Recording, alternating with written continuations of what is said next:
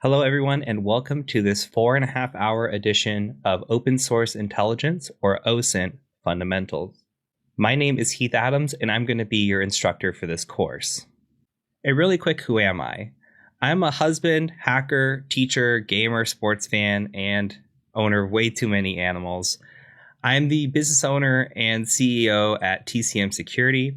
We are a cybersecurity consulting firm and educational resource. So we do anything from cybersecurity consulting, risk assessments, and ethical hacking. Really, companies pay us to attempt to break into their networks or attempt to break into their devices or buildings. You name it, we'll try to break into it. On the other side of that, we educate users on how to become ethical hackers and a lot of the different things that we do in this industry. We've taught over 200,000 students at this point, and the number seems to be growing every day. If you're interested in following me on social media, here are the links. I'm very approachable. You can come check me out on LinkedIn or Twitter, Twitch, or even here on YouTube. We have a ton of great ethical hacking and cybersecurity content, so please do hit that like button, subscribe, comment down below. We have full courses similar to what you're watching here today on ethical hacking and other related materials, so please do give those a look as well. If you're interested in learning more about TCM Security, we have the business side, which is tcm-sec.com, the educational side, which is the academy, and the certification side is the certifications. And now on to the course curriculum. So this is going to be the first 4.5 hours of a 9-hour course called Open Source Intelligence Fundamentals. Looking at the curriculum, we're going to cover what is open source intelligence. We'll talk briefly about note keeping, and we'll talk about the creation of sock puppets. And then we'll start getting into some of the fun stuff. We're going to talk about all different types of open source intelligence and how we can gather information through various methods. So we'll look at search engine OSINT and see what kind of information we can gather through search engines. And then we'll look at image OSINT and talk about reverse image searching and looking at EXIF data and identifying physical locations based on an image, which is really fun to do. We'll talk about email OSINT and how we can identify email addresses based on certain factors. We'll look at password OSINT and talk about breached databases. We're going to look at username OSINT and how we can tie a username from one location to perhaps another location or another website or resource, and what tools are available for us to do that. We'll talk about people OSINT. How can we search for people? How can we look for phone numbers and birth dates and resumes and voter records? And then lastly, we'll talk about looking through social media. So we're going to talk about different types of social media that are out there: Twitter, Facebook, Instagram, etc., etc. That is where the course is going to stop. Now, the second half of the course does cover website OSINT, business OSINT, wireless OSINT, and then we build out a lab. So we actually use Linux and we'll go into a lab and we start working with tools to do a lot of this process and automate a lot of the process that you've seen before. And then we'll build out actual scripting and automation to automate even more of the process. We'll talk about different OSINT frameworks. We'll talk about report writing. We'll have a course challenge where you are challenged to identify different various items through open source intelligence. And then we'll even provide more resources after that. Now, this is the only point during this whole video I'm going to try to sell you on anything. The first 4.5 hours of this course is free. If you're interested in paying for the full course and getting the second 4.5 hours, you're welcome to do so. The price of this course is $29.99. I will link in the description a link to the Academy again. And just a little bit else about us is we do have tons of other courses. We have courses on ethical hacking, escalation, pen testing, Python 101. We've got Linux 101 courses for people who are more beginner, courses on phishing and malware analysis and mobile application penetration testing. And we're adding new content monthly. So we have new courses all the time. Our courses are highly rated. Our authors are well vetted, and we provide high quality content for no more than $30 a course. Or if you're interested, we also offer courses at a discount through bundling, and we offer courses through an all access pass where you can access all of our courses for $30 a month. So with that being said, that's the only time I'm going to pitch you throughout this entire video. We're going to go ahead and move on now to the Open Source Intelligence Fundamentals course.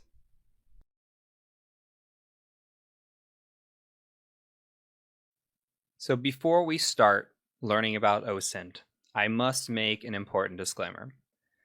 This course is going to teach you some incredibly powerful techniques on finding information on individuals, on organizations, and just as a whole.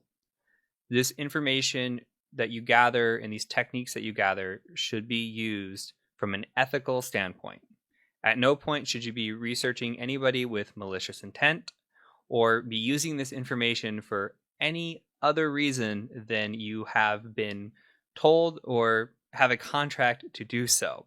So unless you are a part of an investigation or in part of a client that has told you, I want you to research us or a person in particular, this information that you learn should only be used against yourself for the time being.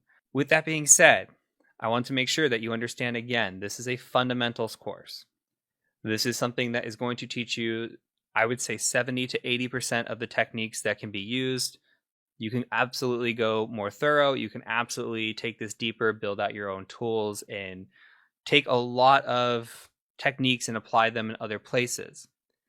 This is a methodology-based course. I'm going to, again, teach you the methods, and that's what I want you to take away from this. Make sure you're understanding that the methods here are what's important. The tools come and go. Websites go away all the time. Tools break. They just don't work anymore. The methods do not change significantly. Okay, so make sure you understand that. Make sure that you're using this in an ethical manner. This is very, very dangerous. Potentially that you can use. This can be weaponized. This is something that the good guys use and the bad guys use. And I'm putting this course out there for the good guys. So make sure that you are using this ethically. Make sure you're understanding the methodologies you go through this, and make sure that you're not only respecting your own privacy, but the privacy of other individuals. So with that being said, I'm really ready to start into the course. I'm excited. Let's go ahead and get this done. We're going to go ahead and start talking about what is OSINT in the next video. I'll see you over there.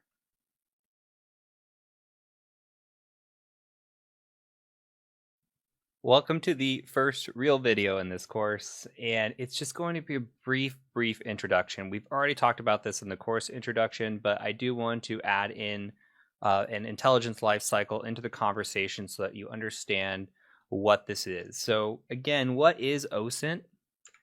OSINT is open source intelligence. So we're going to be using a multitude of methodologies in this course in order to gather information on people, on businesses, and other items that is all publicly available. This is all public information. Okay, so this is open source to us. So with that being said, and I've already talked about this, I really want to talk about the intelligence lifecycle just for a minute. So when we talk about the intelligence lifecycle, there are 5 parts to the intelligence lifecycle. Now there's planning and direction. So those are your who, what, when, where, why type deal. So let's say that somebody has instructed you to gather information. Maybe you have signed a client and the client says, I want you to gather as much information about us that you can. And you say, okay, we'll do that. So then you start doing your planning. Who are we going to target? What are we going to target? Why are we going to target them? When are we going to do it? These are all identified in the planning and direction phase. Once you have identified and your target, you've done your planning, you're ready to move on, then you go into the collection phase. And majority of this course is about collection. That is the methodology that we're going to be doing. How do we gather image information, or how do we gather data from an image? What can we tell about an image? How do we gather the image itself? How do we gather names from an organization or people that work at an organization? Or how do we gather information about people? This is all collection. So the majority of our time in this course is going to be spent in the collection phase of the intelligence lifecycle. From there, we're going to move on to processing and exploitation. We're not going to do any exploitation or really any processing. Processing is about taking the data that you gathered and starting to interpret it. You're starting to process the data, okay? That moves into analysis and production, which is similar in the sense that you're analyzing the data and you're putting it into, I guess, an intellectual form. You're starting to take all the data points that you've gathered and you processed, and you're saying, hey, this data point ties to this data point that ties to this data point, and this is why.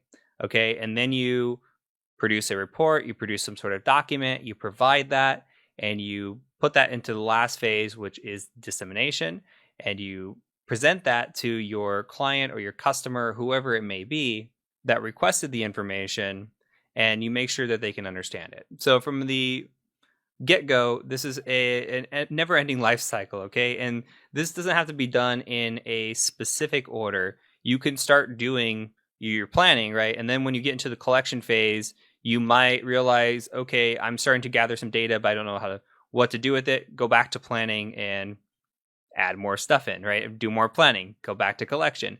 Or you could be processing the data and analyzing the data as you're collecting it. And then going back and collecting more data to provide more evidence for what you're collecting. So this life cycle is always ongoing. I just want you to understand that this life cycle exists. This is one of the core things I think that are taught in most intelligence type courses, and we're briefly going over it. I feel like you could do an entire course on this. I just want you to understand that in this course, we are primarily going to be on the collection phase.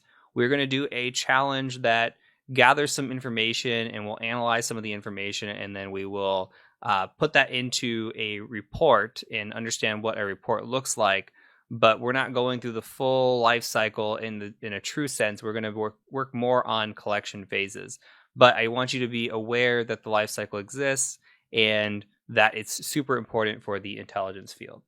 So that being said, we're going to go ahead now and move on to the note-taking part of our course. Before we can start diving into the meat of this course, I want to make sure we talk about taking effective notes. There are a lot of different note-keeping tools that are out there, and I kind of want to show you some of the favorites that I have, show you a little bit about how I take notes, and just give you an idea of how you should be working through this course and taking notes, and even with your OSINT and when you're doing OSINT on somebody else, how you should be taking those notes as well. So the first thing I want to point out is I'm going to show you my notebooks, and then we'll kind of get into tools. So here's one notebook that I've used. If you've ever taken a course with me, you've probably seen me point this out, and this is called KeepNote. Now, KeepNote is quite old. I think it's 7 or 8 years old since the last time it's been updated, so there is a little bit of dating to this, but it's still very effective. I like using it, and it's just very, very simple. So you can see here, at one point I was studying, and I have group notes in here for different things, but I was studying for CyberArk and I was studying for Thycotic, which are different privilege access management tools, and I was taking notes on these. So I was watching some videos, and there were different things for these different potential exams or courses that I was doing for CyberArk, and they had different sections. So what I like to do is I like to come in here and say, okay, here's this exam I'm taking. So you could see a CSP, and then they have different subtopics. And in those subtopics, you can have, see, I just numbered them 1, 2, 3, whatever. But you can also come in here and just create a node. So say there's a subtopic of a subtopic. You can also come in here and just create a new child page and have a subtopic here. And you can just say something like subtopic, right? And this is great. So what I come in here and say is I'll take maybe screenshots of something that was interesting, like a slide. I might put some notes in here for myself. And I'm not going to come in here and tell you exactly how to take notes. I'm coming in here and telling you how I take notes and giving you ideas. If there's something that works better for you, if you're not visual, I'm very visual. So I like to see, instead of typing this all out, I like to see kind of a picture of everything. So you'll see me take a lot of screenshots and pictures of different tools and then put them into my notes, because that's how I remember things. Unless it's something that specifically I want to copy and paste. And I'll kind of show you that as well. But it's good to have good notes, organized, easy to click on. If I want to know something about DevOps, I just come in here and click on it and read more about the CyberArk DevOps. Now, this is KeepNote. KeepNote is fantastic, but I understand people don't want to use an outdated tool, or they're not on Windows or something else. So, oops, I just pulled it up and then clicked off of it. So maybe you want to use something different. This tool is called Notion. Now, Notion is a little bit different from a note-taking perspective, but you could still resolve the same thing. There's a lot of nice templates here where you can actually have it. You see I have a workspace. You can have this in the cloud. You could share links out. You can say, hey, I want to share my notes with somebody. You can have that out there, or you can make these private. It's very, very flexible. But you'll see that I do similarly the same thing. Like here's web app stuff. These are just my notes. But you can see I have some notes on GraphQL. I want to see more about GraphQL. Here's when I was studying GraphQL. I came through here. And again, I'm very visual, so I was taking pictures, right? And this just helps me. I can go through. It's almost like a slideshow. And then I take some notes here if I need it. If I'm looking at cross-site scripting, maybe I come in here and I have different things I want to look at. Like here's more within cross-site scripting, stealing cookies. Okay, now here I've got actual code put in here, and I could just come copy this code if I want to. And these are different ideas about stealing cookies that I've written in my notes. I take pictures, etc. So there's different ways here to do this, right? Now, before we get into the note-taking tools, I also want to go back and I want to show you one other part that I think is very important. So let's go to the subtopic. Let's say you're typing some stuff, right? You got notes and you want to take a picture, a screenshot of something. I use a tool called GreenShot. Now, GreenShot looks like this. You can take a print screen. You can see that this comes up now on the screen. And if I want to like copy something like this, and this copy, actually that was terrible. Let's copy like the side of the notebook here. I want to copy the side of the notebook. I can hit copy. I can open an image editor. Let me show you the image editor. You can bring it here.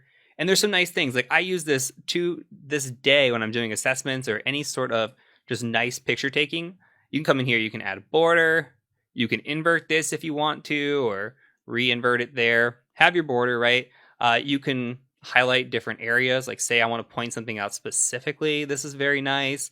If I want to obfuscate some data, I can come in here and say, oh, that's very sensitive. Let's go ahead and obfuscate that. So there's a lot of flexibility in the tool. And I'm not going to walk you through every single thing. I'm just saying that there's a lot of flexibility and ease of use here that is great for note-taking. Then you could save the file, or you could just say copy. So say I want to just copy the image. Now I could take it back and put it in my notebook. And there it is. I just pasted it in my notebook. Super easy stuff. So you're able to snip exactly what you want. There's editing that you can do. You can take full screen pictures, all kinds of stuff just with this tool. Okay, so fantastic tool. Now let's get on to the tools here.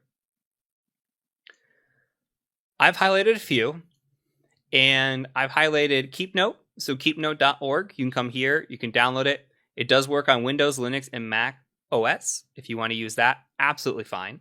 Other options, Cherry Tree, very great. Cherry Tree is kind of like the updated KeepNote. You can see it's very similar. Let me make this a little bit bigger here. You can see that it's very similar on the side here, where you have kind of that parent node, the child node, extra children underneath, whatever the verbiage is for that. But this is exactly what it looks like. So you can come in here and type all your stuff. I think it's great. There's different themes and stuff that you can organize here as well if you don't like the dark theme or the light theme, however you want to take it. OneNote, of course, is great. You can store out in the cloud. Fantastic. If you use Microsoft OneNote, I think it's awesome. Notion is the one I was showing you, Notion.so. Same deal. I think this is fantastic. Being able to publish your notes in the cloud, great idea. Joplin is another one. I hear very good things. I've never used this, but I hear very good things about Joplin. So again, just expanding the horizons. If you use one of these, great. If you're not into note-taking, get into note-taking. I'm going to provide you a bunch of options. If you look below this video, you will see the references, okay? The references will have all of these there. You can pick one. You can pick all of them if you want. Play with them, see which one works best for you. Now, GreenShot. GreenShot, I believe, is for Windows only. So yeah, it's Windows PC. If you do not have a Windows PC, then there is a tool called FlameShot. FlameShot you can use on Linux, okay? And I believe it works on Mac as well. You can see the different options it has, like where you can click and just grab screenshot here. It's showing you right here about all the different things that you can do. Same thing as GreenShot, flexible, easy to use, very, very awesome when it comes to note-taking. So that's really it. I just wanted to kind of walk you through these things. Again, I will provide the links and the references below. But if you aren't taking notes, take notes now. There's going to be a lot of information that I'm going to provide to you, and it's going to seem potentially overwhelming. There's a lot of websites, a lot of methodology, etc. You're going to want to have a good, concise notebook when it's all said and done. So that's my spiel. Hopefully you listen. I can't force you to take notes, but I strongly recommend it. So that is it for this video and this section. I will see you in the next section when we start talking about sock puppets.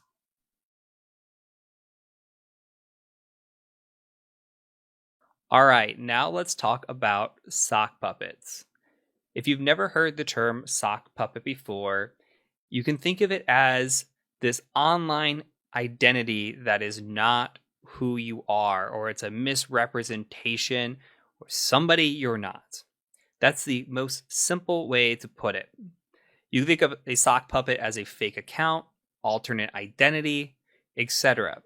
And the point of having a good sock puppet is to not draw attention back to yourself. Okay, so if we're doing, say, an OSINT investigation, or if we're looking into research, or we're looking into other people, our goal is to never let the person know that we're looking into them. So ideally, we're going to create this fake identity or fake person, and this fake person might have a Twitter account, might have a Gmail address or Proton Mail or something along those lines. They might have a Facebook. And this should never tie back to you, meaning it should never really tie back to your IP address. It should never be used on a device that links to your personal information. It should never be used on a phone that ties to you. There's a lot of depth that we can go into to avoid tying our name to a sock puppet. But the purpose is really to be able to have an account that looks legitimate. So that means creating content on these accounts. Making sure that you don't just create a bunch of fake accounts and then start doing research on somebody. There should be some history to these accounts. We need to make sure that if we have a Twitter, that we're posting on Twitter. If that we're on Facebook, maybe we have some Facebook connections and we post on our wall. We need to make sure that we establish some data to us, and so that we look more legitimate. Okay, but the main goal of the sock puppet is to do research and to try to investigate others or use the internet or etc. There's a lot of purposes, but for OSINT, to investigate others without being able to identify back to yourself. And we're going to use that in this course, at least just as an introduction. I'm going to teach you the methodology and some of the steps that I would take. And then we're not going to go through all those steps because they're incredibly on the paranoia side, but they're good practice, but we're not going to do that for the purpose of this course. I'll introduce them to you. We'll walk through them. But there's no purpose for this course that you're going to need to do those. So this is a brief introduction of what a sock puppet is, why they might be important, and the next video we'll actually walk through how to create some sock puppets.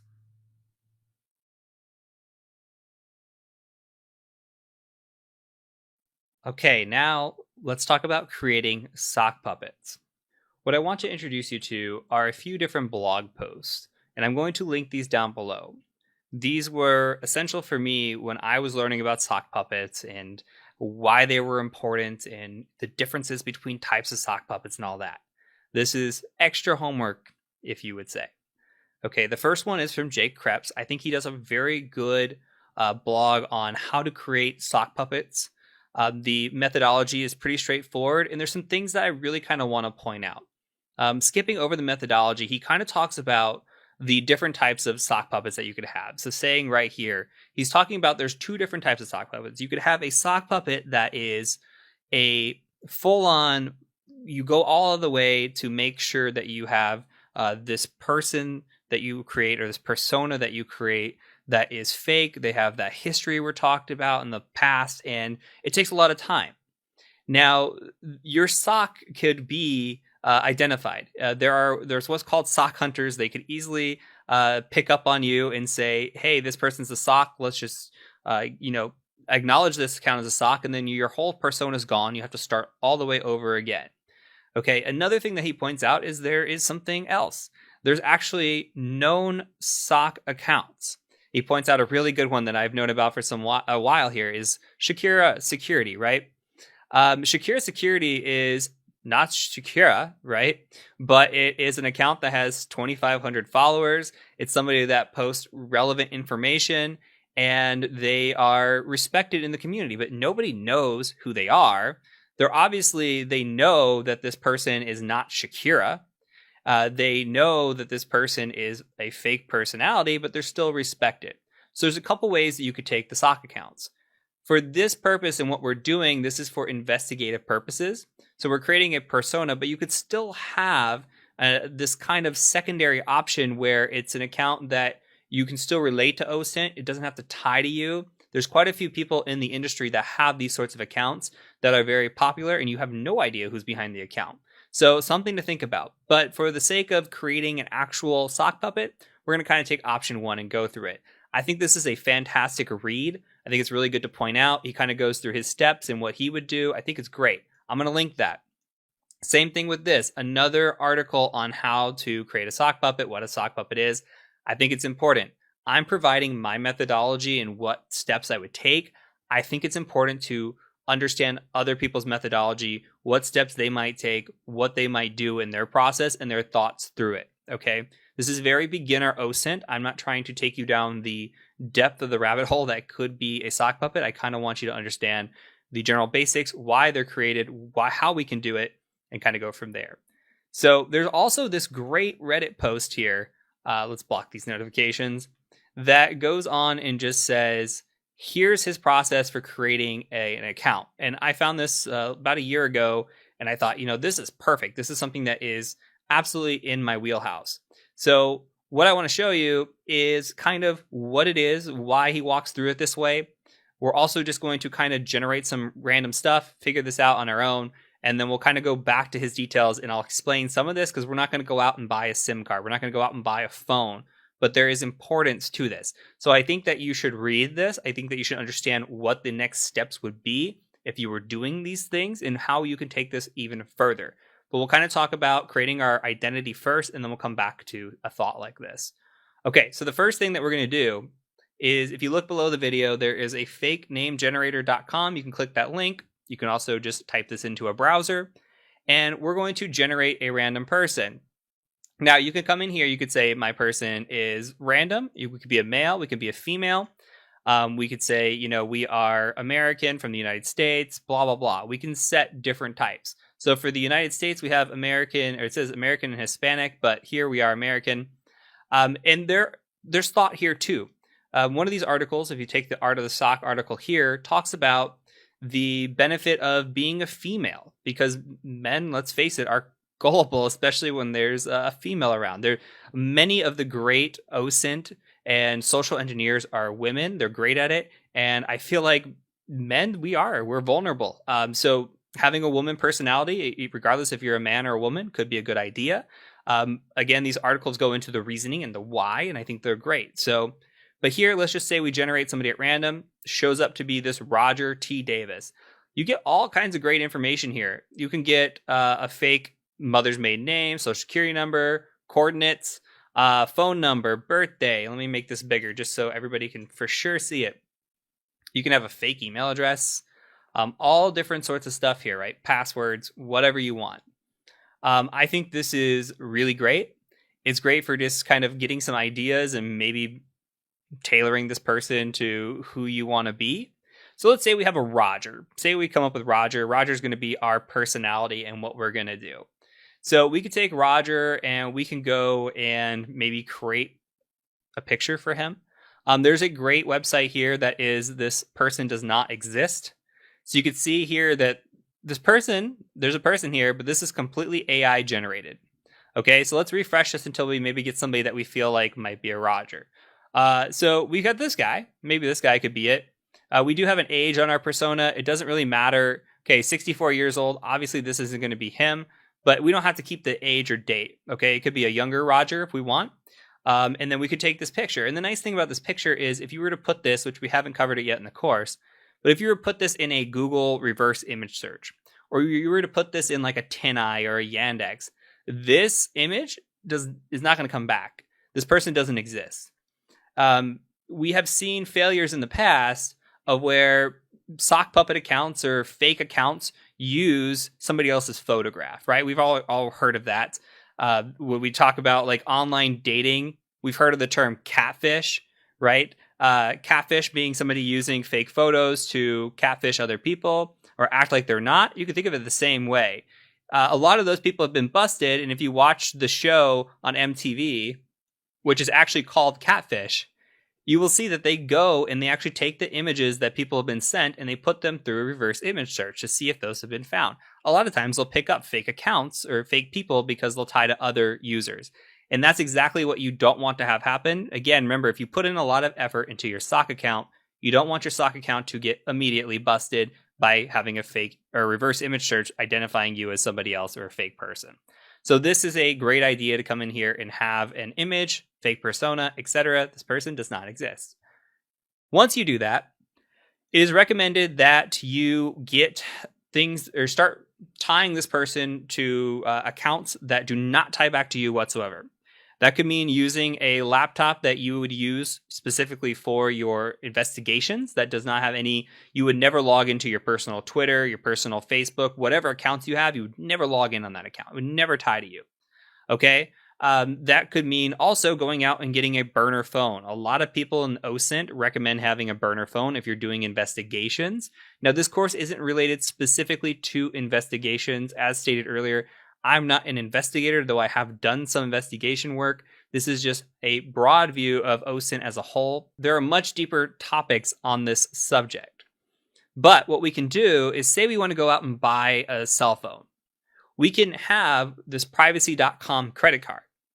Okay, we can go buy a burner phone. We can use a credit card like this. And if you were to log in or sign up to create an account here, what you can see behind the scenes is that you have the ability to create credit cards. Let me actually bring this up. Okay, so here's an account I created. And what we have here is the ability to fund this card, okay? And then you have a virtual credit card. And you can have as many virtual credit cards as you want. This gives you the ability to have a spending limit, to have, say, like there's a subscription you want to try out for $9.99, just as an example, and you only want to try it out for a month. We're so terrible with subscriptions sometimes. We just let them go. I've got an Audible subscription that I have just let sit and charge me $15 a month for the last 5 months now that I still need to cancel. This would be a great alternative. You use a virtual card. It goes to charge you the second month. It doesn't work. You have your a card that doesn't tie to your name or your identity or anything else. It's all virtual. This is perfect. So say you want to buy a burner phone. Say you want to buy a SIM card for that burner phone. Now you'll see that people recommend Mint. You can use a Mint SIM to use in your phone. You can get it off Amazon and you can take that path. And this is exactly what this person recommends here, right? They recommend using a Mint mobile setup. They're fairly cheap. They said it's $5 on Amazon to get 2 SIM cards. You can use your phone then to go and use it as a phone verification method. So if we think about like Facebook or sometimes Twitter, any of those things, you're going to want to set up either verification or 2-factor or whatever. And the goal here is to use these accounts to actually, or use this phone to actually sign up for it. As soon as you're done signing up, you change those over to something that you control, like a Google Voice account, and then you get rid of the SIM card. You never have access to that SIM card again, destroyed. Nothing is related to you. Okay, again, highly recommend reading this. But the idea here is that you create things that don't tie back to you. So with that being said, the other thing that's important to talk about are IP addresses. Ideally, you do not want to do this on your own IP address. Okay, you do not want this to tie back to you. When you're creating these accounts, you don't want it to tie back to you.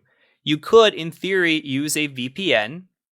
The issue with VPNs is places like Facebook and other sites might pick it up that you're on a VPN, want additional verification, and then you're kind of SOL if you can't provide that because you have a fake account. So you need to be cautious about using VPNs. Try to identify VPNs that maybe would work if you're trying to create a full SOC account. Ideally, it should be in the location that you're trying to do it in. So if you're doing say you're in St. Louis, Missouri in the United States. If you're in St. Louis, you're saying your character's from St. Louis, then you should ideally use a VPN that can get you into St. Louis and create those accounts so that you look like you are coming from where you are. Same thing with the phone number. You should try to get a phone number out of St. Louis. Make your persona as legitimate as possible. Okay, now mobile networks work really great. You don't have to be on your home network. You could be on a mobile if you can't use a VPN or if that's getting picked up. So just think about things, try to create them through. Now, what I want you to do is I want you to practice. I want you to follow this setup as best as you can. Don't go buy a burner phone. Don't go do any of that unless you absolutely want to practice this full-fledged. Again, we're not going into the weeds in this course. We're scratching the surface. If this interests you, then dig deeper, go further. I fully encourage it. But for right now, just go create a fake persona, come into the random name generator, create a fake persona, create a fake picture, make an account, make a Twitter, make a Facebook, Make anything that you would want. Don't worry so much about the IP address. Don't worry so much about the phone number.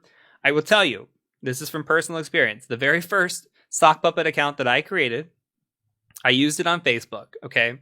This is a life lesson. I used it on Facebook. And then I never had any issues with it until the day that I logged into Facebook with my phone. Immediately, it started pulling down contacts and people who I may know. And that ties me immediately to those other people from my phone. Okay. And guess what happens on the other side? People that I know or may know are seeing me pop up as who they may know. And this person doesn't exist, obviously, but why am I showing up?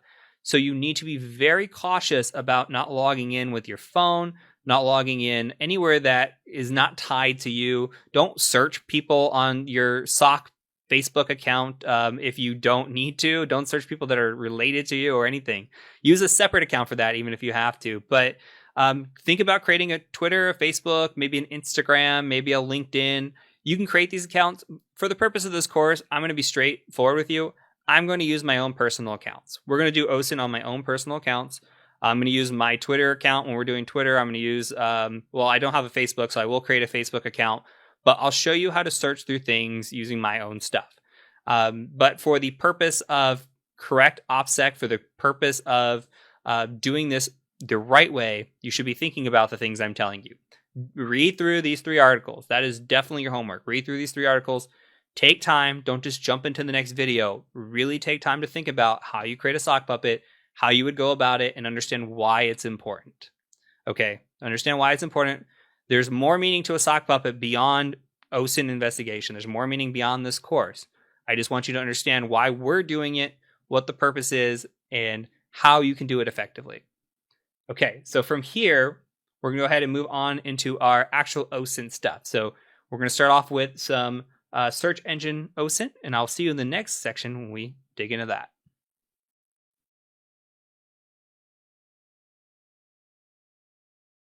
Now on to search engine operators and search engine OSINT. So what we're going to be looking at is pretty much the first step that I would take when I'm looking up somebody or something or a business or whatever it is that I'm investigating or researching. I typically go out to a search engine. Usually my preference is Google. Here in a second, I'm going to show you a bunch of different search engines. We'll kind of talk through them and we'll talk through the different operators. And of course, I will provide references and I'll provide even some cheat sheets for you to look through these different operators and search engines, and you can apply those how you see fit. So let's go ahead and switch over. For this part of the course, I'm going to start using my Linux machine. There's no expectation for you to use that. I'm just using that because I have my Firefox, and we're going to eventually transition into Linux a little bit later. But for right now, I'm just using the browser. You can use it pretty much wherever you want.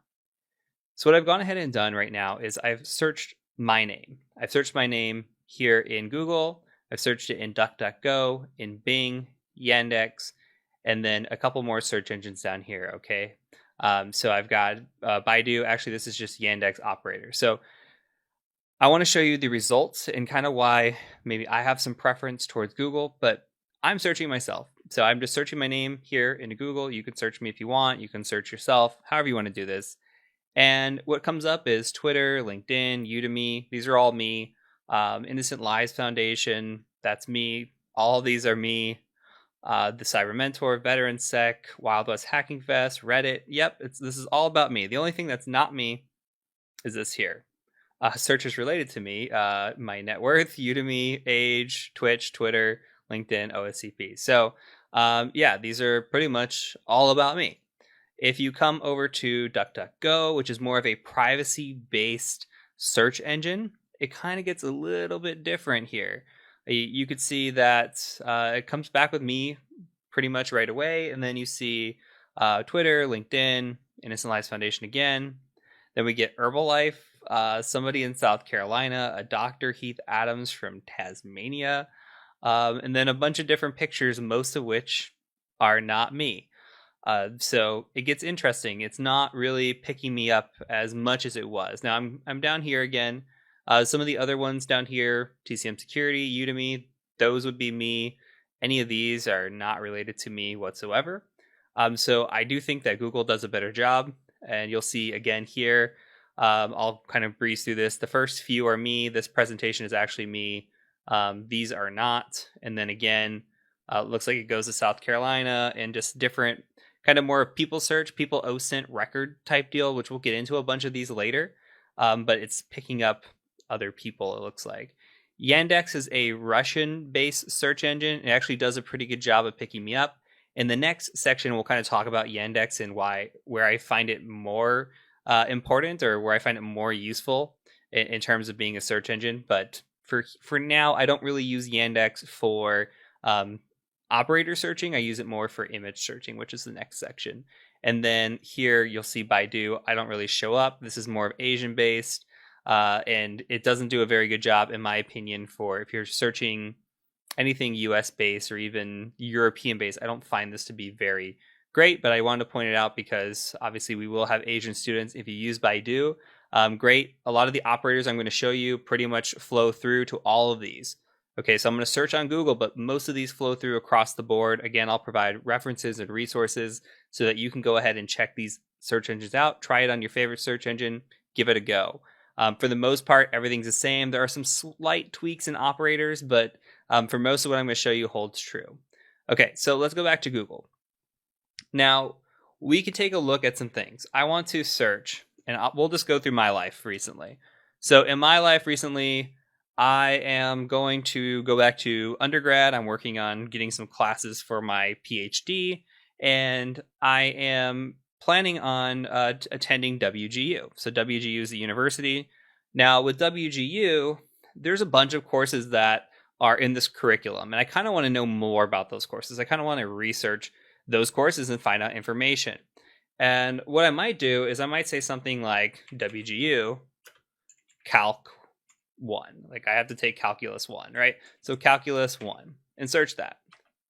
Now what should come back is a WGU page. You can see that. There's Reddit, there's videos on YouTube, there's a course hero.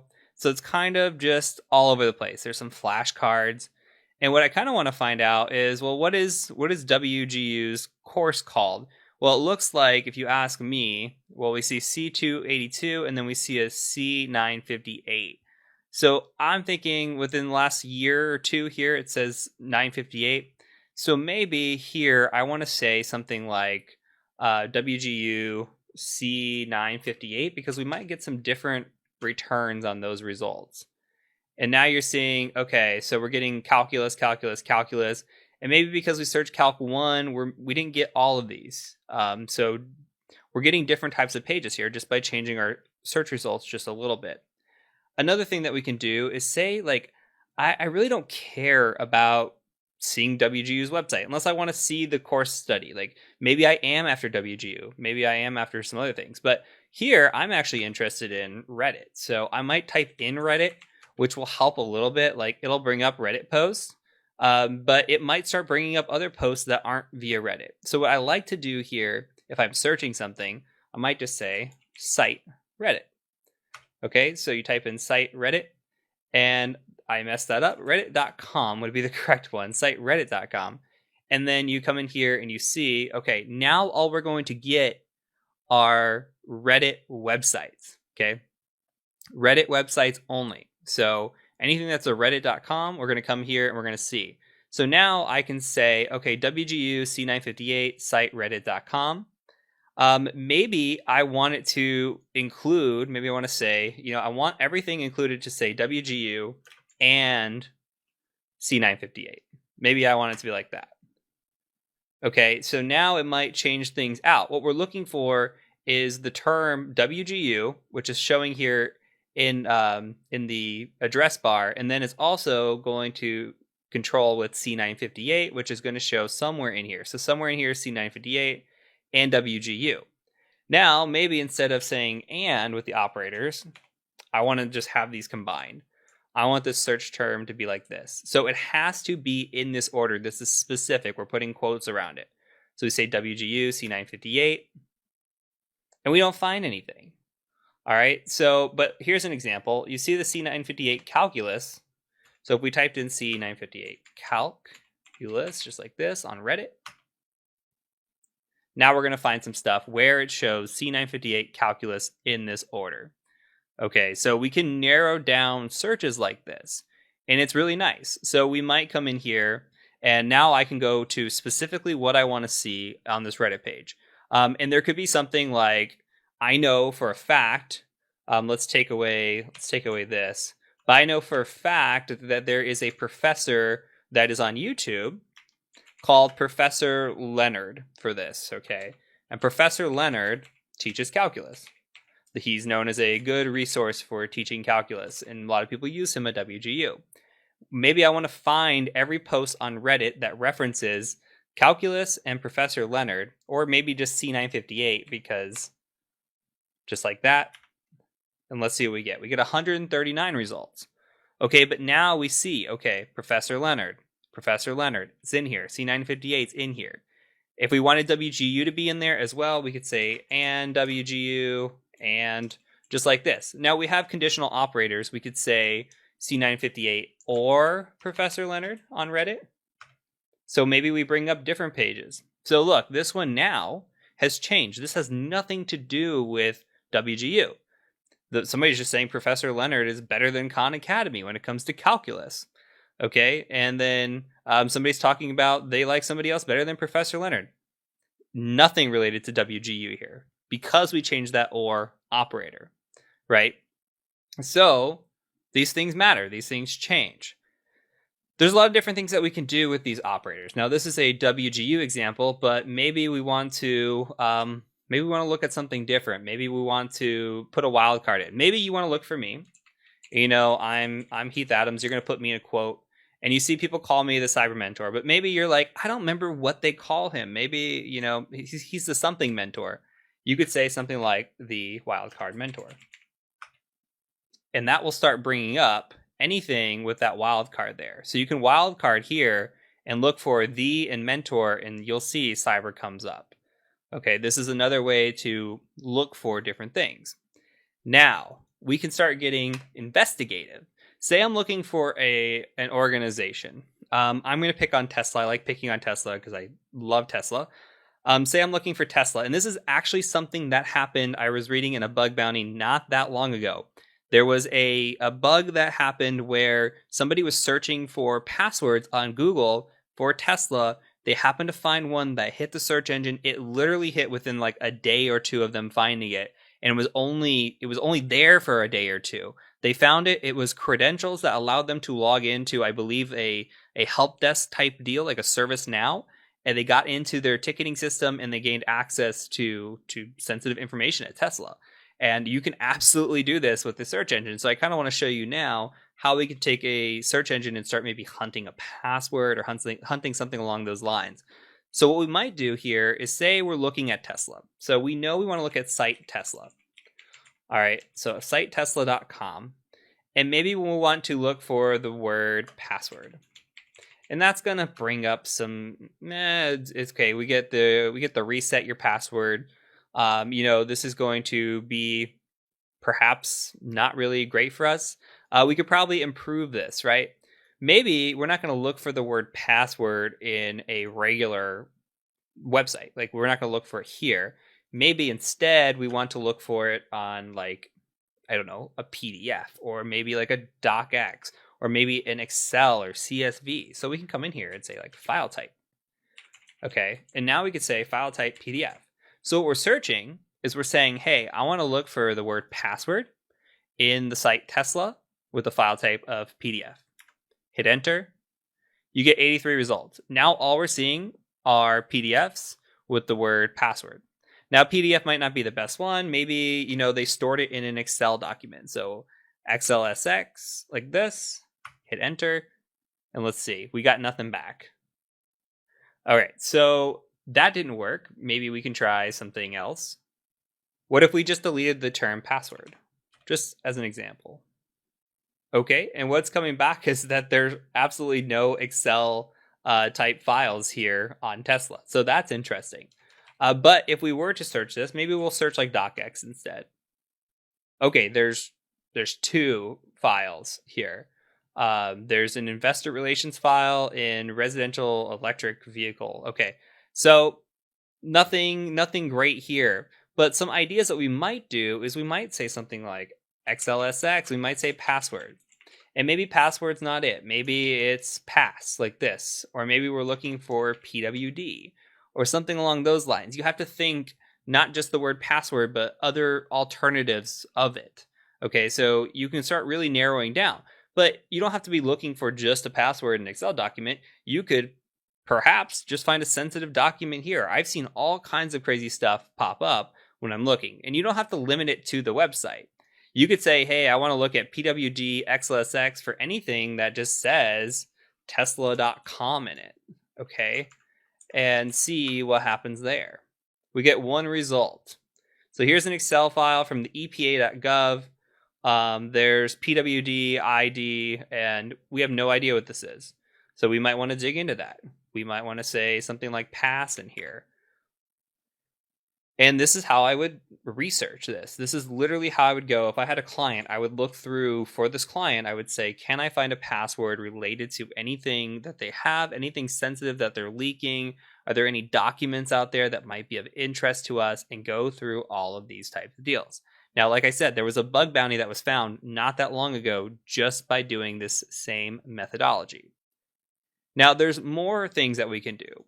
Say that we're looking for subdomains of a website. Now, if you're not familiar with subdomains, you have like a www.tesla.com, but I also saw something come up like ir.tesla.com or forms.tesla.com. These are all subdomains of the tesla.com website. So what you can do is you could say, hey, I want to look at site tesla.com, but I really don't care for the www. Please don't show me anything with www in it. And now you can see that takes out anything that had www in the front. So we have shop, we have forms, Appalizer or app player, more shop, more forms. Maybe, I know about the forms. I don't care about the forms. They're wasting space in my search results. Let's take those out. And look, 61,000 just went down to 7980. So now we get shop, and you could keep going through here. Now, like we found a live stream API. So this is a good way to come through using Google and just finding potential subdomains here that we didn't know about. If we're investigating a website and we're doing some sort of investigation there, which we'll cover website OSINT later on in the course, but these are just kind of overviews of how you can take these and just kind of manipulate that. But it's the same thing. Like if you wanted to search for me again, say search for Heath Adams, but you don't want anything related to the Cyber Mentor, maybe you can get rid of that. Maybe you can get rid of also the word mentor and just kind of eliminate a lot of these things. So where have I been potentially? Or maybe you don't even want me. You don't want anything to deal with me. You want somebody else. Okay, now you're pulling up Heath Adams Partners and Lawyers. Remember, we were seeing that on other pages. Dr. Heath Adams on Facebook, scholar, cardiologist. So now you're starting to see different people, different results. I'm not here anymore because you took me out of the equation. So these are just, again, different operators that you can use and throw into the mix that would be incredibly useful. You just have to think about the logic behind how you're going to do things. Now, there's a couple more that I want to show you before we wrap it up here. So we can do something called in title, in URL, in text. I like saying things like this. Like, look, we could look for in text. So we're say in text password.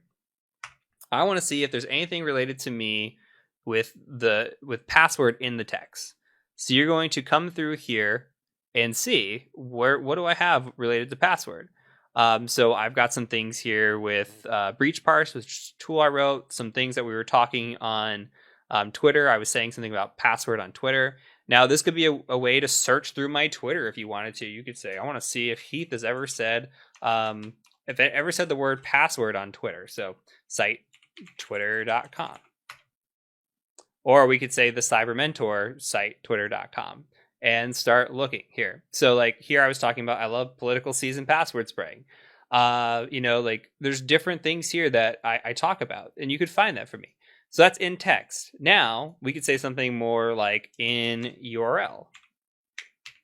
Now in URL is going to be looking at the URL and seeing if the word password exists there. Now it's not going to for something like Twitter. Let's see if we can find URL and a password. There's not many great resources here. So it really just depends. Like these are just weird websites that are showing up. But if there's a hunch that you have something is in the URL, it's always good to know, the in URL exists. In text is probably my most commonly used one because I could just search for a term that I want to show up on that web page and I know that I need it to be there. So in text is great. But if you have the same situation with in URL, that's great. Another thing is in title. So you could say in title password. So we should pull up some results here. 439. So here in the title, you can see that password shows up. So anywhere where password shows up in title, you're good. So there's a bunch of different options that you can do here. Okay. And I think that these are great. I actually don't even know what this site is. So somebody wrote a blog on a hacking tutorial, and it looks like they've got, different types of hacking here that somehow tied into me. So it's very interesting to see some of these things when you're searching yourself and searching for other results. All right, one more thing. Last thing I want to show you. Mostly everything that I've shown you at this point is something that you can utilize on all the other search engines. So if you find difficulty or something not particularly working very well, definitely check the cheat sheets. But for the most part, everything's just about the same. Now, if you don't want to go through and deal with all the operators and remember them, which I think you should, I think it's great practice. It really helps. Those who can Google, those who can search very well, will do great things. Google has paid for my education. Google has paid for my job. Google has made me who I am today. I'm not even kidding. One of the first interviews, I'm sidetracked a little bit, but one of the first interviews I ever had, I had a job interview for a help desk position, and he said, "What would you do if you didn't know the answer?" I'd say, "Well, I'd ask somebody or I'd Google it." And his response to me was, "That's perfect. I say that I feed my family on Google." And that has stuck with me because it's really true. The better that you can do research and really hunt things down, it becomes so useful. Just beyond OSINT, beyond this here, it becomes incredibly useful. But, okay, look, all the things that we've been talking about here. We have this google.com/advanced_search. All you have to do is come in here and type the words that you want. So say we want Heath Adams. All right. So you would say this exact search, you'd put it in quotes, Heath Adams. It's telling you how to do it. Any of these words, none of these words. So maybe you don't want www like we talked about. You can come in here and say site or domain, and you say, we'll look at twitter.com, and we'll just see. Actually, we don't want to eliminate www because that might not show up anything. Then you type in an advanced search. And what's it do for you? It does it for you. It's amazing. Everything is here for you. You don't have to put in the quotes. You don't have to put in the site. And if there's things that you're trying to think about that maybe you're like, I really want to narrow this down to a language. I want to narrow this down to a region, a certain time frame, etc. And that's one other thing that I could show you too, is if you come into the tools, you can look at any time, past hour, past 24 hours. I think this is fantastic. So what have I posted in the past week on Twitter? You can see 4 days ago, 7 days ago, etc. I'm pretty active on Twitter. You can see what pictures are there. Like this is something I posted not that long ago. I retweeted this picture. There's all different kinds of stuff. Hey, look, the OSINT course. There's a lot of stuff going on out there, right? And even within the past week, even probably within the past 24 hours. So you can find different stuff about me, that's pretty interesting in yourselves or whoever you're researching. And then you have you can say all results verbatim. You can clear this out. I think it's very nice. We haven't even gotten into news or images or any of this stuff, but you can go into images and see what you can find. Can you find me? That's a little provocative, but you can find funny pictures of me that are showing up on search engines, all different kinds of stuff, right? So, I mean, it's interesting. Like, that's me. That's my wife. Like, there's Udemy. There's all different kinds of stuff in here. Those are my cats. And this is just from Twitter. This is just from what I posted on Twitter. Look, there's my dog. So you can find a lot of stuff about somebody in a very short period of time with just doing some basic searches. You want to find videos about me, you can come in here, look at different videos from Twitter that I may have posted. And it's very interesting in how this all narrows down. So what I want to say and take you, I'm going to go back to the advanced search. You can do this here and really think about it. If there's a specific region or a specific time frame or a specific anything, here's the file formats that you can search for. It's all possible here. So think about how you want to search things, practice with this, play with this, improve with this, And the best person to search, I think, is yourself. If there's some stuff that you think might be out there about you and you kind of want to figure it out, put your name in Google, start searching it. Search in text with like the first 4 or 5 digits of your address, for example, and see if you pop up, or your city or something like that. See different things that might show up and see how you search yourself. So that's really it for this video, and that's really it for this section. From here, we're going to move on to image OSINT and talk about how we can identify stuff just from a picture. So I will see you over in the next section.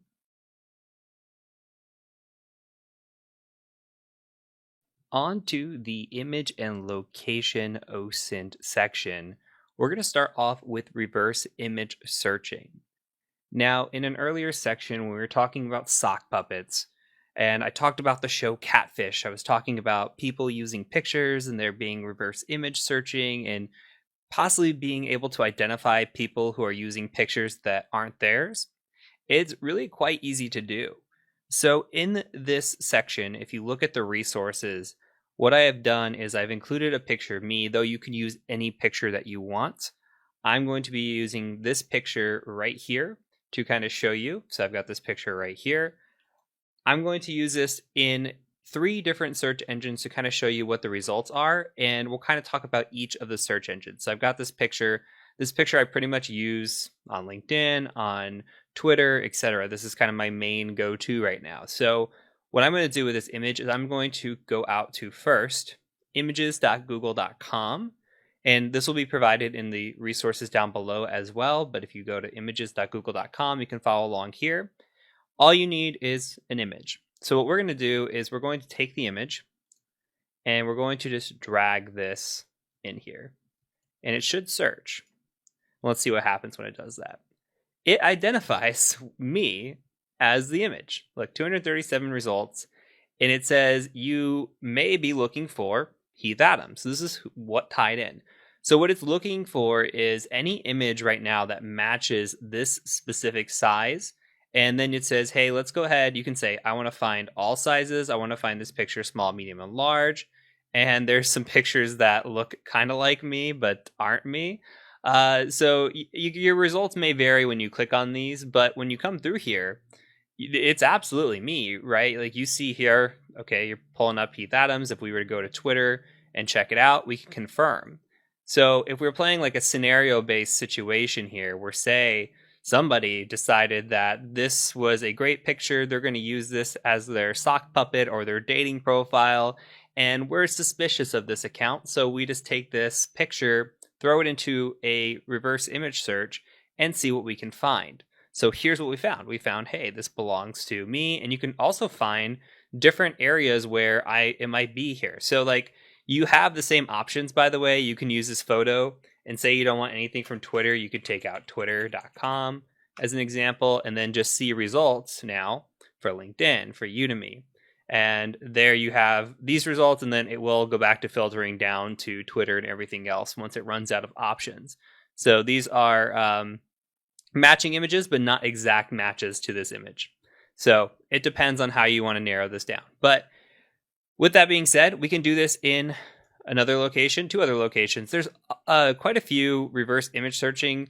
These are the 3 that I use the most. If I don't find it on one of these 3, it's probably less likely that you're going to find it, in my opinion. It doesn't mean that one of the other search engines won't have it. It's just unlikely. So Yandex has come back again, and we talked about Yandex in the search engine OSINT section, and now we're back to yandex.com. All I did was click on images, and I'm going to drop this image here as well. We're just going to see what happens. I've actually not done this, so let's see what happens. What I do like about Yandex is that not only will it pick up this picture here, but it will pick up similar images of this picture. What that means and where that's useful is, say that you're trying to hunt down somebody. And I've had this happen with missing persons and when we're doing trace labs and things along those lines for those competitions. If you dump this into Yandex, maybe that's the only photo that you found is the only one that exists of that person. But maybe, just maybe, you have them show up again in another photo that's similar. It could be similar time frame, like similar, like say it was just second part of this headshot or like an off take or something along those lines. Or it could be a similar that same person in a different picture, but because it looks or the features are so similar, they use this matching mechanism to say, hey, I think this is who it is. So that's what's going on here. They're trying to match this person.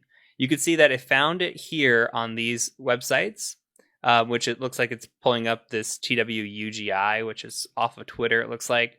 If you come here and you click on this, you can click on similar images and see what pulls up. And this is on TW stock. So this is some sort of Twitter stock type deal here that it's pulling up.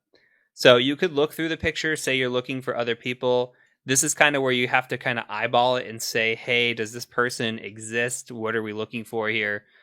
Click back on me and you could see maybe there would be some sort of similar images, but there's not. So it's just kind of giving you ideas. It's not perfect, but sometimes Yandex does a great job of picking up other pictures that you just wouldn't have identified, because where they're looking here a lot of the times for the exact photo, and here as well for Tin Eye, which I'll show you in a second, Yandex is looking for more than that. They're looking at slight variations, and not just the same photo, but slight variations of that photo, or photos where it could be that person. So this is always good to look through and see if you can identify that anywhere else. Now, the last one I want to show you is Tin Eye. Tin Eye is great. You can just come in here and say, hey, upload. So tineye.com. You come in here and you do a reverse image search. And this one I did try out. And you can see here that, look, it doesn't do as great of a job as Google does. I think Google does the best here. But Tin Eye can find something perhaps different. Like, look, it found this technologysolutions.northstate.net. What does that say? Well, if we click on this and say I'm your subject and you're researching me, well, you just found an article written by me in 2018 talking about pen testing techniques. So now you have maybe a potential place where I used to work. You have that I've written articles. You have that maybe I'm a subject matter expert on a specific topic. So now you're identifying additional information on me based on maybe a website that did not show up previously. So maybe that wouldn't show up here, right? So you have to be aware of using all of your options.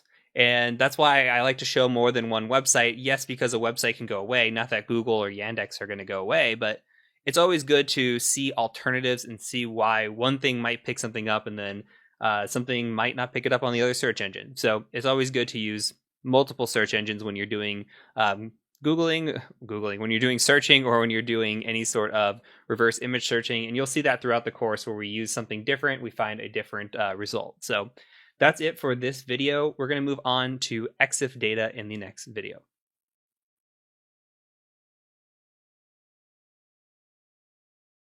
Now let's talk about viewing EXIF data. What is EXIF data? Well, EXIF is exchangeable image file, and there is data that belongs to that. Now, EXIF data can be very telling and can provide a lot of information. When you snap a picture, there can be data left behind that can be tied back to you.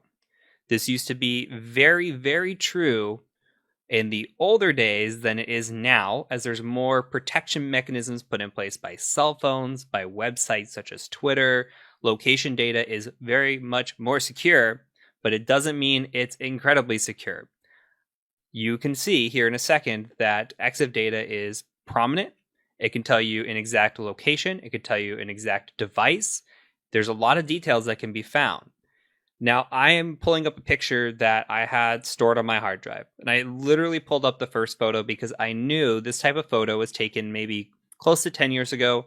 And I knew the data would be there. I knew because there were no real thoughts about protection, especially when I took it on this device, that anything about location or date or any of that, there's no real thoughts about it. So what we're going to go through is viewing EXIF data. You're going to see what you can see on some of this stuff. And in terms of EXIF data, in a real world scenario, I have seen it as recent as the last 6 months when doing an investigation, where there was a picture that I was looking at and it had data that tied not only to the phone, but also tied to the person's location, exact location, and told me where they lived, what type of phone they were using, when the photo was taken.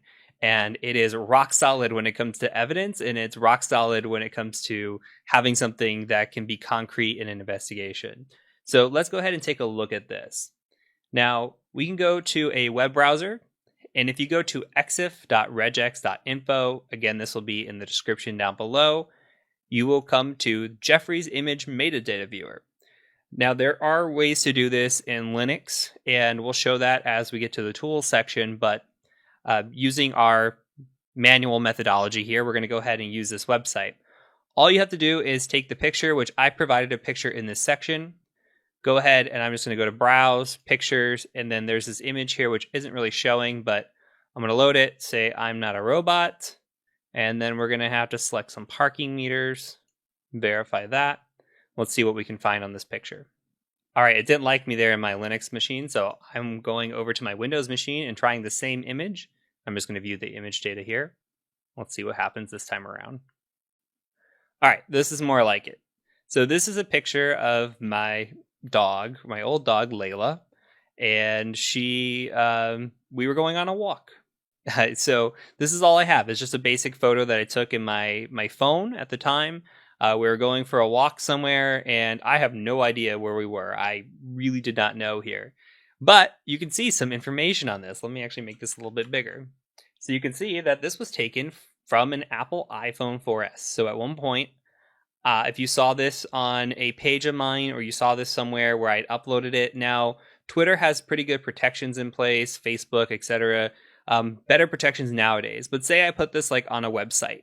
Say I had it on a blog of mine or something, and the EXIF data was not stripped out before uploading, then you might be able to pull down this information. You can see that at some point I owned an Apple iPhone 4S. Here's the lens, here's the exposure. Flash was not on when this picture was taken. Here's the date. This was taken on March 11, 2012. So you can see what today's day is and how long ago this was. And you get a latitude, longitude, okay, which I think is super important. So you can just click on something like Google. They take you to any of the maps that you want, but Google here, let's just go ahead and say Google, and that'll open up Google Maps. And this will tell you exactly where it was taken, latitude and longitude. And what do you see? Wildwood, Toledo, Ohio. So at some point, I was in Toledo, Ohio. At some point in 2012, I was walking my dog in this park in Toledo, Ohio. Okay, so this can tell you a lot about somebody. This could tell you a lot. What did we just find out about me? I have a dog. I took that dog for a walk. I have an iPhone, or had an iPhone 4S. I at some point was present in Toledo, Ohio on a specific date and time. That is the power of EXIF data, okay? Now, if you are curious, you can actually scroll down and see the full EXIF data. So it'll tell you pretty much anything and everything you want to know about the picture. You got the shutter speed, aperture, etc. But what we're really interested in would be the GPS information, the device type, the date that this was taken, and this really could help us when it comes to an investigation. So this is awesome information. So if you have a photo of something, say it's your subject, say it's whatever you're investigating, always look at the EXIF data. You never know what you're going to pull down. Again, it's less likely on a platform such as Facebook or Instagram or Twitter, as they've started stripping those out, but it still doesn't hurt to look when you find something, especially if somebody sends you a photo or they were sent a photo. It's much more likely to have this EXIF data in there. And again, I've seen this in an investigation within the last 6 months where a photo was sent in a fraud case, and we were able to look at that photo, identify where the person was at, and hand that over to the appropriate authorities. Okay, so important stuff here. And that's really it for this lesson. So we're going to go ahead and move on into geographical data, and it's going to get pretty interesting and pretty fun in the next few videos. So I look forward to seeing you over in the next video.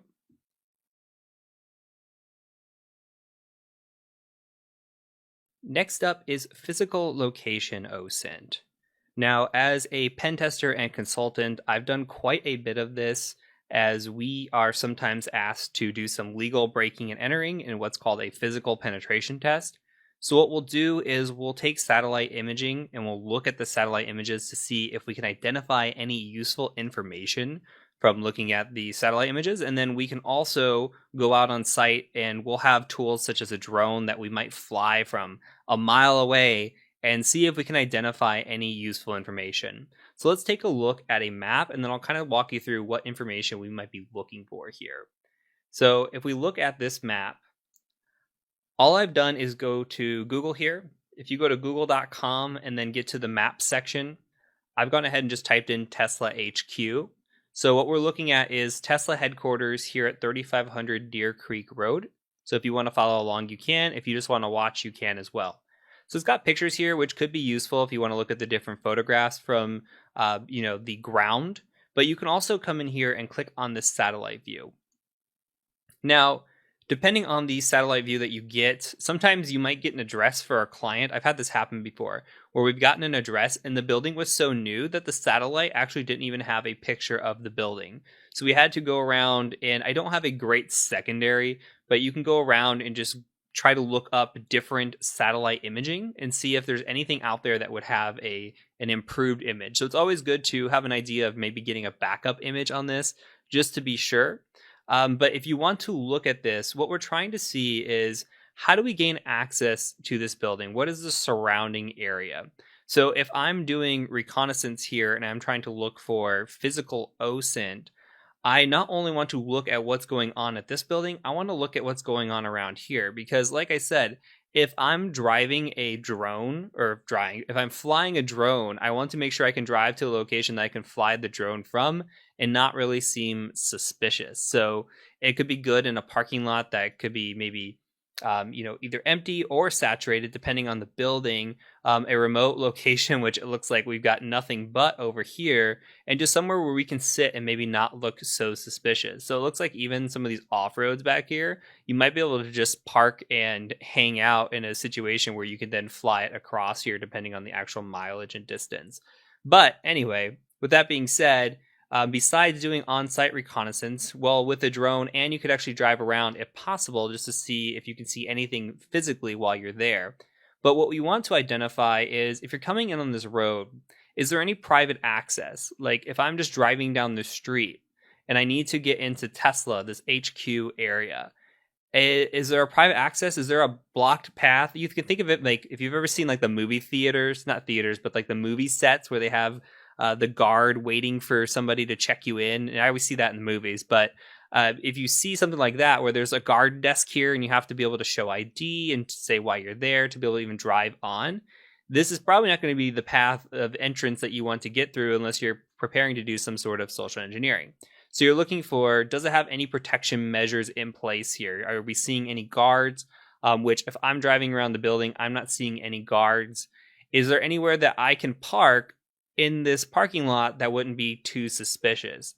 Now you want to see, okay, there's a parking lot here. There's also a parking lot over here.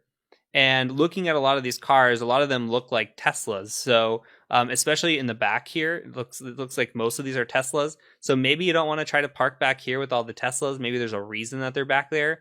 Maybe you want to just try to park in what looks like an employee parking lot over here. This looks like more like visitor parking up over here.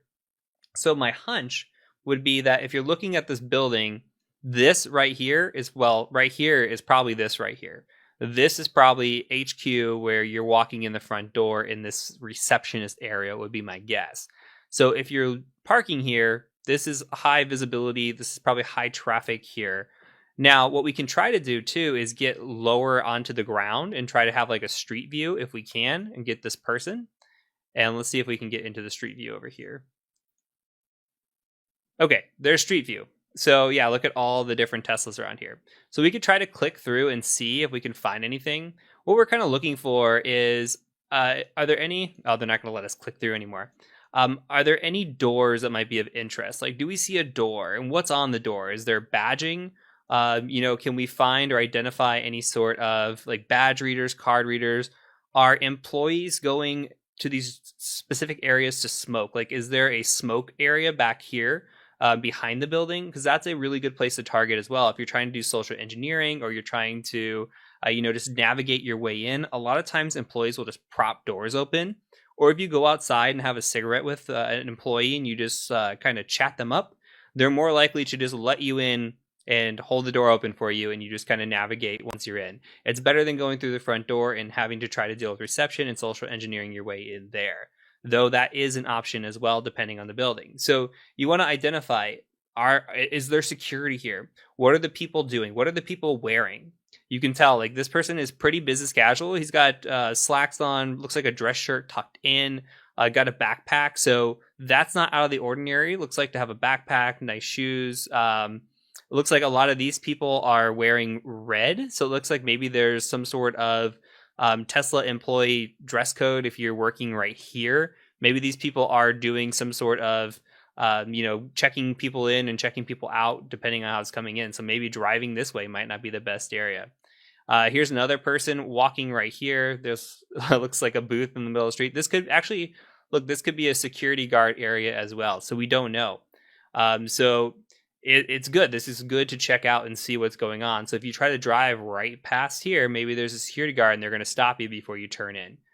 So maybe you might want to turn in and drive here. Maybe you want to go around the back where we were looking as well. And you can come down this street and kind of maybe look and see what else you can find when you're down here. So you can see like the Tesla sign here. And the satellite view really didn't offer a lot of that. But if we click down and come down this road, I'm going to try to click through here real quick. But if we come down here and see, remember there's that back entrance. Maybe we can turn in back here and there's no safety protection measures or anything back here, if we can get in back here. Let's see, here's another person walking, looks like across the street. I wonder if they're trying to get in or where they're walking from. Looks like this is actually fenced off right here, so there's no way to get in, perhaps, without looking too suspicious. There's a Tesla coming out of this entrance here, so let's see what's going on right here. Let's see, they've got a gate here, and we can't really click our way in, so all we can do is best practice is look right here and see what we can see. So it looks like there's possibly some steps right here, possibly leading to a door. There looks like maybe some sort of work van. And then there's this gate that's open. So who knows if there's somebody that's watching this as you drive through or what's going on. So this is where having the on-site reconnaissance, either driving by, trying to drive through the parking lot, or anything along those lines, or flying a drone over just to get a feel for where this is at. Is a good idea as well. Like there's a person right here. I don't know if they're smoking or what they're doing. So it's always good to get a feel on site as well. But looking at a satellite like this can tell you at least some idea of what's going on, what protection measures might be in place, and what you might need to do in order to attack this building. And I'm thinking of it from a pen tester physical security mindset. If we're doing an investigation, it still can tell you about the area. Say if you're passing an address off to somebody, you might want to identify, does this person live in a remote location? What are the roads that can get into that house or where this person is staying? Is the area, is it remote? How would you take the roads in? How could you be the most discreet? And maybe that's not really your job as an OSINT investigator, but maybe it is. Maybe you provide that information to the police, but they're probably going to do their own reconnaissance there as well. But any information that you can provide for location is really good. But I always go to my hacker mindset. So this is an example in a building, but you can absolutely apply this to people as well. So hopefully that makes sense. In the next video, we're going to talk about identifying geographical locations, which is really difficult to do. But we'll talk about some strategies and some potential games if you're interested in playing this. And then we can kind of just go from there. So I look forward to seeing you in the next video.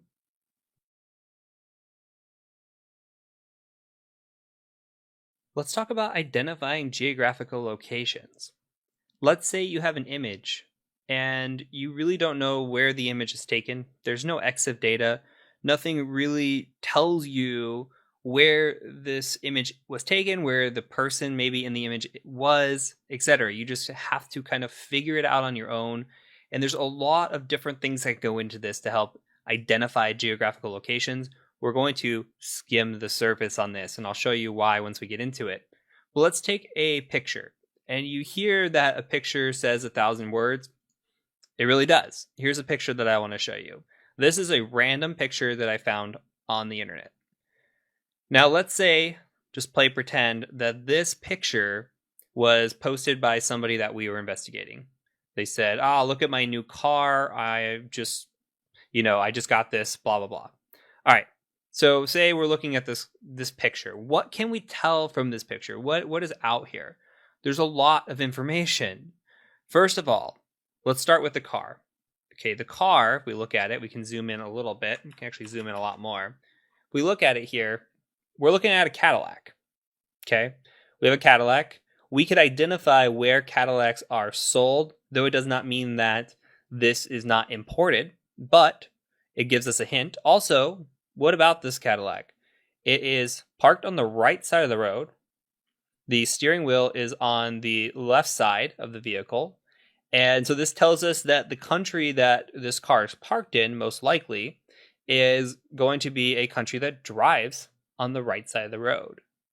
We can also see a license plate down here, though it doesn't say anything related to a state. So maybe this is not in the States. Maybe this is not in the United States. Maybe this is somewhere else.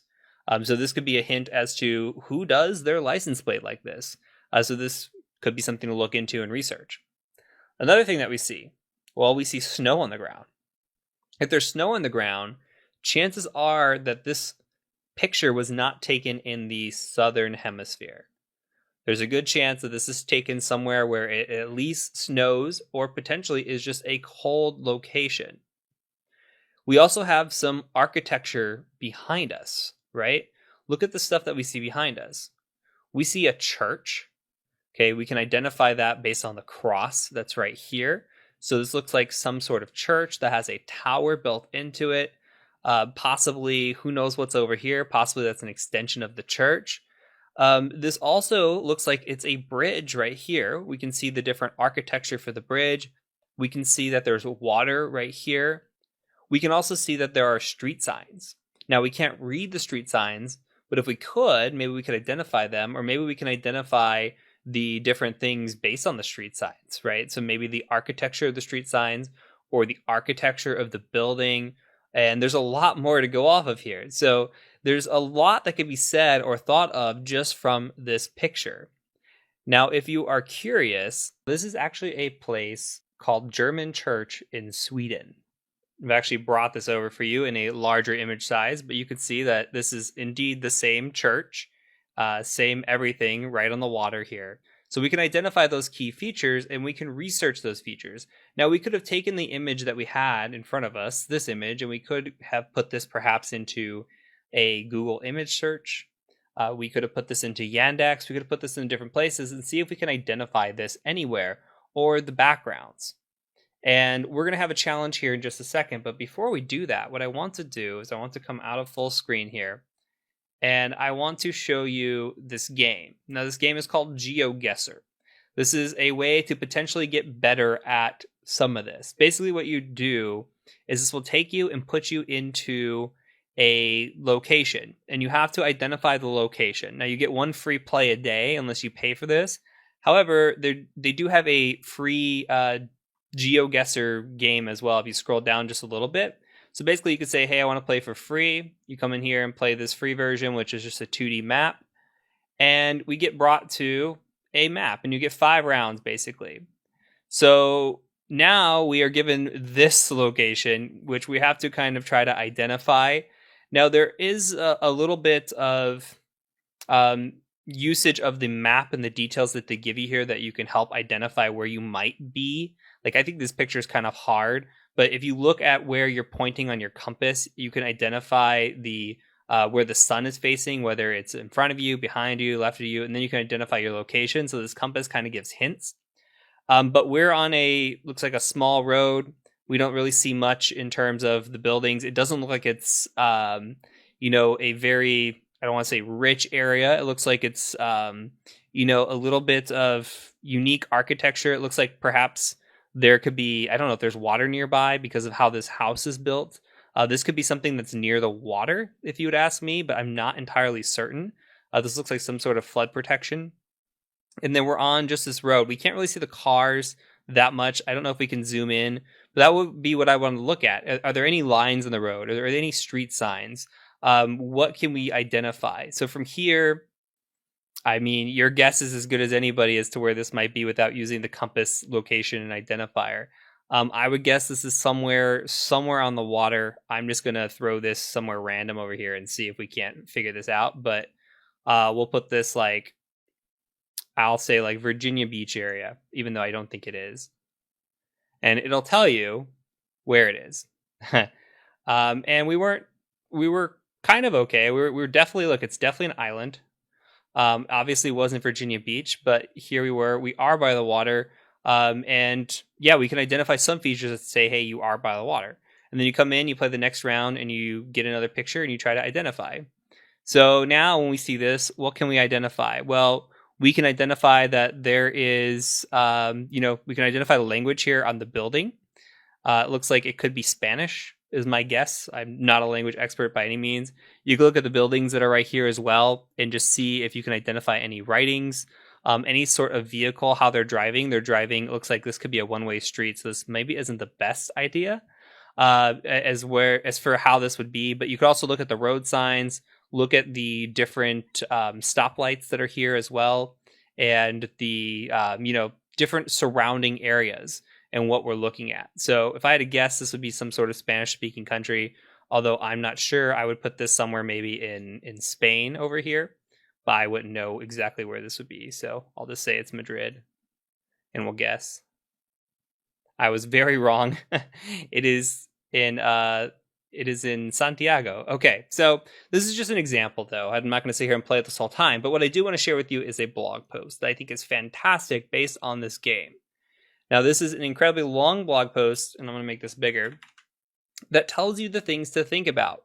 And while it was based on this game, and while you can play this game and come in here and try to identify stuff, you can come in here and read this article. You don't have to read it fully, but it just gives you an indication. It tells you what letters are you looking for on street signs, like what different types of languages look like what. This is telling you how to look at it from the compass, but if you scroll through here, it talks about the different roads, how, the North and South America have like this yellow line down the middle, where Europeans have looks like a white line down the middle. Looks like dashed lines for Sweden, Norway, Iceland. So this is something interesting. So if you see a road in your picture, also the rumble strips that we have here in the United States. And then this will go through, I'm scrolling and scrolling and I'm still at the top, but this goes through all kinds of information. What countries drive on the right side? What countries drive on the left side? What do the speed limit signs look like in different countries? This is fantastic that you can come through here and just say, okay, I see something. I'm going to try to research it based on this. And that's really the point I want to get at. I'm not trying to make you an expert by any means in guessing games here. But I do want you to think about how you could start looking at pictures differently. When you see this picture, I don't want you to see, oh yeah, it's a car parked outside. I want you to see it as, oh yeah, there's a car parked outside. Here's the license plate I'm seeing. It's in front of a church that has a bridge that's on the water that's in the snow. And start narrowing down where these locations can be. And this is what makes you a good investigator. You're not going to be able to, most times, just look at a picture and say, I know that location. But you can dump this picture maybe into a Google reverse image search, maybe into a Yandex, or go through the identifying marks that you see through a blog like this and really try to identify what it is you might be seeing. And this goes through, look, Japanese highways, Swedish highways, all different kinds of stuff. So if you're patient and you really try to figure this out like a good investigator, you'll have a lot more luck than just pointing and clicking. But there are some people on YouTube that I watch play this game, and they're absolutely amazing, where they can just see a picture and within seconds just click and know exactly where it's at. So I think that's very impressive. Anyway, that's it. What I want to do now is I'm going to show you a few pictures in the next video. I went on vacation recently, and I want to show you a few pictures. And I want you to determine where I was at in those pictures. Okay, so I'm going to show you 3 pictures. I want you to determine what places I traveled to and where maybe I stayed. And you'll see that my OPSEC is not very great. So, all right, we'll see you in the next video when I give you your challenge.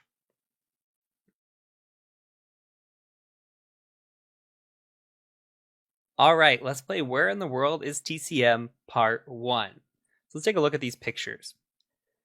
The first picture here is a picture of my wife and me. We're sitting on a bench somewhere and we are just taking a little selfie. And the next picture is somewhere from a rooftop. Now, this rooftop is the hotel that I stayed in during this trip. And then there's also this picture of where I was staying during the trip. So what I want you to do is I want you to take these 3 pictures and I want you to identify where I was at. Where was TCM? Okay, so this picture, I want you to tell me the location. What is this place called right here? In this picture, tell me what hotel I was staying in so that I could take this photograph. And then this picture, all I want you to do is tell me what city I was in. So that's your challenge. Tell me where I was at in the first picture, what hotel I was in the second picture, and the third picture, tell me what city I was in. Hope you're ready for this challenge. Best of luck to you. I'll catch you in the next video as we cover how to find the answers to this.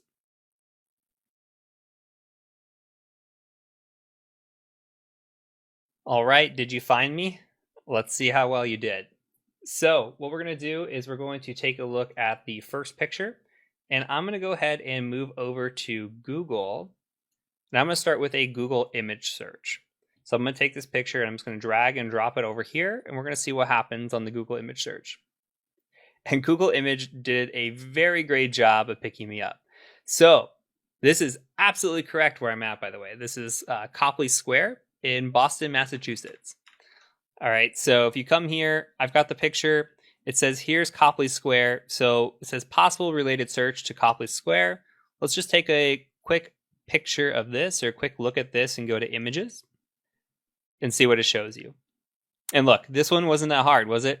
A quick reverse image search. Even though the image was not found anywhere else, it still shows you that, hey, this is Copley Square. And if you look at this picture and I open the other picture back up, you can see that sure enough, we were sitting right here in the park bench in front of Copley Square. Okay, so with that information in mind, let's try to look for the second location. Now, the second location was actually taken off of the rooftop of the hotel that I was in. So that's why I said, hey, go ahead and give it a go. Try to find the hotel that I was staying in. So let's go ahead and just drag and drop this and see if it works in our old Google search. And all we get out of this is what? Commercial. We don't get anything of use. Let's go ahead and try looking at Yandex as well. So I'm going to just go to images and drag and drop, and we'll just see if it does anything for us. Now we can look at the EXIF data here, but the EXIF data does not exist or it's been stripped out. So we're looking at this and let's see if we can identify anything in this picture. So this is saying Melbourne. Given that it's all on the same trip and we have that knowledge, it's not likely to be Melbourne. We can click through here and see if there's anything in here that might be of interest. And it's just giving us a bunch of city skylines. So this time, the reverse image search isn't really working out in our favor. It's trying, but it's not really doing anything. And if we close out of this and go back to the image that we have, it tries to point out some things to us, like saying, hey, I know what this building is. And you could try to click on that and see. But even then, it doesn't look like it's finding the right stuff here. All right, so this looks like they're buildings in Russia, which this is a Russian website. So I'm assuming it's going to try to look there first, but it's just not picking up the right location. At least it doesn't look like the image that we're seeing.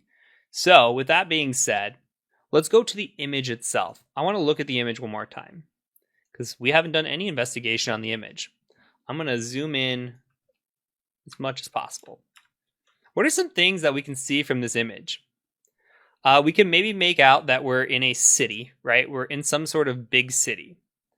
We don't know where the big city is, but it definitely looks like there's skyscrapers, there's tall buildings, and there's some words back here that I can't really read here. I can't really read that either. I see the something, and I see, I can't tell what that is. I do see some interesting stuff, though. First of all, I see the Westin Hotel, so that could be interesting. I see a sign that says 95 to New York. So this is saying 95. It looks like that says south to me. It's very hard to read. But this is 95 south. So if I'm 95 south, if I go look at a map and look on the highway, Interstate 95 runs down from north to south in the United States on the East Coast. So I would have to be somewhere above New York in order for this to happen. So that could narrow it down. It also looks like there's an American flag flying right here, so a good indicator that we're probably in the United States. Now, you can also see cars are parked on the right side of the road over here, which is another indicator. And then this architecture of this building looks older.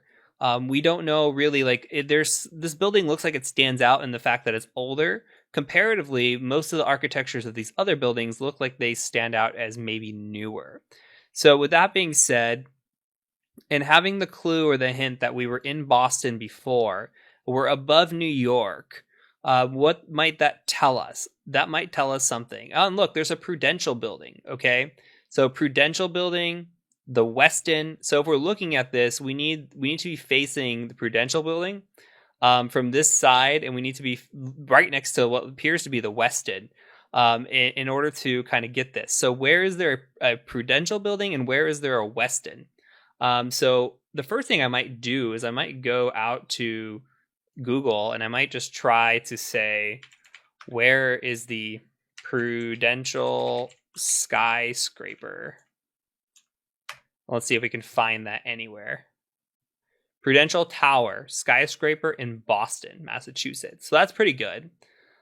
So that looks potentially to be our building, right? That looks pretty darn close to what we saw here. So I'm going to go back to the picture one more time. That looks like the building to me. That's spot on. So that's definitely the building. So what I think I want to look at is the Westin, and the Westin in Boston, Massachusetts. Okay. Let's see what they have for us. They have Boston, the waterfront. They also have Boston and Copley Place. Let's go ahead and look at Boston and Copley Place. Since we already know that I was somewhere in Copley Place, let's go ahead and see if we can actually look at the location. All right. So we've got this right here.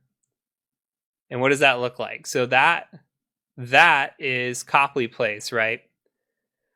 So we'll actually, here is the Westin. So let's see if we can get to a street satellite view right here. Let me try to get down here. This might not work for us. Let me do one more thing. Let me try to just go back. We'll do the Westin Copley, and then we're going to put this into a search for maps here. Let's see if we can't get a better view of this. All right, so here's the Westin Copley. Here's Copley Square, by the way. Okay, so if we could see the Westin Copley in front of us, depending on how it looks in front of us, could be of interest. So let's try to navigate satellite down here and see what we can see. All right, so if we look, that picture that was taken was the bench was right here. And here's the Copley Square. Now, if we look, this building right here, let's see if we can get on the ground. Let's get right here and see how this looks. All right. So there's that picture, right? There's the Copley Square. If we turn around, look, here's the Westin. And if we face this direction, there's the building that should have the American flag flying on it. Yes, it does. The Prudential building's out here. Here's that New York sign right here. And that might not be 90, might be 95. That might be a 90 West sign, actually. I could have been wrong on the 95 there. So still, we identified the Westin and the Prudential building, and then we were able to correlate, since we were close to the Westin where we might be. If we turn around to where there's a rooftop right here, what is this? This building right here is called the Fairmont Copley, and that is where we stayed on our vacation. So this was part 2. Hopefully you were able to figure that out and find that. Hopefully you found it challenging as well, but you can see, we click right here, the Copley Plaza, the Westin Copley, Fairmont Copley, there you go. So, and there's the building. So, okay. So that's number 2. Number 3, I tried to throw you for a little bit of a loop. So here's number 3. This looks a little bit different than the other 2, especially in the skyscrapers and everything else.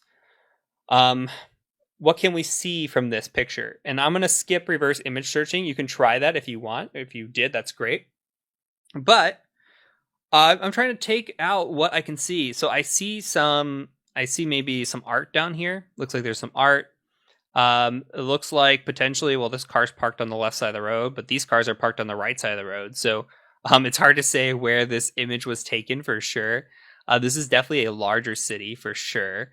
There's some color to it. There's not really a lot telling us besides maybe some of the architecture that's up here, what the design might be, and where this might have been taken. But the one thing that maybe stands out to me, and it's really hard to see back there what that reads, but this one reads PSFS. And that's the only thing I can make out. I make out some architecture. It looks like there's a blend of maybe older and newer architecture, but without being able to see anything else, my best guess is we're in a major city somewhere that possibly drives on the right side of the road, but I do not pick up anything else. PSFS is the only thing here that would be standing out to me. So what I'm going to do is I'm going to go back and just search PSFS as a building and see if I can identify where this was at. So if we go back to Google, we do PSFS, and that is in Philadelphia. So let's do PSFS building. You could see that it says, hey, we're in Philadelphia. Let's look at images. And that looks to me like the same building that we're seeing. So, yes, this image here, if you were able to find this and look this up, and of course, there are different ways, by the way, to do this, but this is in Philadelphia.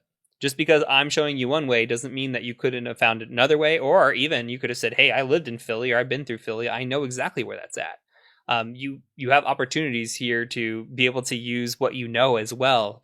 But these are just different ways that I would look at pictures for information. And that's really what this challenge is about, to look at pictures for information and try to identify what you can do. So number 1 was pretty easy. Number 3 was pretty easy. I thought number 2 was a little bit more challenging because you had to identify the actual building that the picture was taken from and not just what city you were in. So hopefully you found that a little bit more challenging on that side. So that is it for this section and this lesson. We're going to go ahead and move on from here onto email OSINT. So I'll catch you over in the next section.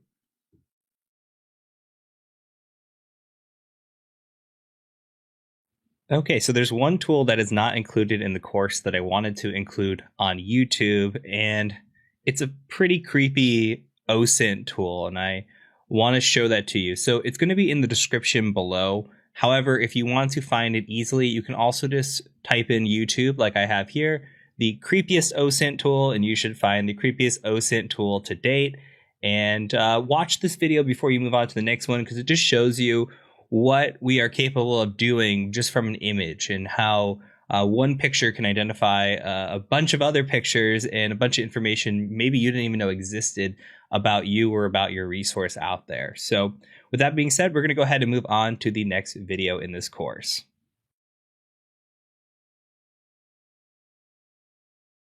Welcome to the email OSINT section. We're going to talk about discovering email addresses. And this is something that I do on a weekly basis. So I'm going to show you the most common tools that I use to actually look up email addresses and try to find people, and what you can do to kind of verify email addresses. So I'll show you some of my favorite tools and concepts. And this is something that I do because not only for OSINT and doing it for investigative type work, but think about sales. If I'm trying to find a lead, or I'm trying to find multiple leads within an organization, I have to figure out where the emails are, who the people I'm trying to email are. So maybe I'll Google them and say, who is the CISO, or Chief Information Security Officer, for this company? And I might find that it's Bob Jones. And we go look up Bob Jones and we say, okay, well, how do I get Bob Jones's contact information? Can I find it via Google? Maybe it's out there in the public, but maybe we have to dig a little deeper. Maybe we have to kind of do some guesstimation and see if we can figure it out. So that's what we're going to do today is look at the email addresses, formats, and try to determine if we can find some emails. So let's go ahead and move over to the Kali Linux machine that I've got. And the first website is one of my favorites. So hunter.io. You just come to hunter.io. You get like 50 or 100 free searches a month. I don't remember what it is. It's a fair amount. You can come here and basically just type in a company name. So like, say I want to type in TCM Security, TCM-sec, and you can see TCM Security here. We get one result on the email address. So we'll click it and see what happens here. And looks like we have like an info@tcm-sec.com. It tells us, hey, there's 5 sources that identify this. So we see tcm-sec.com. There's an about, blogs. This is where they're finding it, okay? A better example, maybe something that has more users, like Tesla. Tesla has 468 users. If we come in here and we look, well, we can see that they have a pattern identified here. So their pattern they're identifying is first initial, last name at tesla.com. And that's really what we want to see. And then we can gather email addresses here if we want. But say like we knew Bob Jones. Again, going back to that example, Bob Jones. So maybe Bob Jones works at Tesla. Maybe his email would be bjones@tesla.com. So it's something to think about. Now, we can sign up and get actual information here. You should be able to sign up with a Gmail account. Sometimes this does not work depending on the country that you are in. So be cognizant, you might have to use a different email address, but I just tried signing up with a Gmail account that I have on here and it worked just fine. So I'm going to go ahead and try to log in. I'm going to sign in with Google with what's already here. And just now I'm logged in. So we can go back now and try searching Tesla again. And you'll see that the results actually come back. So we get information here now. Let me make this a little bit bigger. We get information as to, okay, here's the vice president. This is the vice president's email address. Project development manager. Maybe you want to talk to somebody in human resources. So you can click here and go to human resources. And then here are the different human resources emails that are here. So, and then the sources that they found these email addresses. So this isn't a particular person in HR, but it's still human resources email addresses. So this looks like it's probably for Hong Kong. This is for Berlin. This is Gigafactory. So they have different email addresses based on where they are. Now, if you looked up TCM security here, you're really not going to find much on us because we don't have a ton of email addresses out there, but I think that we can find more in other ways. Now, so we only get so many usages here. We'll just keep thinking about this as we move forward. So Hunter.io, great resource. They have plugins if you want them. I think it's a fantastic place to look. Phonebook.cz is the next resource I want to show you. This one is fantastic. Let's start with tcm-sec.com and see. So we're going to go tcm-sec.com and we're going to search email addresses here. So they do domains and URLs as well, which I think is awesome. But let's just search for email address. See if anything comes back. No results. Okay, that's okay. Let's try Tesla and see what comes back there. Okay, a lot more. So we get quite a few email addresses. We could see Elon Musk all over the place. We got Elon-Musk, Elon. We've got E-Musk over here. And we get a ton of emails. Look at this. So what's nice about this is we can sit here and try to identify what the possible email addresses are. So again, first initial last name looks like it's showing up quite a bit. Outside of maybe like the Elon Musks of the world, we're getting a bunch of mostly first initial last names in here. So I think that's pretty spot on with this. The other thing that we can do is we could utilize this list. Say we're trying to do something called credential stuffing, which we'll talk about in the next section, actually, when we talk about breach credentials. But say we're trying to gather a bunch of usernames and test and see if we can log in with those usernames anywhere. Or maybe password spraying, not so much the credential stuffing, but password spraying, where we take all these usernames and we just throw it at a login form and say, hey, summer 2020 exclamation point. See if that logs into any of these accounts, and you would be surprised. It happens quite a bit. So this is valuable information, even if we don't know exactly. Maybe we're not just hunting for one email. Maybe we're hunting for an entire domain. This is a great way to get free entire domains with a quick copy and paste capability. Like we have the Tesla here, we can export the CSV from hunter.io, but you only get so many results that you can export into a CSV. Here you get a bunch. There's no guarantee these are all valid, but it's still information. Information is what we want. This is all we're trying to gather, is as much information as possible. So these are all potential email addresses for tesla.com. I think it's a great resource. Now, we could also use something like Voila, no bear. Now this one, you can get 50 more leads for free. I'm not going to show you. It's the same kind of deal as 100.io. They're showing you how to utilize it here. Basically, you can just search for people and see to try to find their email addresses. There is one I want to show you that I do use and I have quite a bit of success with, and that is called Clearbit. And Clearbit has to be used in Chrome. So I'm going to bring up this here. Clearbit has to be used in Chrome. So you can download the Chrome extension for Clearbit. And all you would have to do is go to Google. Let me log in really quick. And then I'm going to just select the free account. We get so many searches, 100 emails a month. So basically, you're going to search for Clearbit Connect, and you would just say, hey, Clearbit Connect. I'll put a link down below, by the way. But Clearbit Connect is awesome. You'll see why here in a second once I authorize this. Okay, we're going to come down here, acknowledge, probably give out our firstborn. And then now we're going to say, hey, I want to find emails. And here's all different kinds of things that we can sit here and search for. You can see TCM securities in here. These are some searches that I've done. These aren't any clients of mine. These are just searches that I've done in the past, maybe looking for information or looking for possible leads or anything. So if I come in here and I say, hey, I want to look for TCM security, you could type that in. I'm going to just click on TCM security.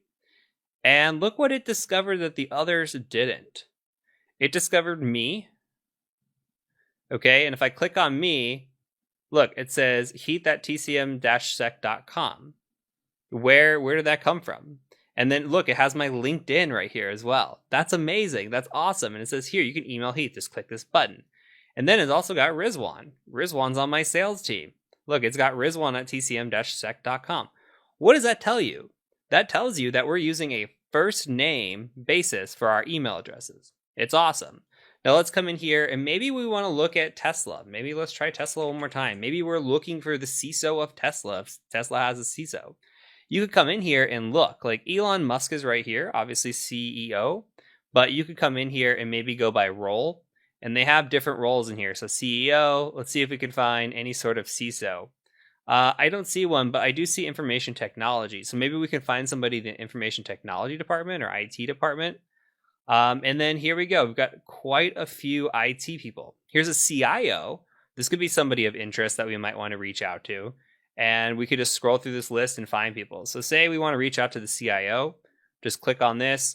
We get first initial last name, just like we thought we would. We get this person's LinkedIn page. We get their location, website. This is awesome. Awesome. So I typically will start with a Google search. If I'm trying to hunt something down, I will start with a Google search. I will say, who is in this role at this company? If I'm looking for a specific person at a company, then I will go to phonebook.cz or hunter.io, try to identify the formatting of the email, and then try to find that person or guesstimate that. Once we get to that point, I try not to burn through these Clearbits unless I need to, but Clearbit is very good at identifying this. Once we get to that point, we can take this email, say like this email, or we'll even try a different email. I'll show you a couple. But we could take this and we can go try to verify this. So there is a website called Email Hippo. You can go to tools.verifyemailaddress.io. And all you have to do is type in an email address here. Sometimes you can get false positives if they're good or bad. Here, I typed in this email address a couple times and just got a bad result. This is an email address that does not exist. Now, let's try an email address that we saw, info@tcm-sec.com. See if it works. Result is okay. So it says, yeah, this email address works. So we're verifying that this is up. So say that you get somebody and you see that they have a potential email address, you can come here and try to verify it first and see if it works before you go fire off an email. You don't even have to fire off an email. You don't have to do anything or interact. So this is the benefit. Like if you're from a sales perspective and you're doing OSINT here, this is the benefit of not having to email, waste your time, get it rejected. You can come in here and just validate. If you're doing an investigation, you don't want to interact with the person or company that you're investigating. You want to come in here and just verify without any interaction. This is the way to do it. Same thing with this website here. emailchecker.net/validate, email-checker.net/validate. Say, hey, checking the email. I put the same email address here. You can see it says bad. We could try again with info@tcm-sec.com and see if that works. And it says okay. So again, this is doing a great job. There are possibilities of false positives. There are so many searches that you can do per month on these, I do believe. They have APIs, which is nice if you want to automate this or script this out. But I think this is fantastic. This is great stuff. Now, there are plenty of other ways to verify email addresses. In the next section, we'll talk about that even more as we talk about breach data. Because if somebody shows up in a data breach, guess what? That email address has been used in the past. If you look at something like a Have I Been Pwned, which we'll talk about in the next section, and they show up, guess what? That person's email address has existed. So we're trying to verify if an email address exists, who that address might belong to, etc. Now, this has been from a business perspective. Some of this hunting down of emails may be more difficult to do if you're trying to find a specific individual. That's where breach data comes into play in a lot of this research. And what I'm going to show you in the next section, we'll try to hunt down individuals with maybe having loose pieces of information like a name or a username or something along those lines. Breach data can come in handy very, very well. So this is kind of scratching the surface. Now, there's one last thing I want to show you, one last little tip and trick. Do not underestimate forgot passwords. Do not underestimate them. Let's go to Google, for example. Right now, I am logging in under an account that is please don't hack me, sir, please. So it's please don't hack me, sir, PLZ, I do believe.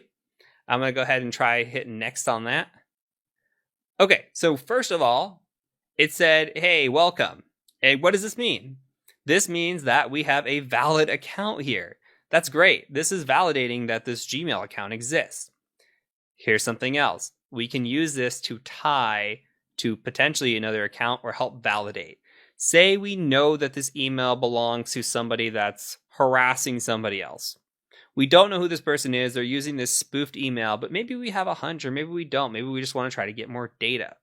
You can come to forgot password and it's going to say, what's the last password you remember using? I don't know. Let's try another way. You come down here and it says, hey, let me make this bigger. Google will send a verification code to H. And it says, look, it shows you the rest of the digits here. And then at TC here. That would give you a pretty good indication if you're tracking who your subject is, that this email could tie to somebody else. Look, this is heath@tcm-sec.com. Okay, so this email belongs to me. This is tying back to me. Now you have another point here. So if you knew about this email address and now you have the link, the connection to guarantee that this person, this is evidence right here. Say you were doing something, which we'll learn about again in the next section, where you're looking through breach data, you find a username that matches this email address and also matches this email address, but people can reuse usernames. There could be multiple people who use the same username. So you need to verify or some link. This would be a proof of a link between those, a pretty strong proof if you ask me. If you can say, hey, I identified 2 email addresses with the same username, I did an account recovery, came in here and saw that this had this same first character and first domain name, I think that's a pretty strong correlation. So things to think about, wheels to be spinning. Try to identify email addresses in any way possible. We'll cover this more in depth in the next section. And I'm really excited because password hunting is one of my favorite things. So let's go ahead and move on to the next section when we talk about password OSINT.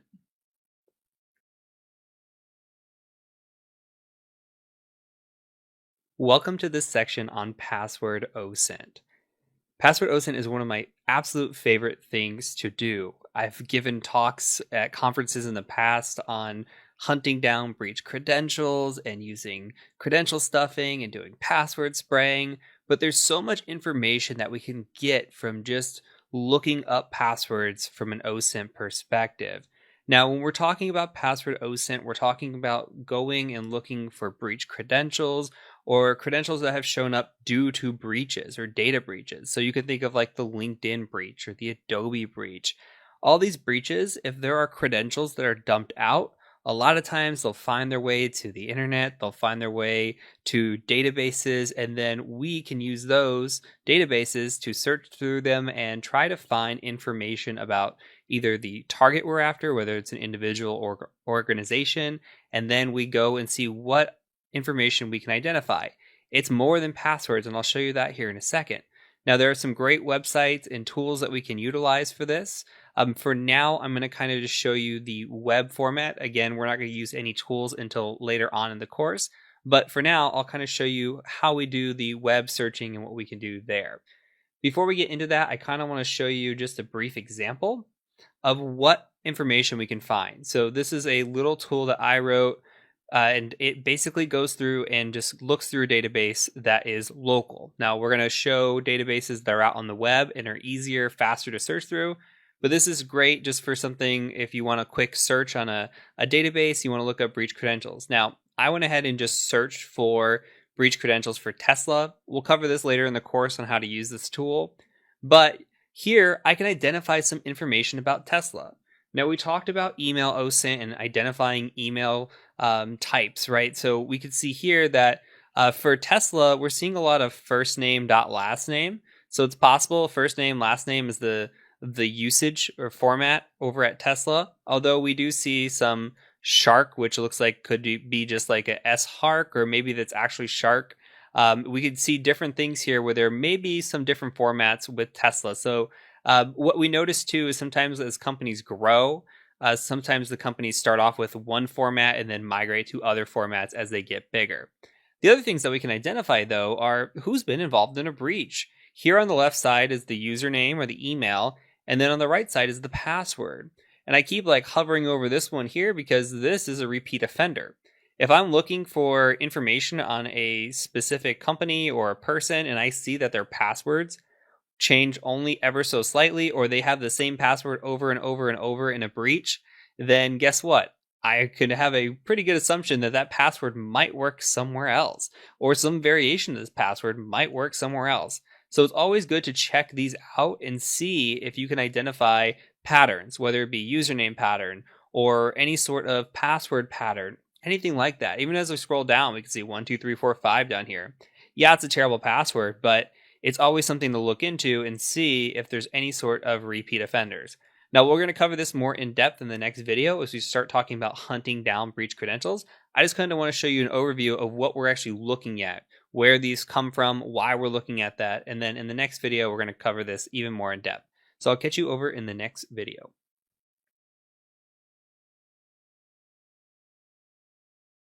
Okay, let's talk about hunting breach credentials, and let's get hands-on.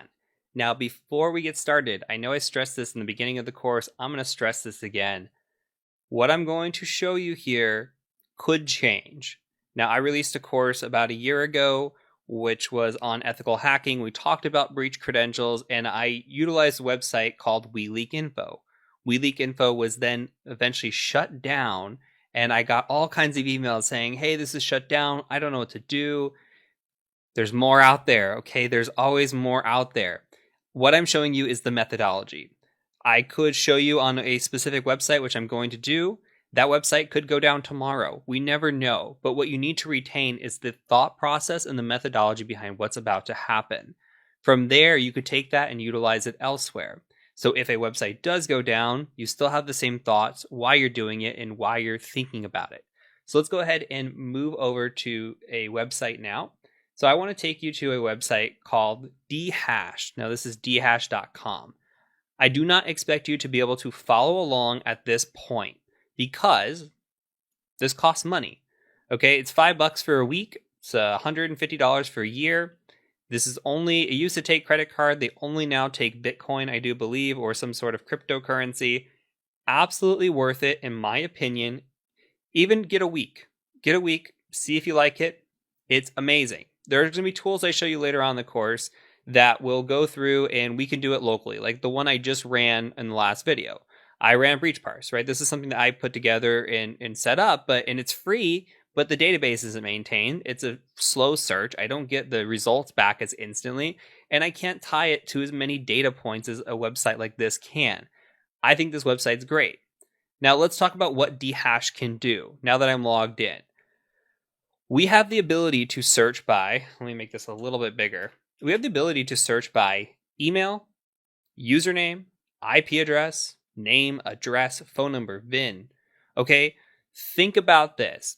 Say we know a email address. Okay, we know an email address. Say it's bob at tesla.com. We're not going to search this yet.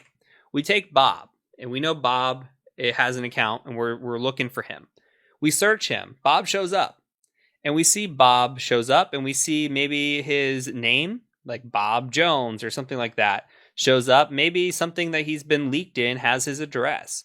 Or maybe there was an IP address tied to the client you're looking for or the person you're looking for. This can all be identified. What if Bob has a username? It's like Bob Rocks 123. Okay, well, we can search that username in here and see if that username has repeated itself at all, which is great. We could search by password. So say Bob's password was Bob Rocks 123. We could search that password, and if it's unique enough, then maybe we can actually do some advanced searching. Like if we go back to the example from last time, like this last video, we saw this 907DADE814. We could put that into a search engine and see if that comes back to something else. Maybe that comes back to a user that is not at a tesla.com, but maybe it's like Bob at gmail.com. And then guess what? Now we have Bob's personal account, or now we have Bob tied to another email account, especially if we search by name or something that we can tie them together. We need to start being able to relate other accounts to each other.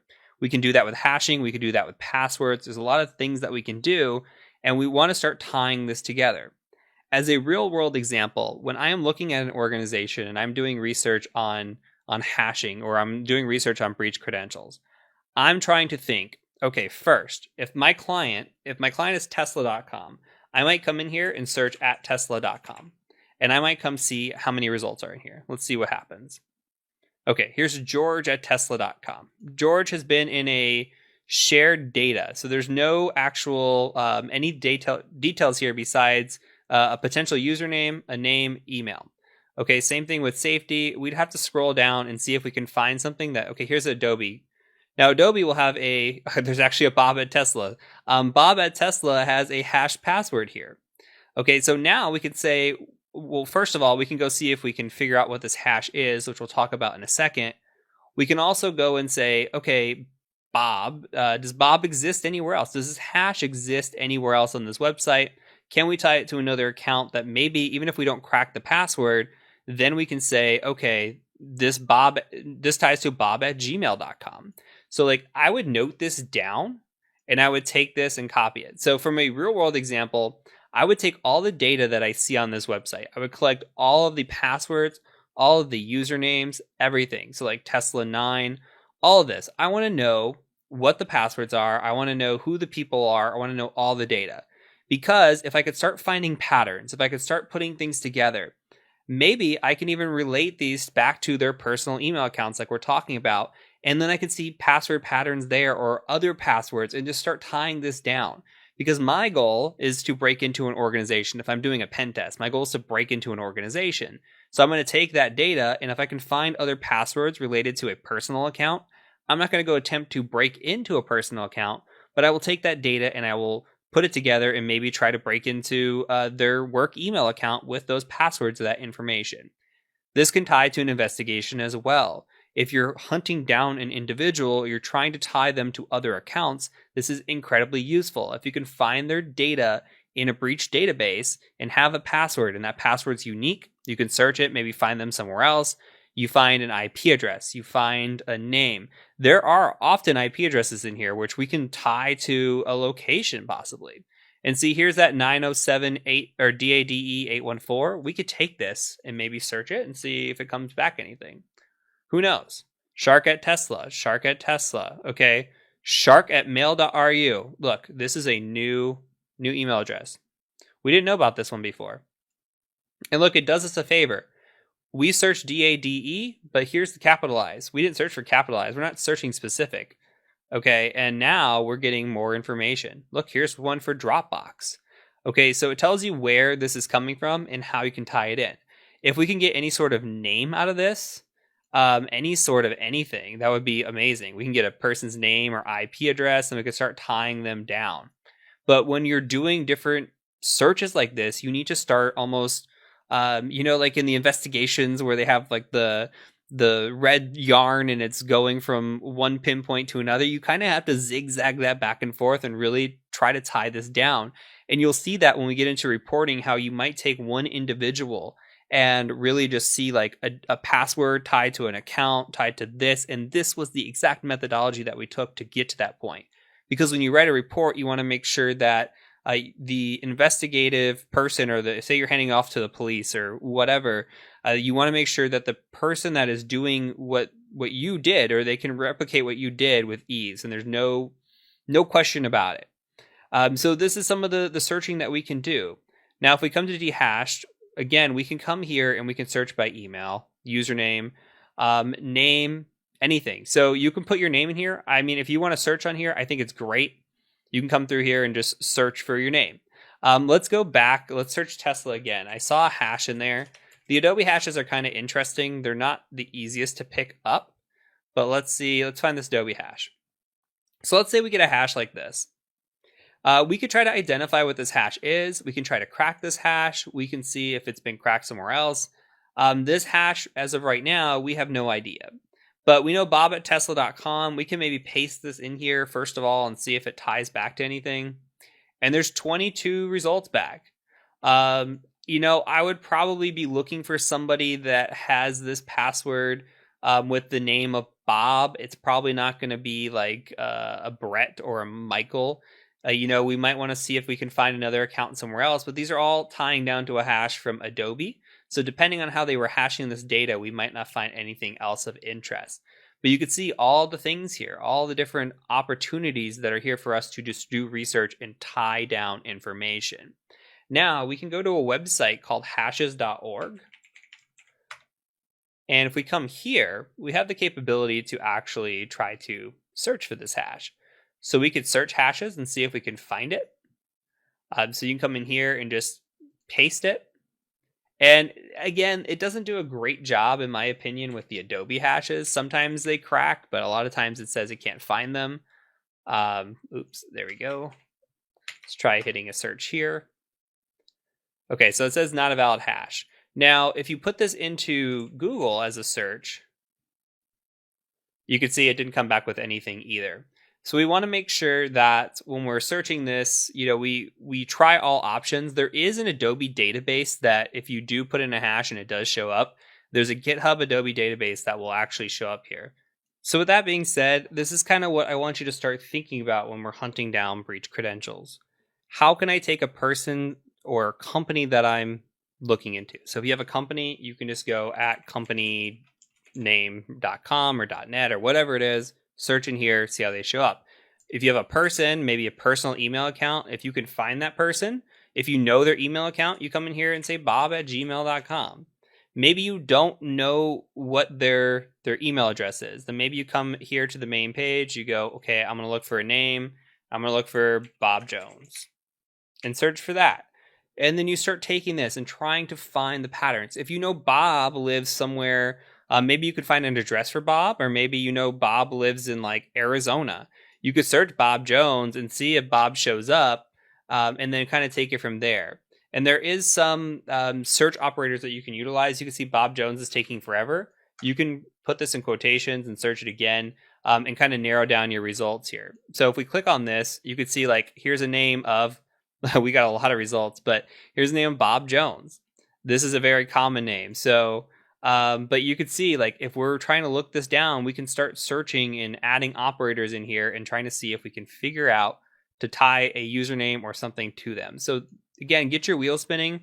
Don't rely on just dehashed, but just rely on thinking about this. This is the thing you should be thinking about. Again, dehash could go down tomorrow. But if you're thinking about it in the way that the credentials and the information can be interwoven, remember that red yarn again, that's really what I want you to take away from this. So we're going to do another video on this. I'm going to show you some more, I guess, tools that are out there and some other things that you can do, offer alternatives to this, and then we'll wrap up this section. So I'll catch you over in the next video.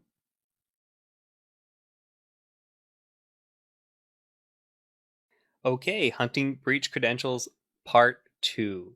Let's dive right into this. So I'm going to show you a few websites. These websites here, the first three I'm going to show you, and actually let me reorganize this a little bit. The first three I'm going to show you are sites that I am not entirely sure on. I do believe they're valid. I believe they're legitimate. I believe they're also databases. I think dhash is the best. These also have their own searching as well. Now, WeLeakInfo was absolutely amazing. WeLeakInfo, again, as I said in an earlier video, got shut down. This is somebody that brought it back up. I don't know for sure if it's the same database, what's been brought back. It appears to be almost identical as to what was there. They do have a $5 trial, so it might be worth something that you can go in and just check this out. Same thing with this Leak Check and this SNUSpace. They're both great websites that I'll put down in the description. You can check them out, kind of feel it out, see which one you like the best. Again, $2.99 for a sign up here. And this one, I believe, is fairly cheap as well, and even has maybe some free searching up to 100 searches or something like that. So you could definitely check through these, see if there's anything here that you would like to look at, and then go from there. So I just want to offer alternatives in case something does happen to dhash. I don't think it will. From there, one of the most well-known websites out there is Have I Been Pwned? Now, this is great. You know, we know about the shark at tesla.com, right? So we get this shark at tesla.com. We come here and look for it. Has it been pwned? Has it shown up anywhere? Oh, yes, it has. It's been shown in 5 breach sites and 1 paste. Now, this will tell you, okay, it's been in these different pastes here and where the breaches happened.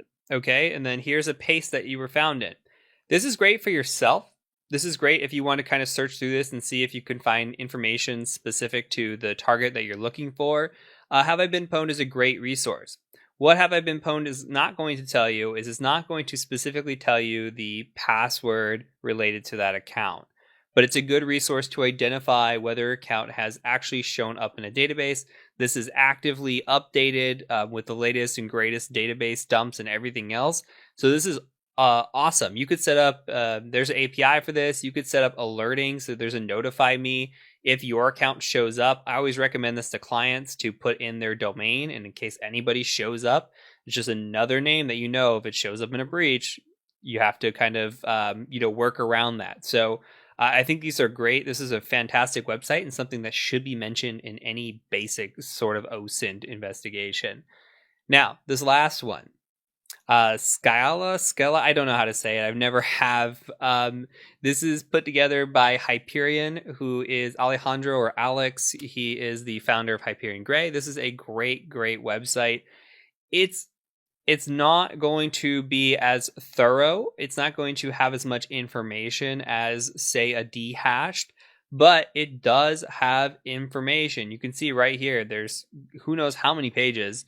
You can come through here and there's the domain will say, hey, this is where the leak came from. Like there's collections of different passwords, a LinkedIn breach on this one. There's different types here that you can look through. This one's Fitbit. So you can come in here and say, okay, I want to search for a specific user or a specific email. So we could say like email, and then we can do shark at tesla.com and see what happens. And look, you could see shark at tesla.com came back. There looks like a hash password here. We could run that through hashes.org. We can run that through Google, see if it pops back with anything. Here we do get a clear text password. So we can search by email. We could search by domain. Say you want to know anybody that was involved in the LinkedIn.com breach. Okay, and that might not pull back anything. Let's go back to, so let's see, LinkedIn. Maybe I put it in wrong. We'll try one more time. Or maybe there were too many search results. So we could try LinkedIn.com, and maybe we want to know a password of 12345. Let's try a search like that. There you go. It's possible that I had too many results there too. So anybody that potentially had a password of like 12345 or something showed up here, even though we're getting a bunch of X's here and nulls, we could see also that we have email addresses. Actually, this showed up as email as password, so it might have searched that a little bit differently. But this is the way that you could search through and kind of look and, I guess, kind of grep through this information, if that makes sense. So if you're looking for, let's go back to the email of Shark at tesla.com. This is similar to the same thing that we were doing before, right? We could see if this password showed up anywhere else. So we want to put the same logic into our searching. So does password show up anywhere? And it does. Look, this just identified a second account for us, shark@mail.ru. You see same password, and then here. It's not, again, as thorough. Remember, we are missing the account with the DADE in all lowercase. We're not finding that. We would have to kind of figure that out or see if it showed up somewhere else. But now we have another email address. Now we can come in here and we can say email and say, okay, there's shark@mail.ru. All right, so it's going to find other sharks, but for the most part, look at this. Shark@mail.ru has been caught a bunch of times, right? And you know, this is interesting in the sense of what's happened here. So this is the kind of data back and forth that you would want to go through and try to search. Now there is an API for this. You have the capability. It shows you the API here to search. We have the capability to run this through tools like hate mail is a tool that we can use, and I'll show you this later in the course when we get into the actual tools section. But this is a fantastic database just to come quickly search. I recommend putting in your own email address or a password that you use and see if it comes through here. It doesn't hurt to see if you've been owned in any of these databases beyond the have I been pwned. So it's always good to know that. And this is another great website, just another resource. Usually you're going to have to pay for anything above and beyond. So that's why Dhash has a paywall. That's why all of these sites you see up here have a paywall. This is as probably close as it's going to get to it being free and having a nice little area where you could at least do a quick search on an email address or a domain and see if you can find anything. So again, if you're looking for like tesla.com, you come in here and say @tesla.com and see what you can find in here. Okay. And then you can see what comes back for anything with @tesla.com, although we'll get a little bit of tesla.com at Yahoo. We'll get some of those, but we can weed those out, maybe find some other things in here that we haven't seen before, etc. So this is nice. This is a good way to just go through it. And again, the red yarn, think about the interweaving and the moving pieces and how you can tie everything together. That's the drum I'm beating over and over, because there's so much information that you can gather from a breach database if you're willing to connect the dots. You have to be willing to connect the dots and really think through it. And if you can do that, there's I don't want to say endless opportunities, but a lot of opportunities out there to gather really good information. So that is it for this section. Hopefully you found it useful and you kind of understand at least the concepts behind it and where we can apply this. This goes beyond just stuffing credentials and putting it into trying to break into environments, though this is used a lot. A lot of the hacks that we see, they come from this. There was something on the news not even that long ago about a baby monitor getting broken into. It was due to finding a breach credential and running it through the baby monitor and doing credential stuffing. You can gather this information, and we've seen this information go out in attempted phishing emails. There was one not that long ago, maybe within the last year, that was a porn email. It was saying, hey, I know what kind of porn you watch, and this is how I know because this is your password. And all they did was look up email addresses in these breached accounts and say, hey, send me money or I'm going to tell everybody because this is your password. And all they have to do is find a few people to say, oh my God, that's my password. I'm going to go ahead and just pay them money. And it's just a scam. So these can be used in many different ways. Of course, can be used in investigations. We could tie this to people. We could tie this to IP addresses. And we can really put together a thorough investigation, uncover other accounts that we didn't even know about, tie those into even more of our investigation, find maybe usernames, add that into our investigation, and keep going further. So the more data that we can collect, the more artifacts that we can collect, the better off we're going to be in the long run. So that's really our goal, is to collect as much data as we can and as much as possible. So get your wheels spinning about all the different things that are here. But there are really close to endless possibilities when we are using breach data. So that's it for this video, and that's it for this section. I will catch you in the next section.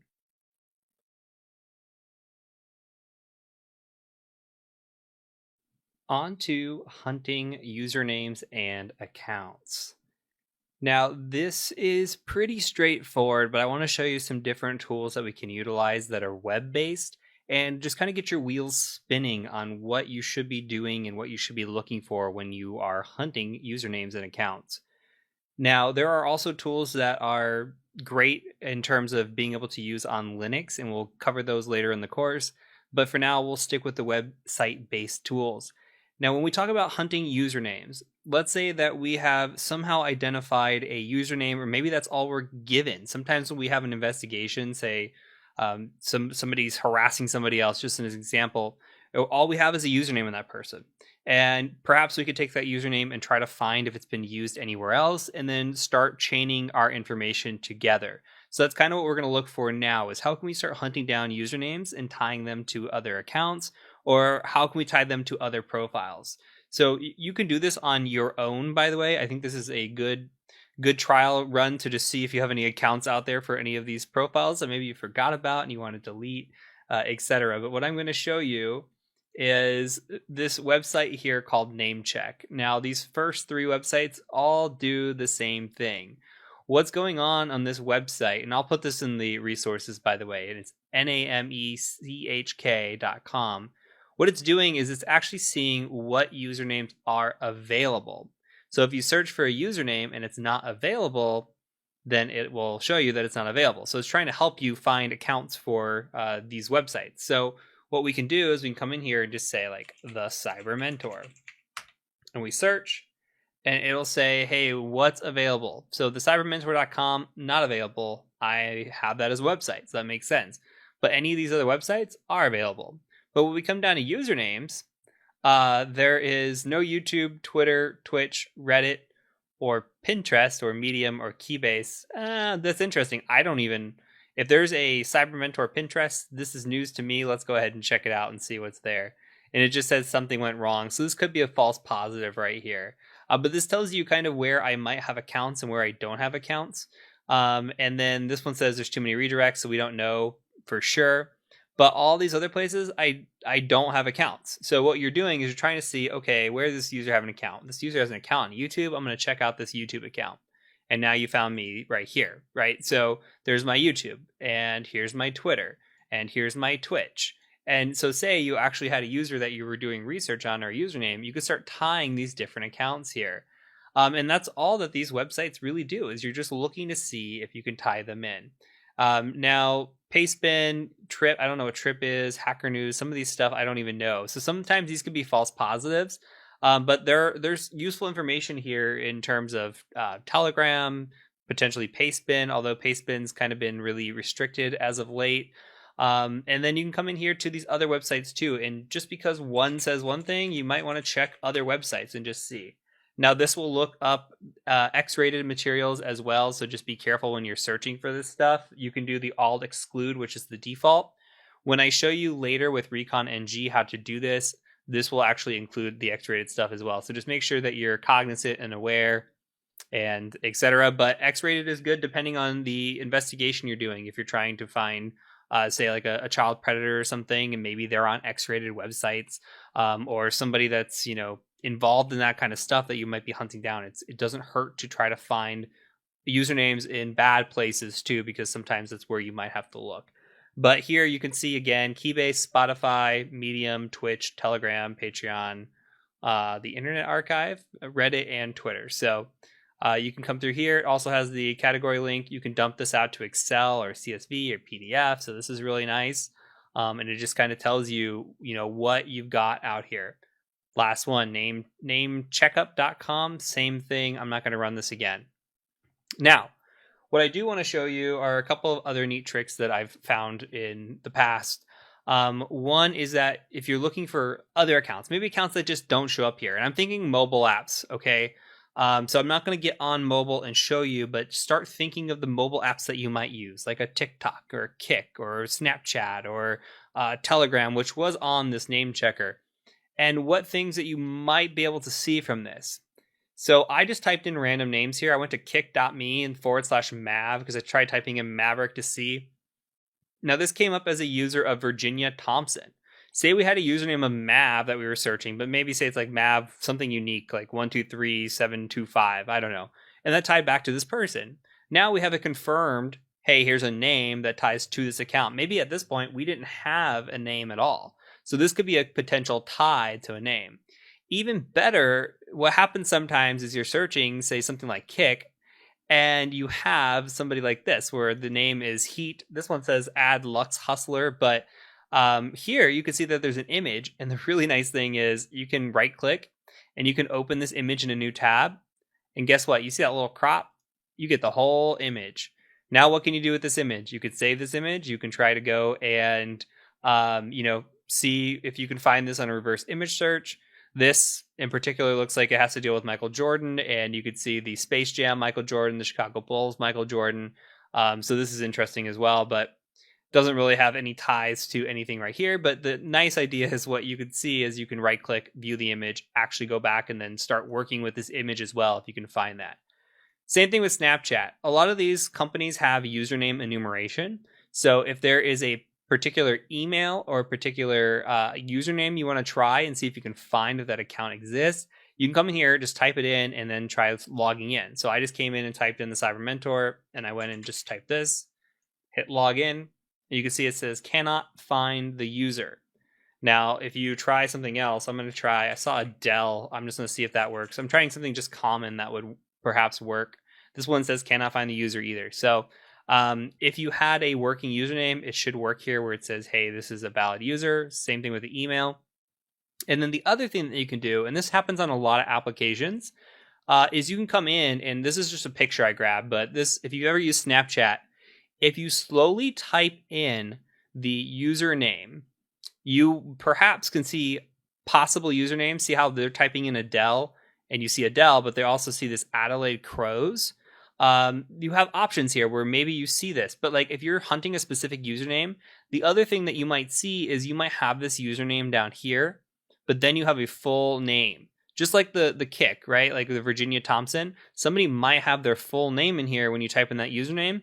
And then again, you just have more information disclosed to you. So that's what you're looking up here. I'll provide all these references down below, but what I want you to be thinking about is doing these name checks, finding out where a username could exist or does exist and correlating those to other accounts, digging in and seeing, like, Reddit's a great one. Like if I go to Reddit, what post history do I have for this user? What do they have? You see, I'm posting all about my YouTube here. But like you could see different sorts of things that I posted. Maybe I have a Reddit history that discloses information about me or something along those lines, right? Like this is the stuff that you could start tying in more and more and more information and verifying, that it belongs to that person as well. But once you have that in mind as well, think about things that aren't on this list, perhaps like Skype, Kick, Snapchat, Telegram, TikTok. Think about all the different types of apps where you might be able to type in a name or an email address or something and then correlate that back.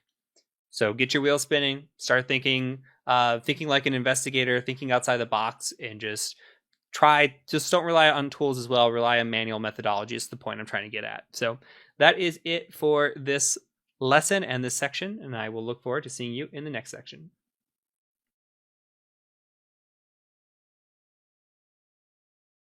Have you ever typed your name into Google just to see what happens?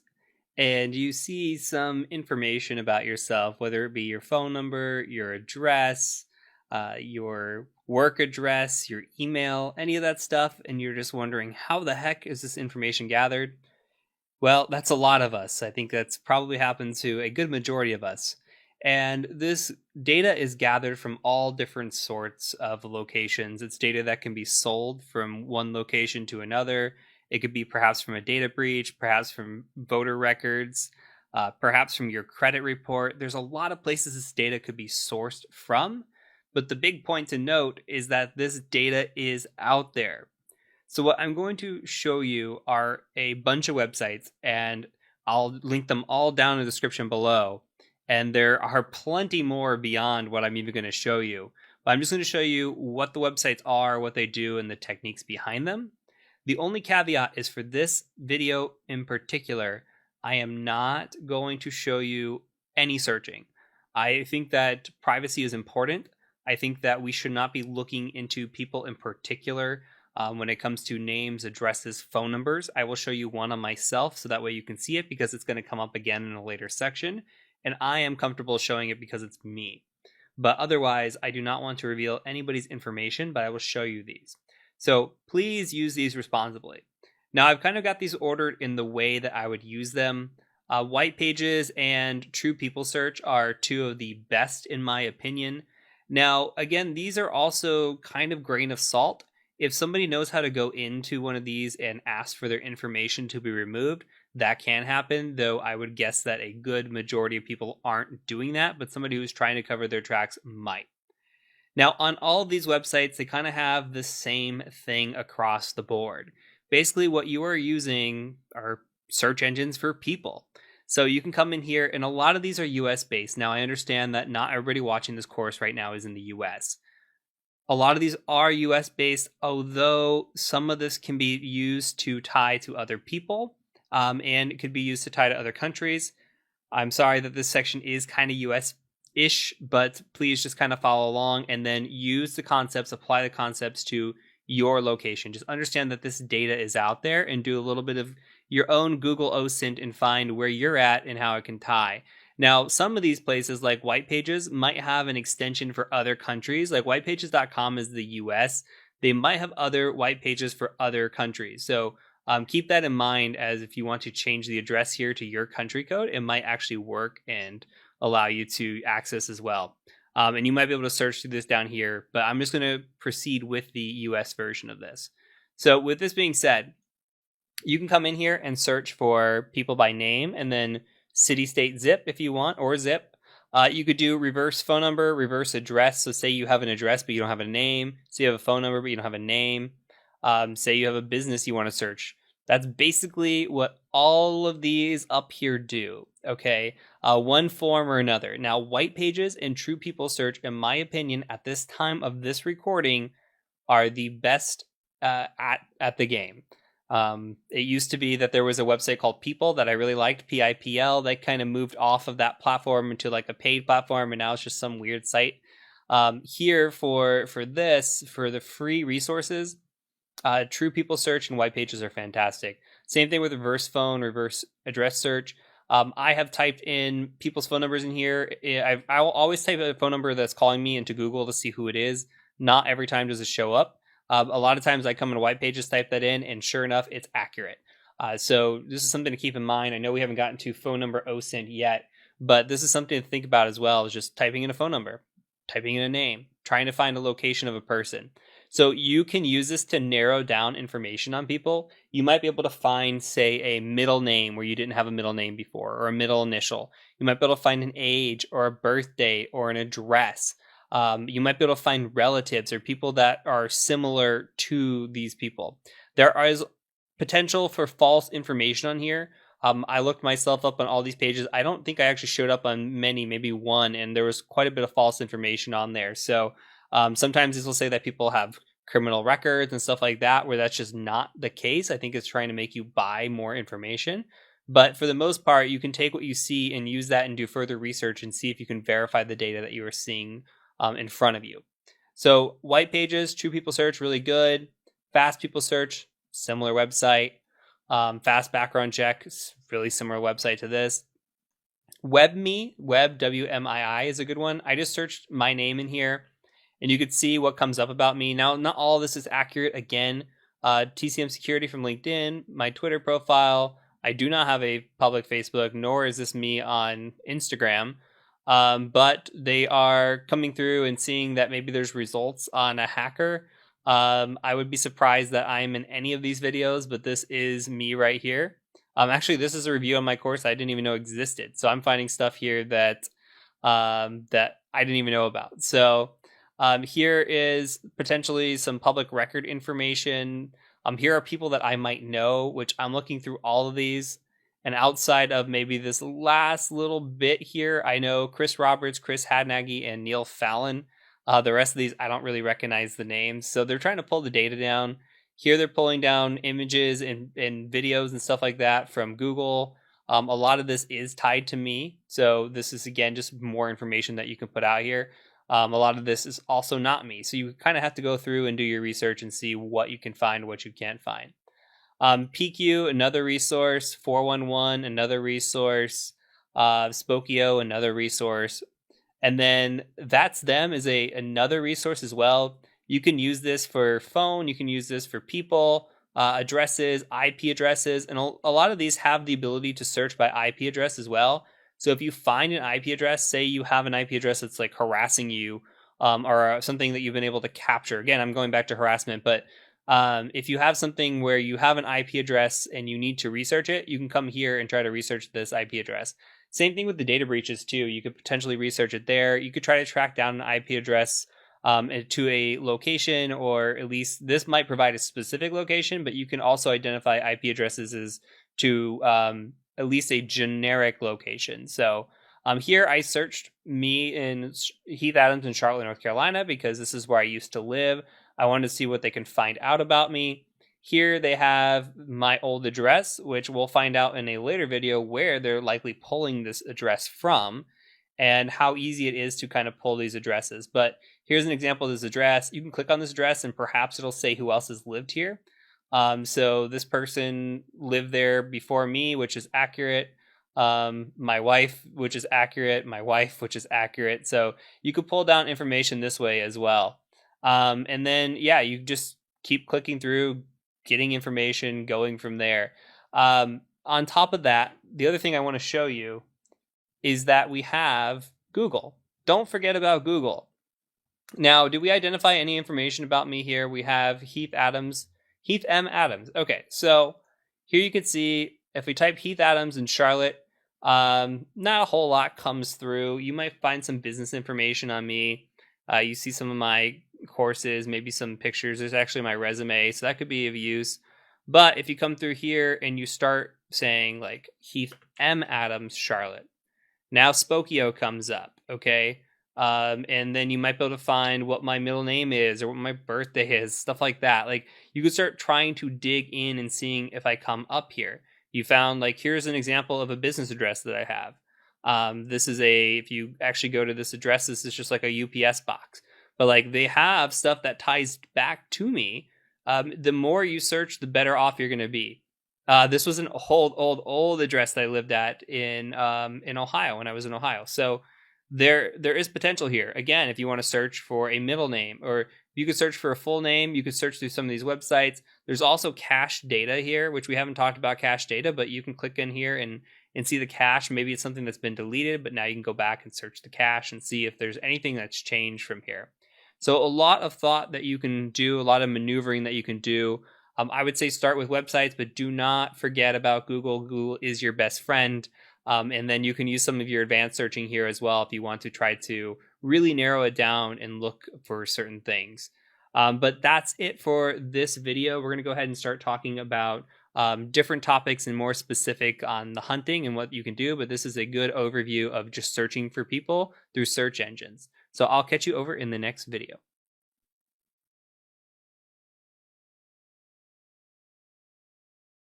What I'm about to show you is an incredibly powerful or potentially powerful way to gain information. I know I stressed this before and I keep stressing this, but please only use this tactic or this method as a way to obtain information in an active investigation that you have full permission to be conducting. So with that being said, voter records. Here in the United States, we have to register to vote. When you register to vote, some states make your voter record information public. That includes a lot of details. I want to kind of show you what this looks like because I am actually a victim of this. So if we look at voter records, you can actually go to voterrecords.com. You could see the states here and District of Columbia that you could actually look at and search for the states that have public records. Now, again, it's no secret that I've lived in North Carolina. North Carolina has public voter records. You come here, you type in my name. The more specific you can be, the better off you are. If you're in the US and you're one of these states, go ahead and try giving it a go. Come here and you hit search, and fairly straightforward. You can see where I definitely have been registered twice on this list. There's 40 pages, but at least twice I see one. I see one in Ohio. This is me. You can see, hey, he's 31. And then there's another one down here, right here, for Charlotte, North Carolina. Heath M. Adams. Let's click it. And now look what you see about me. Look, you see that I was listed at this address. Remember, we saw this address before. This is the address that I registered at. This is public information.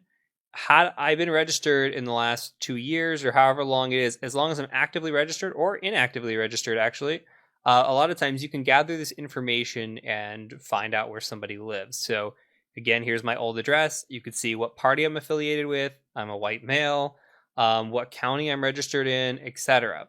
So you can come down here, you can see when my registration date was, if I'm verified, all this wonderful information about me. And then there's detailed voting records and stuff down here that this goes to Truth Finder. So this is kind of like not, this is salesy. I wouldn't click on that stuff. But from this point, like at least you have this information in front of you. Now, if there is a person that you're searching for in these types of records, you can go to that specific state if you can find them and try to search through that state's voting records or that county's voting records and see if you can gather any more information. Although this will really tell you the address, it will tell you if they're active. Like here's a voter status active, which just means that the registration hasn't expired. So you know that within the last 2 years, I was registered to vote at some point in time. So, I mean, this is useful information if you're tracking down a subject or you're conducting an investigation and you're trying to find information on somebody within a specific county. You can have perhaps at least a known address at some time, or perhaps the actual address that person is at. So this is a short video, but powerful video. I think this information I don't think should be public. I'm anti-releasing this kind of information because even as an investigator, I think that, you know, I don't think it should be out there, but that's my personal opinion. But anyway, that's it for this video. We're going to move on to the next video and continue on with People OSINT.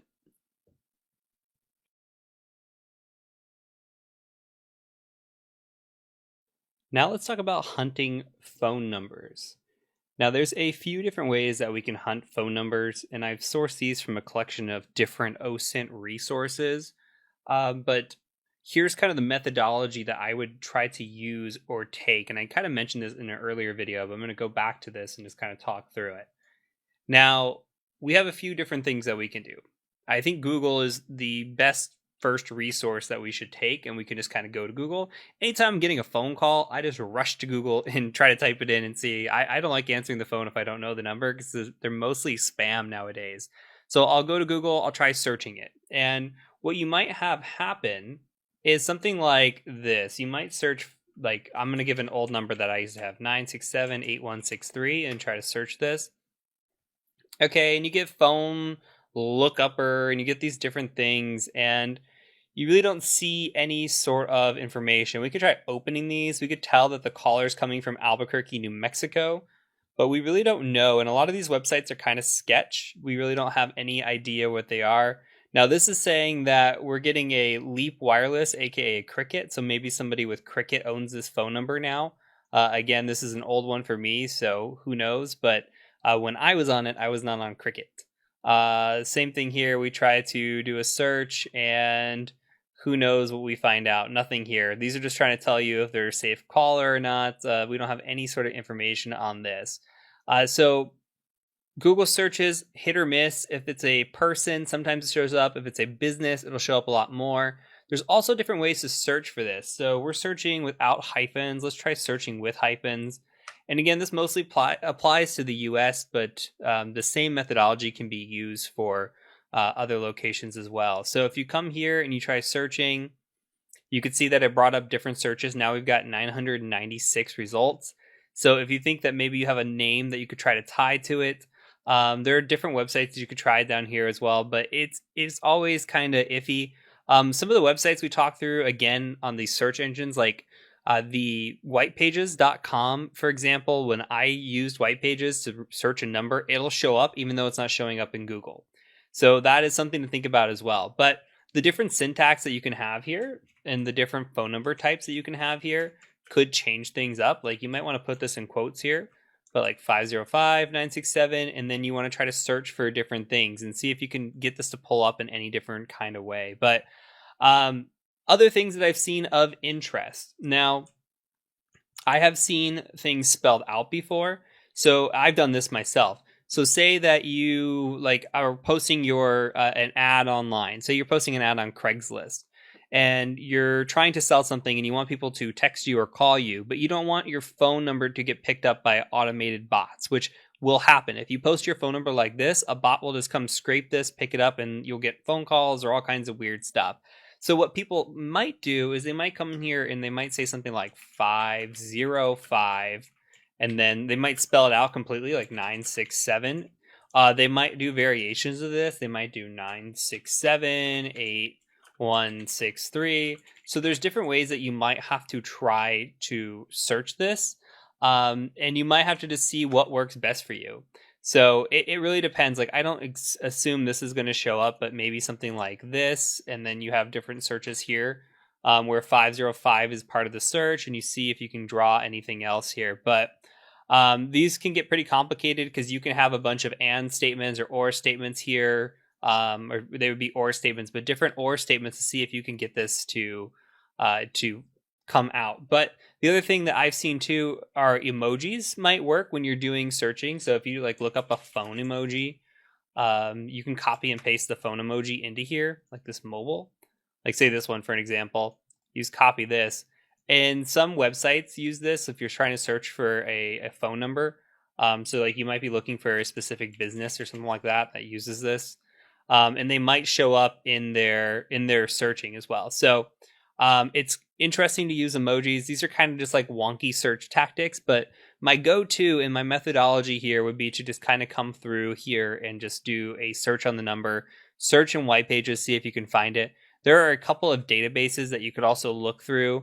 Truecaller is one. Truecaller is basically like a caller ID system that you have to log into. So I would not log in on anything that you care about or a phone number because this does pull down your contacts. You can have this on your phone and you can have this online. I'm using a Gmail account for a free search. Now you can come in here and try to do a quick search. So we'll try this again, the 505-967-8163, and see if this pulls down anybody.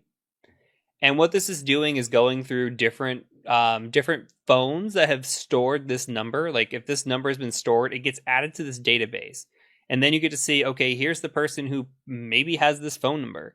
And then you could see here, they're on Verizon Wireless in Albuquerque, New Mexico. All right, so we don't know if this person is actually the right person or not, but this is somebody at one point named Jolynn Peters had this phone number because they were stored in somebody's phone that logged in with the Truecaller app. So again, this is why you do not want to use Truecaller with your own personal information, because then it'll upload the contacts here. The other thing that you can do is you could take this, just copy it, and you could put it into this caller ID test, which I did here. If it pulls up anything of interest, you will see a name come back, but all we're seeing here is that, hey, it's Verizon out of Albuquerque, and that's it. So remember when we saw that Cricket earlier? That Cricket phone service was actually incorrect. So it looks like this was a better option here. Now you only get 5 searches.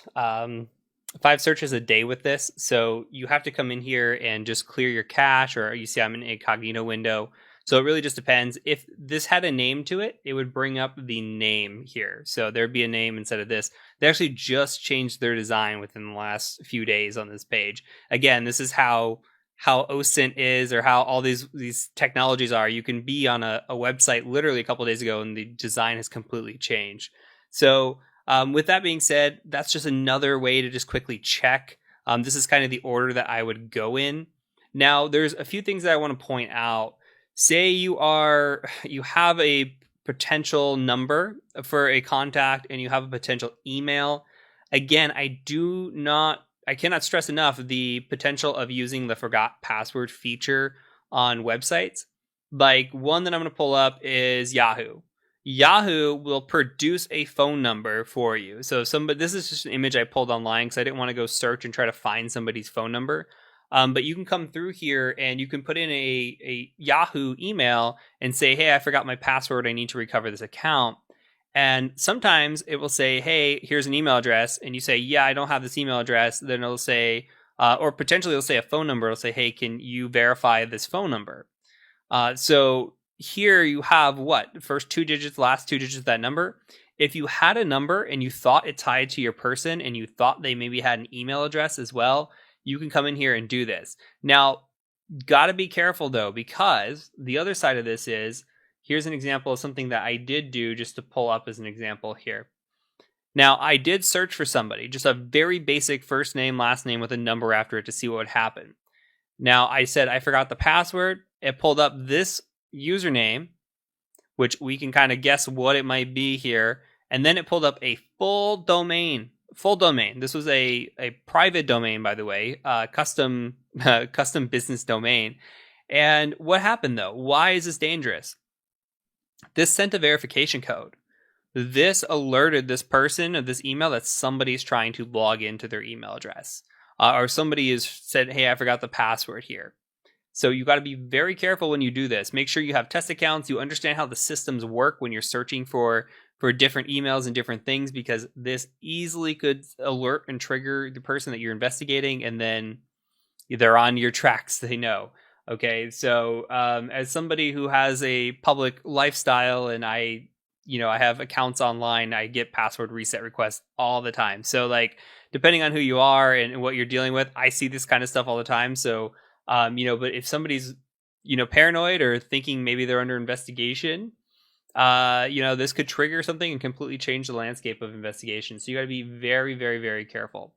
So there's one other website that I want to show you that's called InfoBell, and I won't hover on this too quick. I just want to kind of really quickly show you. I'm not going to search anything. If you come here, this has the ability to perhaps search countries in all different locations. So it starts out in French, but you can change your language up here to quite several languages up here. So let's say English. And then you could select the country where you want to try to search, and it'll take you to a page where you can search a phone number for that country. I've already exhausted kind of the US side of things, but if you were looking for something, say United Kingdom, let's see what happens here.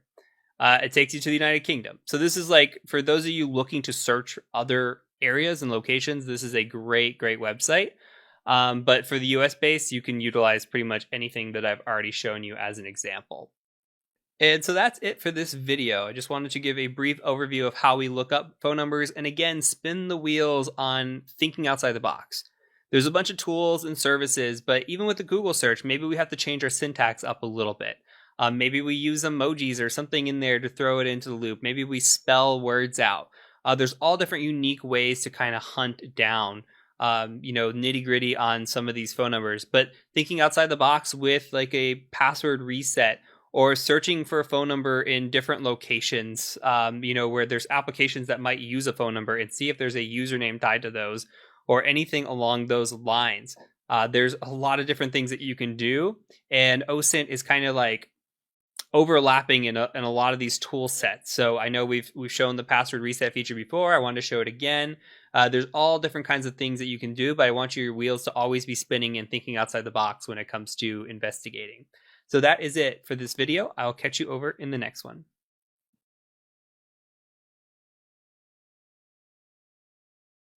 Now let's talk about discovering birth dates. This is going to be a very short video, but I kind of want you to have an idea. Now, we've come across birth dates already with the people search engines. There's a good chance that you're going to find birth dates there. But there's also a possibility to find birth dates in other locations. And the one I'm going to show you today is Google, or a search engine. So let's take me, for example. My birthday is public, so I don't mind sharing this information. But if you come out here and you just say something like, I don't know, Heath Adams' birthday, what might you find? A whole lot of nothing, just not nonsense, right? There's nothing here related to my birthday. What happens if you were to say something like, in quotations, Heath Adams' birthday? Does anything change here? Me wishing somebody a happy birthday on Twitter. And here's me saying happy birthday to you. So maybe I am wishing a birthday. I said, hey, it's my birthday. So maybe here I found my birthday, right? So you come through here, we look at this, and somebody said it was my birthday too. Let's click into this. So yes, I said it's my birthday. I'm 31. This was on June 29th. So this will tell you exactly my birthday, exactly my age. Let's say we didn't find it so fast. A next thing that we could do would be something like in text, birthday, right? These are just things that we already know, but we want to see the word birthday somewhere in text. And maybe we want to see something like happy birthday in text like this. So somebody might be saying it to me, and it's not just me saying it, but here's one of me saying it, but it could be somebody saying it to me as well. Like right here, or I was saying that to somebody else, but it's possible to see that. What we like, oh, here, somebody said at the Cyber Mentor, happy birthday. And if you wanted to look by username, you could do that as well. So you could say the Cyber Mentor, change that up, and then we can look and see if there's a birthday here.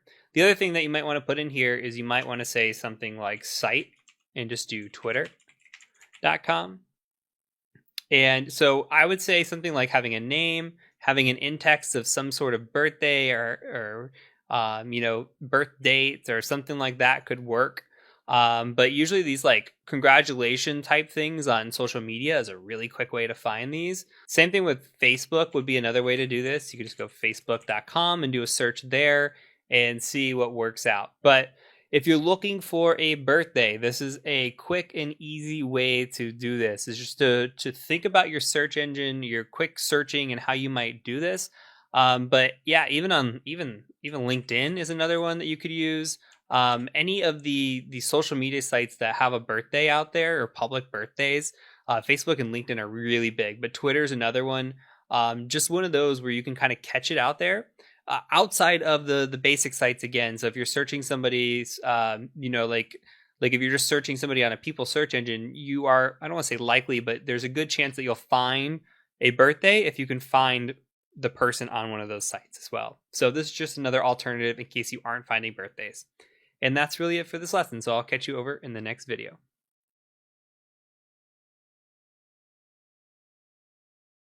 Another useful item that we can hunt for are resumes. When we're looking for people especially, resumes can tell us a lot of information and can give us even more clues about a person or even a company, for example. Now, there are websites like LinkedIn that we can look at about people and understand more about their background, where they worked, and that would be pretty good for a resume. The other side of that, though, is sometimes resumes disclose personal information like a phone number, an email address, personal address, etc. So we're going to go ahead and look at Google for resumes. And we're just going to pick on me again. You can search yourself and just see if you can find any information out there. I don't want to search for any random name and try to find resumes or just loosely search because I don't want to show somebody's personal information or potentially show that. So what we're going to do is just type my name in. I'm just going to say Heath Adams resume. We're going to see what happens here. And you could see that a couple of things show up. So this on Twitter where I publicly share my resume. Yeah, that's a thing that I did. And the other thing, though, is that there are images. Now, you can click on the images and actually see the resume as well. I'm going to go on to Twitter and just show you it. But the images are a really good place because there's a couple different ways that we might be able to see a resume. We might see it in like a document form. So we might be able to say like Heath Adams resume and then file type PDF. And see if we can find it. Now, that might not be the best search. We might have to do something like Heath Adams resume and see if that comes down. And here's a resume. Somebody used my resume here, and it says created by Heath Adams, the Cyber Mentor. So they put a resume up here. I'm not going to click on this because it could reveal personal information. But here's an example of a resume, right? That showed up. Now we could say file type doc. We could try docx as well here, just to see if we can find it. Now we can also remove the file type, and we could say something like cite. Cite Google would be good. Cite Google because Google will include or should include any of the subdomains. So drive.google, like you saw it recommend drive.google, docs.google. Any of those might have this. A website like Dropbox.com, for example, might have this. A website, for example, like scribd.com might have this as well. I'm not going to keep searching because it'll yell at me eventually and make me verify myself and stuff. But what we're going to do here is we're just kind of hunting down this information and trying to find it and see what we can do. The other thing that we can just do is just like look up Heath Adams and then look up site linkedin.com and see if you can find me. And here I am. And my information's a little obfuscated here, and it's going to try to make me sign in. We can actually try to look at nope, it won't let us look at the cache version of this, but I'm not going to click on it. But basically, you can come in here and look and see. There's some misinformation on my LinkedIn, although I don't think most people are going to do that. I definitely have like a different location. I don't tell what schools I went to. I don't tell any of that stuff. So like there could be some misinformation there, but you can come in here and look at like the resume that I posted and see some certain things. Like you could see that I have a degree, right? I have a master's, I have a bachelor's in accounting. You see what certifications I have. You see the different companies that I worked for. Now this is intentionally obfuscated, but if this wasn't, there could be information here. There could be an address, phone number, email. So I want you to just begin thinking about what are the things that could be disclosed on a resume. How can we utilize that? We can maybe find a current job. Like here you see present job. You maybe find a current job, current address, current phone number, current email address. A lot of stuff can be found. So just think about your searching. Search for Google, search for docs.google, drive.google. Scribd works really well. Just do image searching. You're not always going to hit the jackpot on just searching somebody's name and finding the resume, but this is just something that you should add to your checklist of, hey, did I do this? And at the end of the course, I will share these flow charts that are out there by Intel Techniques. They're pretty much what everybody uses. I think they're fantastic, and you can just kind of take the information that you see and just kind of have like a checklist, and it's really, really good stuff. So I'll share that as like a resources towards the end of the course. But that's it. Just short video, kind of get your wheels spinning about other things to think about, what could be out there that could relate to other people. And hopefully this was useful. So we're going to move on now and cover the next section.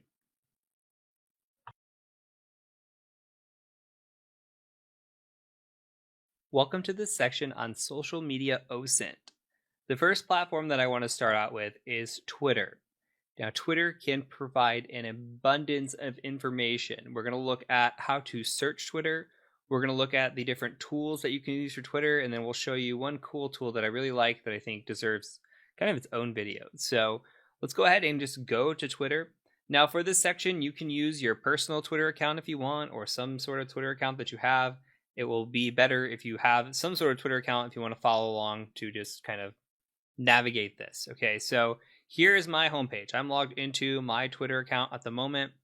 Now we can come in here and we could take a look and see what we could do with searching Twitter. So say that I want to search Twitter, and the first thing I'm going to show you is just clicking on it. We could search for people, topics, or keywords. Now, what's going on in the world? Well, let's see, we've got different things going on over here. This is all political. Let's see if we could find a keyword that's not really political. NBA draft. Okay, so let's search NBA. I like that. So we could search by just a keyword and say NBA and search that. And we can see everything that's going on right now in the top, right? Top means the top posts, the ones that are kind of trending in the NBA.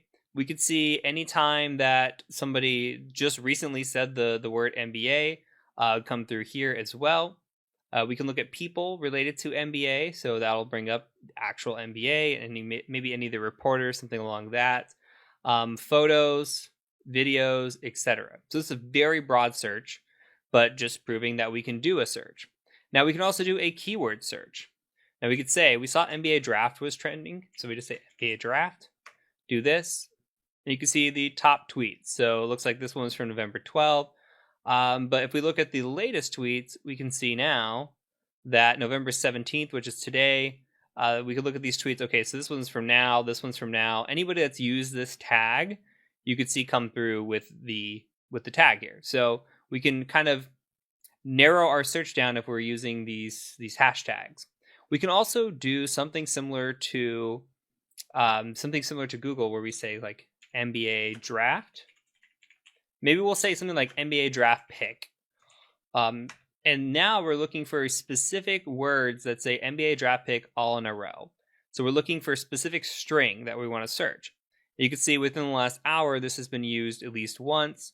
We can look at the top posts that have come through here, and November 12th again was one of the top posts, and we just kind of look through. So depending on how we want to search, we could search by different phrases. So if we know a phrase or something that we're trying to investigate, we can search via that way as well. But what makes probably the most useful when we're on Twitter is the from, to, and mentions. So if we're looking at somebody, we might say from the Cyber Mentor. Let's just search me. So we're going to search all the things from me. Okay, if you want to go the latest, you can look at the latest. These are all my posts. If you want to look at my top posts, you can see some of my top posts in the last month or so. And you can perhaps see photos. So here's photos that I'm posting. You can go onto my profile, of course, if you wanted to just look at my profile. If you go to a user's profile, you can look at their different tweets, who they're replying to. So this is not just me tweeting, this is me replying to people. What posts I'm actually hitting the like button on. And then you can see what media I'm posting as well. So you can go through my media and kind of just look through my photos, basically anything that has a photo or video or something along those lines. You can see that data here as well. So depending on the number of tweets that I have, here you see I only have 742. So if you wanted to go through and find out information about me, you could. Like, look, this is an example. It says, I copped these today. I bought a couple hats recently. What does this tell you? Well, this tells you that I like a certain team. If you figured out what this logo was, this is a Dallas Mavericks logo. I love the Dallas Mavericks. I love basketball. So you could tell about me that I like the Dallas Mavericks. So maybe I have ties to Dallas, maybe something along those lines. Something about me likes Dallas. So that's something that you can add to your profile. You could tell that I have a dog who doesn't know how to use a pillow, but I have a dog, and it's a small dog, Chihuahua. So I like animals. We keep coming through here. We can just see different things. Here's a picture of inside of a car. So maybe if you were able to look at this, you can determine what type of car this is. If you brought this to a specialist, maybe they could tell you what type of car this is based on the leather or pleather or the threading or the design here. There's a lot of opportunities. So the more that you look through these, you could tell, like, here's a picture of going back to school. Here's the different coursework I'm going to take. So this talks about the college that I'm going through. So pictures say a lot. A ton of information if you go through the media of somebody and what they're doing. So there's a lot that you can find out on social media and Twitter. This is not just tied to Twitter, but Twitter is very easy in that media is public. Unless this profile is private, all this information is going to be public here. So that's really nice. The other side of this, though, is okay, we've got from, but what about to?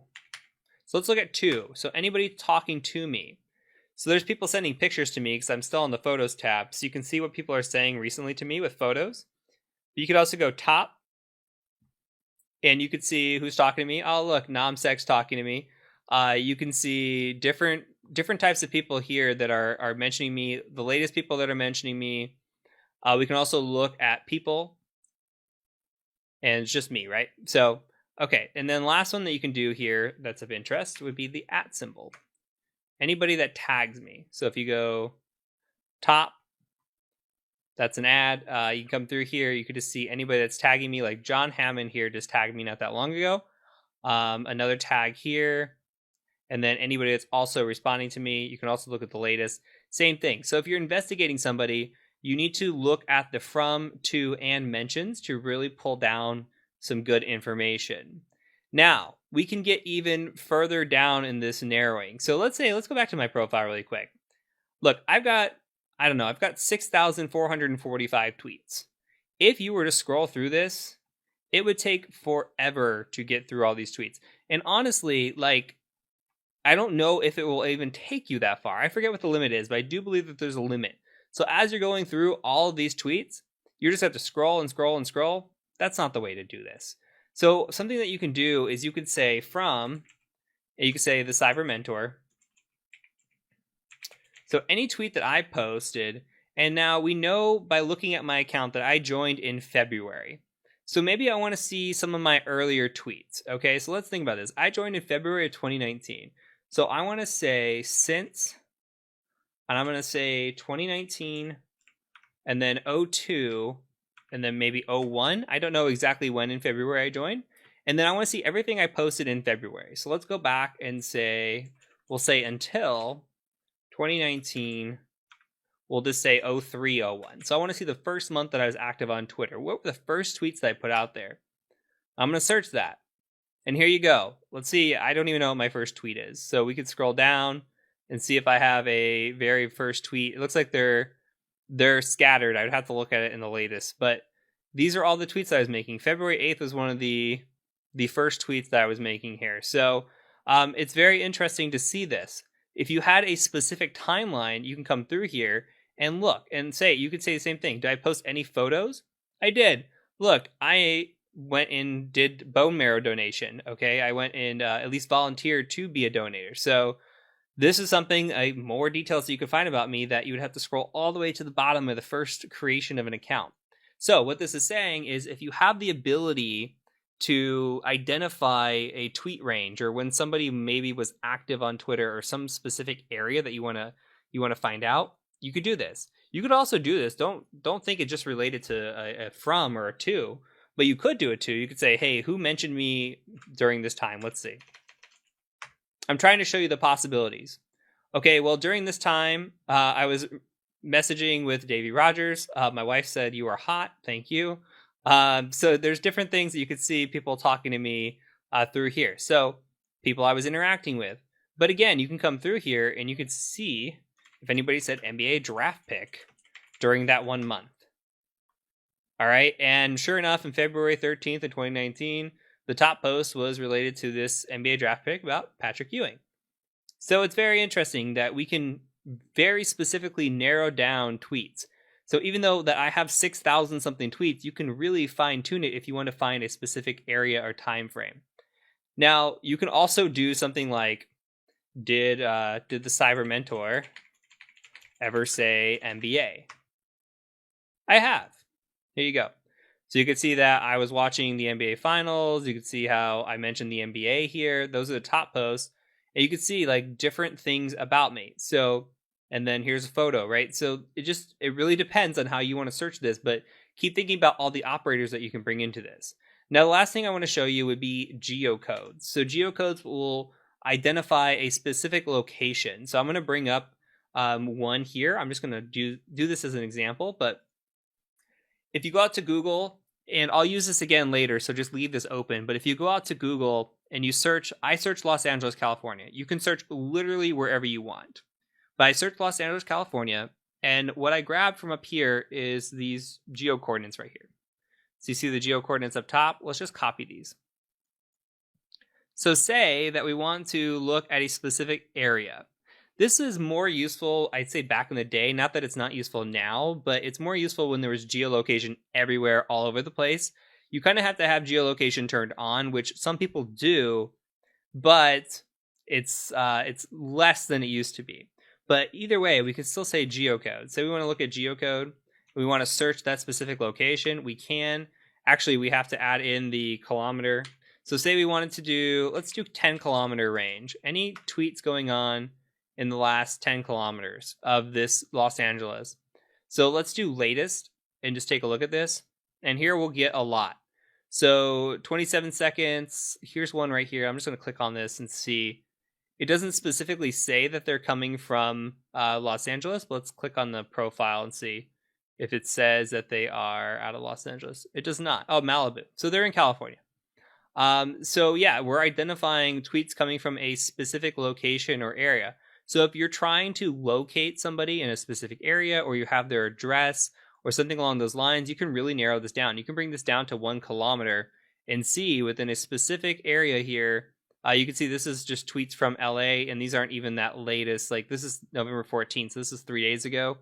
So you can see the different advisories depending on where you actually land. So if you know a specific house or a specific address and you want to look like within 1 kilometer, you can get very specific in your geocodes. And then again, you can combine these. Like this isn't going to come out with anything, but let's say within 1,000 kilometers. Did I ever tweet from Los Angeles within 1,000 kilometers? No, I didn't. Did anybody ever tweet to me from Los Angeles within 1,000 kilometers? Yes, somebody did. Okay, so this is how you can get you can find perhaps places where people live. Like this, I don't know where this person lives. Los Angeles, California. Look at that. All right, so and you can see this person follows me. They have their information public as to where they're located. There you go. So you can get very, very interesting information based on these sorts of things. And then you can start connecting people as well. So say you're investigating me and you think that I live in Los Angeles. Well, maybe you do a search like this to identify who's communicating from me from within Los Angeles to see maybe if I know those people. It's more likely, I wouldn't say more likely, but there's a good chance that I might know those people more so than somebody from another country.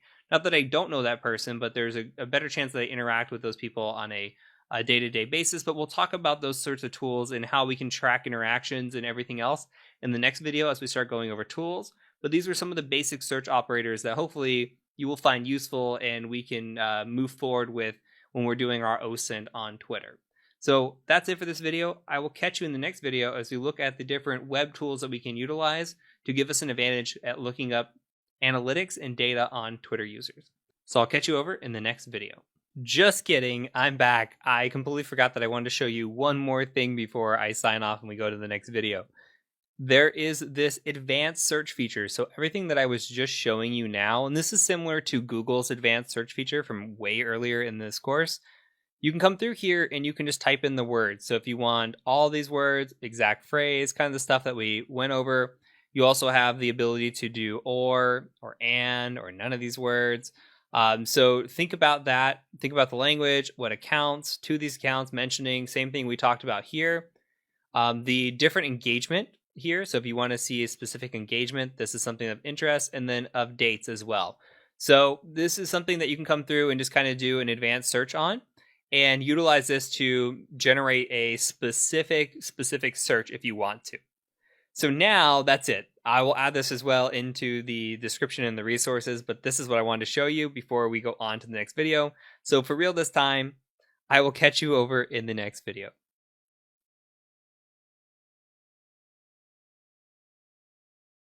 Moving on, let's talk about Twitter in a different way. Now, in the last video, we focused on looking at Twitter and searching from Twitter. Now, in this video, we're going to look at the different tools that are available to us from the web that we can utilize and log into and use in our OSINT. So let's go ahead and go out to the web.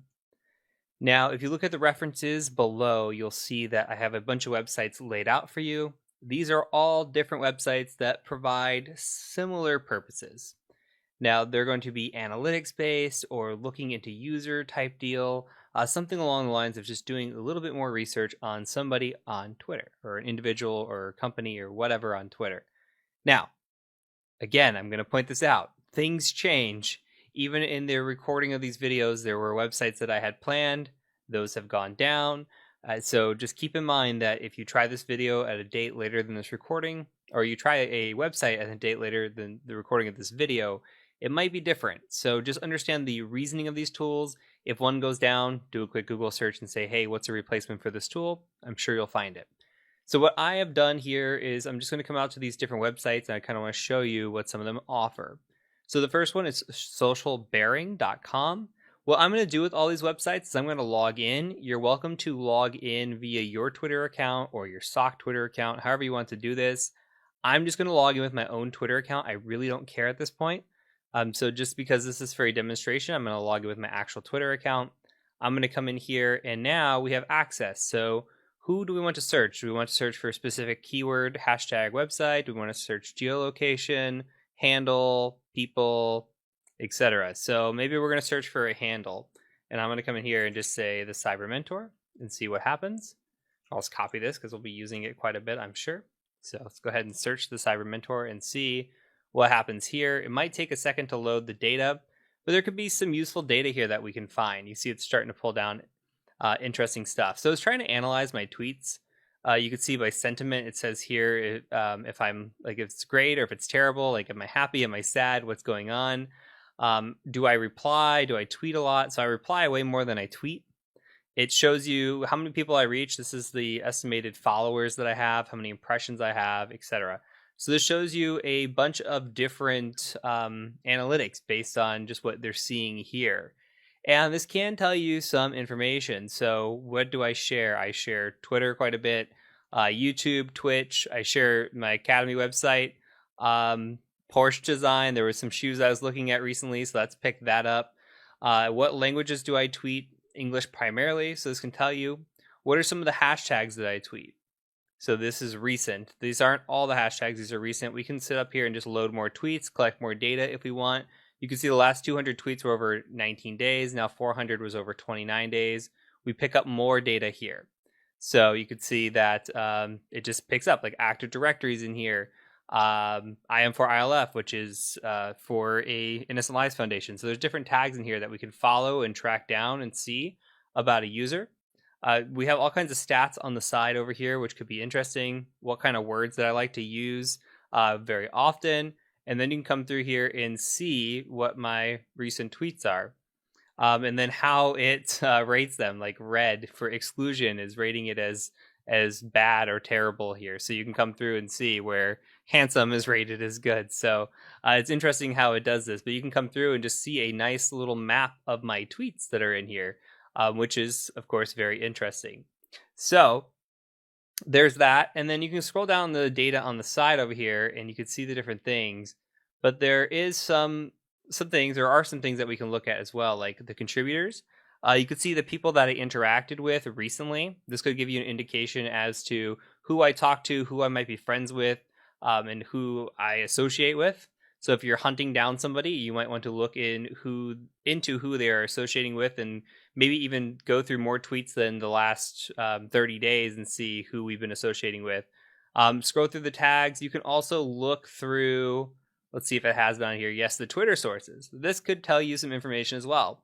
What does Twitter source here tell you?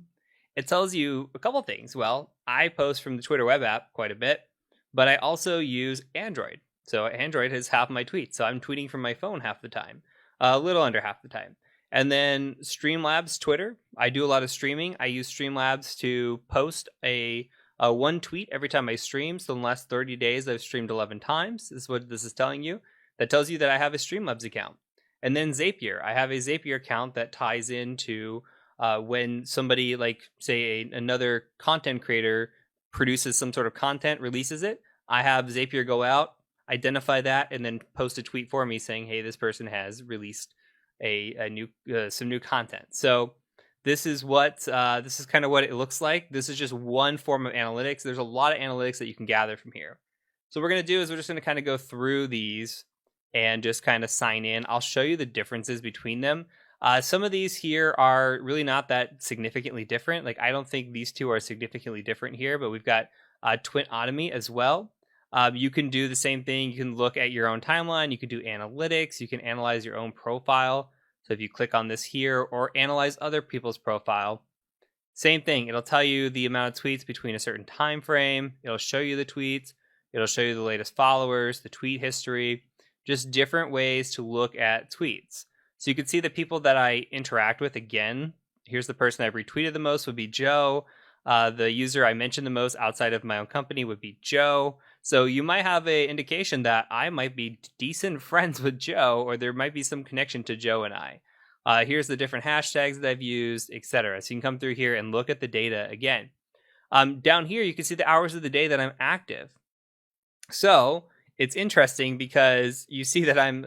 You could perhaps find, some data here that would say or suggest that I'm active during certain times of the day and I'm sleeping during times of the day. Like, you would assume, based on these right here, that I am sleeping during 9 a.m., 10 a.m., and 11 a.m. That's not true. Even though I'm active during the night, I just have a really weird sleep schedule where I'm up all different kinds of hours. Now, I'm usually up at 8 a.m. and 9 a.m. and 10 a.m. and I might wake up here and read my tweets or respond to some. But during 9 to 11, I'm typically sleeping. At 12 o'clock, I'm up and I'm streaming. So this indicates. And then as I wake up and progress through the day, you can see my tweets increase. But so this is one way to look at it. There's actually something else over here that I won't go into, but I'll drag it over. It's this website called Sleeping Time. You could sign in with Twitter and also search people, but this I think is a great indicator as well for times of the day. It's all it's doing is analyzing and saying, hey, what time does this person sleep? It's just interesting data that you can correlate and suggest maybe that you know where they live. It's a possibility that you can identify if this person's sleeping from 8 a.m. or 8 p.m. to 6 a.m. or 10 p.m. to 6 a.m. Maybe they're on the East Coast, or if it's 12 p.m. to 6 a.m., etc. So, and this, I just realized this is UTC, by the way. So this could have me pinned down to where this is actually a little bit different here. Anyway, so with that being said, Sleeping Time's another one of these. Mention Maps, a great tool as well. You could sign in with Twitter, which I'll do really quick. Authorize this app. And what it's going to do is just start pulling down data on the latest mentions that you have as a user. You could search other users. You could search mentions, hashtags up here in the corner. I'm not going to dive too deep into this, but you can see it's starting to pull down data of who I talk to, and then who the people I talk to, and what tags I use, etc. And this does cost money if you want to go deeper into this. But you can see that, like, again, Joe shows up. So what is that showing you? That's showing you that there's probably some strong correlation between Joe and I. And then when you look at Joe, if you want to look at Joe, you can see who Joe talks to and what people he associates with. And maybe there's connections here as well. So just another tool to analyze the analytics or the data of all this. The next tool I want to show you is TweetBeaver. So TweetBeaver is a neat little tool. Let's just sign in here real quick. And I realize I'm going fast through these. A lot of these are just repetitive, so I don't expect you to be following along and signing into all these. More or less just take notes and play around with these once this video's over as you kind of go through all this information. So the one benefit, okay, there's some benefits here as a actual Twitter user. The one big benefit, I think, is that you can convert a name to an ID. So if you want to come in here, you can say, hey, the Cyber Mentor, let's convert that name to an ID. Now I have a Twitter ID. This is good because say that I were to change my Twitter name, this Twitter name would change, and then I would be lost. Where if we're tracking somebody that changed their Twitter name, we could possibly lose them. So then what we could do is actually use the number. We can go back and use the number to find the ID instead. So we can convert Twitter ID to a number or to a name. And then we can see that's Cyber Mentor. So if I ever changed my handle on Twitter, or if the person we're investigating ever changed their handle on Twitter, then we can find them with their Twitter ID. So this is useful to just have. So say you track somebody down, it's always good if you go to Twitter, grab their ID, and store that somewhere in case it ever changes. You could also do everything that's in here. So you could check if two accounts follow each other. Some of the interesting things down here is you can find common followers, you can find common friends, you could find conversations between two users. You can also download your data and data of followers, data of everything. So up to a certain amount, like this one goes up to 3,200 tweets. So what you could do is like say the Cyber Mentor, and then I've got one here. I was doing a demo with Namsec. So Ben and I communicate quite a bit. So if I was looking on Twitter and I saw that Ben and I were communicating, Ben and I might want to see what the conversation between Ben and I is like. So I'm going to come in here. This might take, it says allow up to a minute for a search to complete. But what's going to happen is it's going to show all the history within the last 3,200 tweets that we have between us. So it's analyzing all that data for us. And now it'll come back and it'll say, hey, do you want to download this or do you want to display it on screen? I'm just going to say display it on the screen. And then you can see this goes back to July 8th of 2009 all the way through, and then comes down to recently. So within November. So this can tell you some interaction. This is a great way to just search how people are interacting. So going back to the Joe example, if you saw that Joe and I were interacting and you wanted to see what the deal was between Joe and I, you could just go here, say the Cyber Mentor, say Joe's handle, and then submit and see what's going on between us and how we're conversing. And maybe if we know each other, there's some details that leak out, etc. So all you're looking for in all of this are just details. Any sort of data that can provide any sort of trend or information related to you. So another one of these would be Spoonbill. Spoonbill is a great website. You don't have to log in. You can connect with a Twitter account. But if you go to spoonbill.io, and then I'll actually paste this for myself in the references. But if you go to Twitter, data, and then the username here, you could pull down the information. Now what this does is it tells you every time that I have ever changed my data here. So you know how you go to Twitter, you see somebody's profile page. Anytime my profile page has changed, this will tell you if it's changed. So you can actually scroll all the way down to when I first created my Twitter account. You can see that I added a website right away, and then I added a bio. And then over time, I've done some changes. You can see where the changes have happened. You can see the changes to my pinned tweets as well as things change here. And then I have changed my name on Twitter a few times as well. So there's useful information here where you could be tracking somebody, and perhaps the indicator here is perhaps somebody had their actual name. So you see how I have my name in here. Perhaps they had their actual name at one time, and then they said, no, that's not a good idea. Let's change it to a handle. Let's change it to something else. So you don't know what kind of information might be disclosed in Twitter or the history of Twitter. So Spoonbill is just another great website to come out to. And then Tinfo Leak is another one. I'm not going to log into this, but basically you can come in here. Let me just hit OK. You can come in here and you can search for leaks. You just basically type in a username, an email address, tell them you're not a robot, and they'll send you leak information or potential leak information. I'm going to show you my report here. So they'll send you a link. This is what it looks like. This will just tell you, hey, when was this account created? Is the user verified? What's their ID? Here's another way to get the ID. Where's their location? And go through these sorts of different things. Again, you can tell the different applications that I'm using here, like Twitter for Android or Zapier or Streamlabs, and you could tell where I'm tweeting from. When was the first use of these? When was the last use of these? Although the first use of Twitter for Android was not 10/27, so this is only going back so far in the history. Now, this will tell you some interesting analytics. What are the hashtags that I've used recently? What are the user mentions that I have? Who am I mentioning? Who am I talking to? Etc. So this is another way to look at communications. I'm going to kind of just scroll through this. And then another way here, user mention detail, the counts, the likes that the post got, etc. So another way to look through this. And just different types of data that comes through here.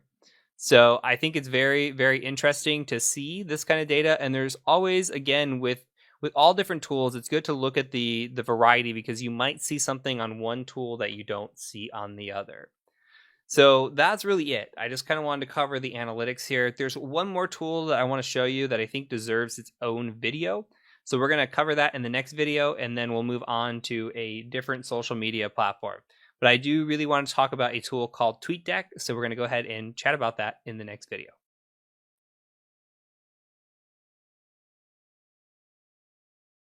The last tool I want to show you is TweetDeck, and I think it deserves a video of its own. So let's take a look at TweetDeck and see how powerful that it really is.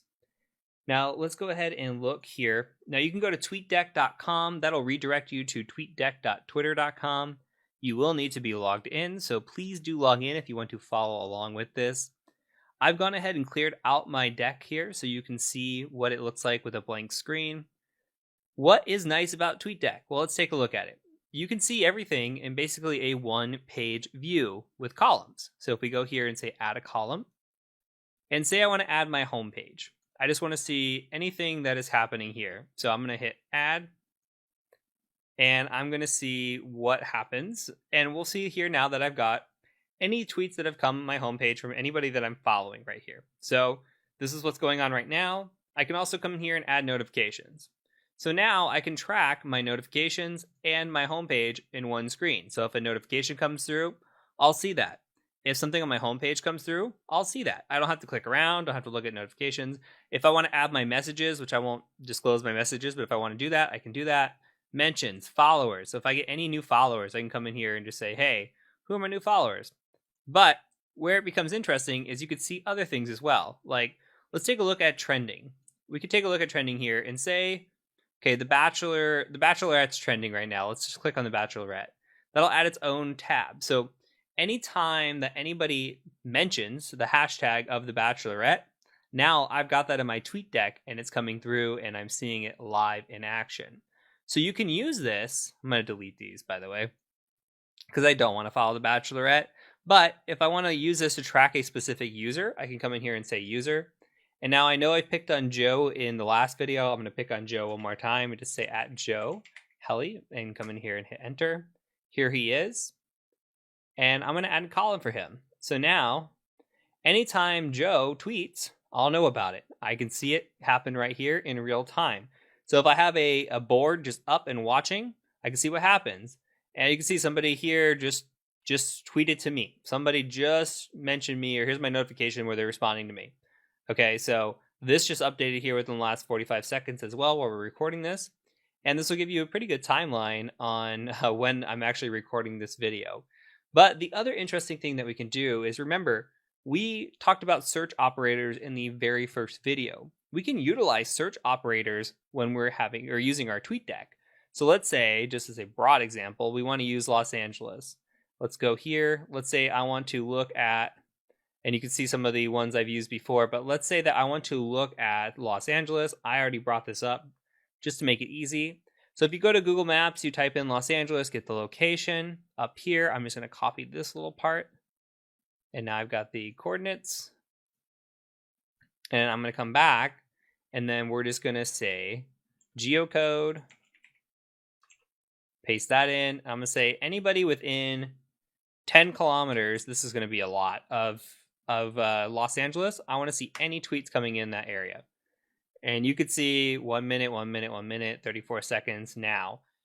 So what this means is, if you have a person that you know lives in a specific area, we have the ability to track them based on a geolocation. If they're sharing that geolocation, we can actually just sit here and watch the tweets come through. So if you know where their house is, you can set this to their house and then set this to like 1 kilometer as an example instead of 10 kilometers. And as soon as this starts updating, it takes a minute for these to come through, but as soon as it does, I mean, these tweets will start flying through, depending on how broad we make this search. So this is nice. We can come through here, and now I have screens. I can see who's talking on my timeline. See, there we go. It starts to fly through as tweets come through. I can see who's talking on my timeline. I can see who's talking to me. I could see what Joe's up to. If I'm investigating Joe, I'm watching Joe now. I can also see anything that's happening. Say Joe lives in Los Angeles. I can see what's happening in and around Los Angeles. This is just a small touch of what can be done. Okay, so there's a lot of options here. You can use your search queries. You can look at different lists. You can see the trending users. This is very nice, especially if you want to follow specific hashtags, specific lists of people.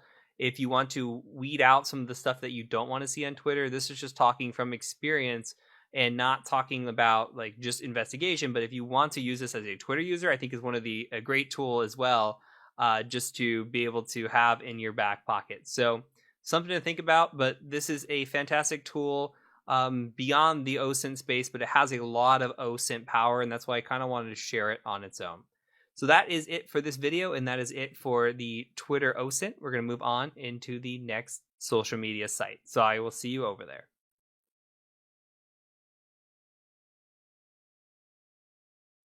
Let's talk about Facebook OSINT.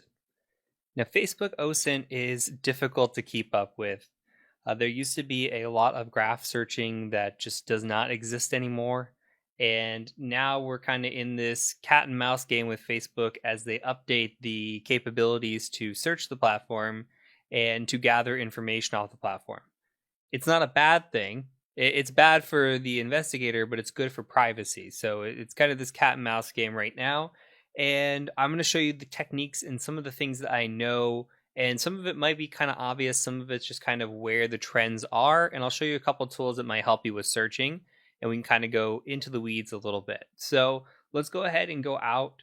Now for Facebook, I actually do not have an account. So we're just going to use a fake account that I have. And we're going to just kind of search through it. So this is my fake Facebook account. And I think when everybody does OSINT, if you go watch OSINT tutorials, everybody picks Mark Zuckerberg as like the thing to do. It's like the hello world of Facebook OSINT, apparently. So I'm just going to stick with the trends because I don't want to dive into real people.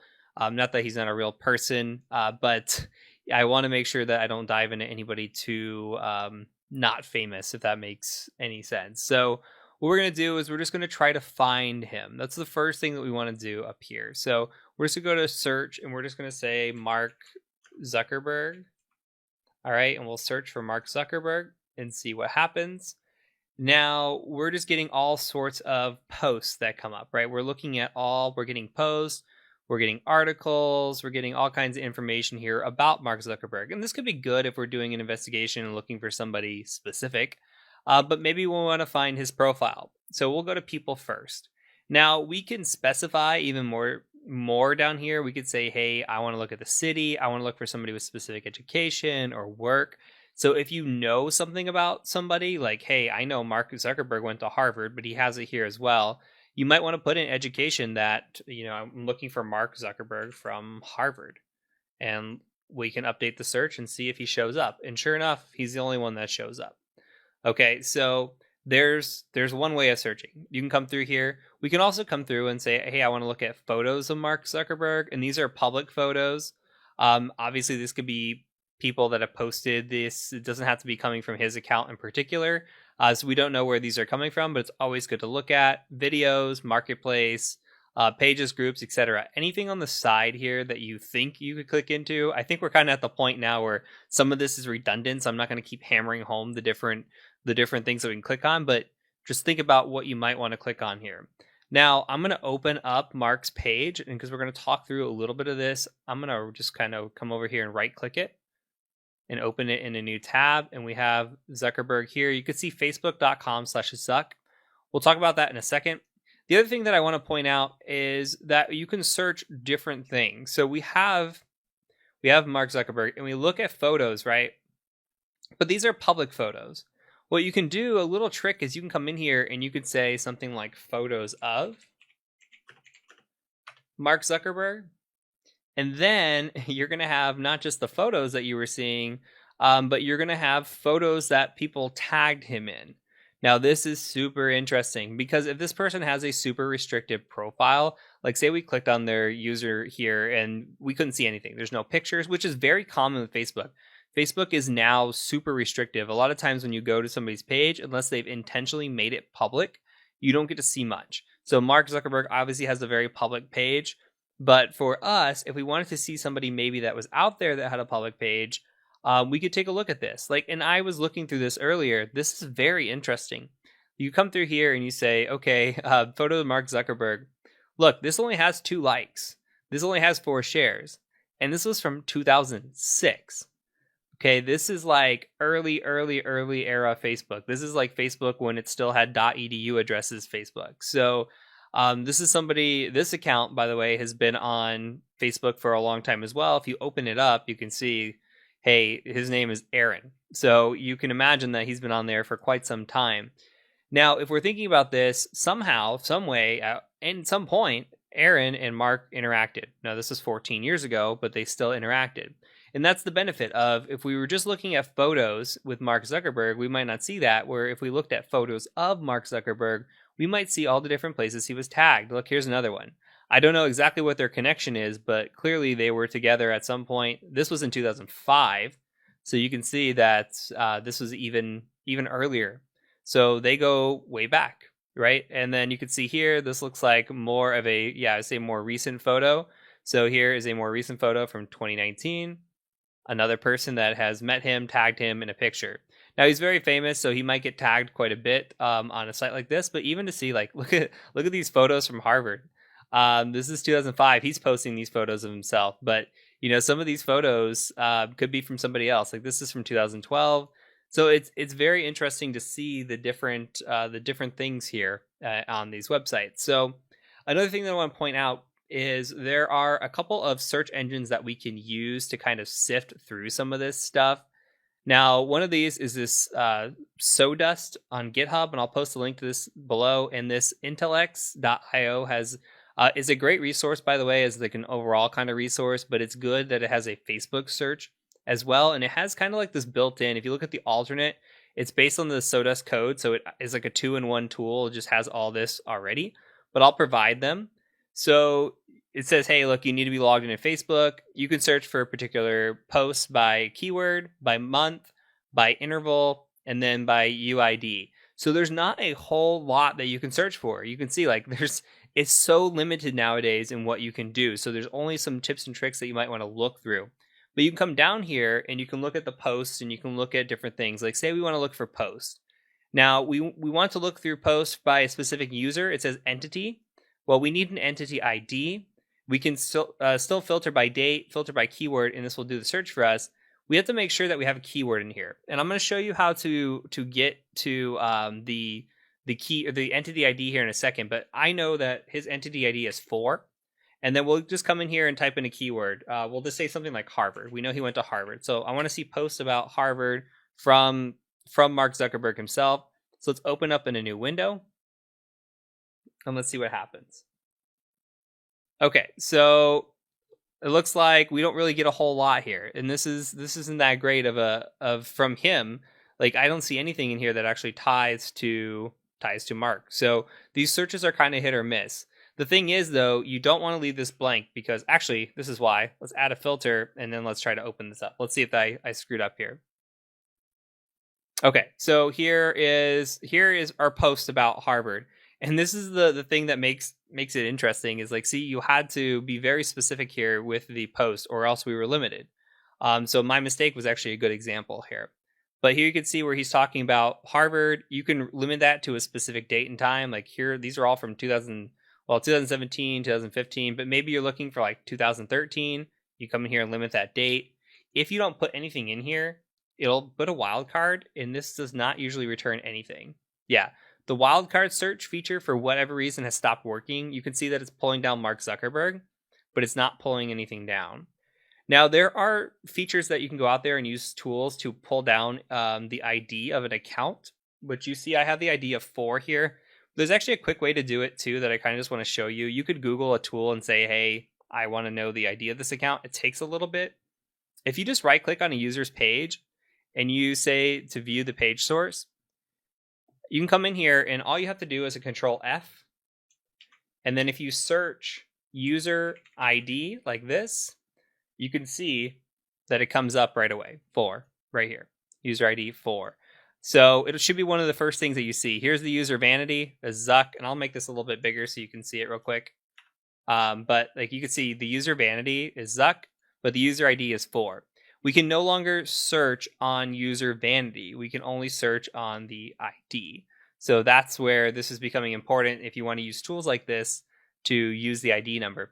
Now, of course, yeah, and this could change immediately after releasing this because Facebook does change so much. Actually, let me make this a little bigger. But say we do find a person's profile. I've kind of gone bouncing around a little bit. Say we do find a profile. We want to look around, want to see what we can find out about a person. A lot of information here about Mark, who he's married to. You could see the different, he's a founder and CEO, where he works, where he went to school, where he lives, where he's from. You could see different pictures of him, life events. You can look through his friends and see if there's any correlation between his friends and who he knows. There's also any of the photos, videos. You can come to more and you can see where he's checked in. So has he checked in somewhere? Here's all the places he's checked in and been. You could see if he's checked in somewhere recently, where he's going, where he's gone.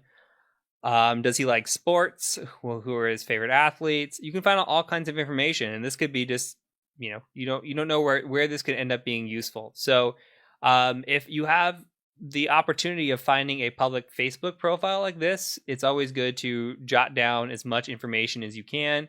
And again, when you're looking at photos, remember pictures say 1,000 words. You can see all kinds of stuff from just looking into a photo.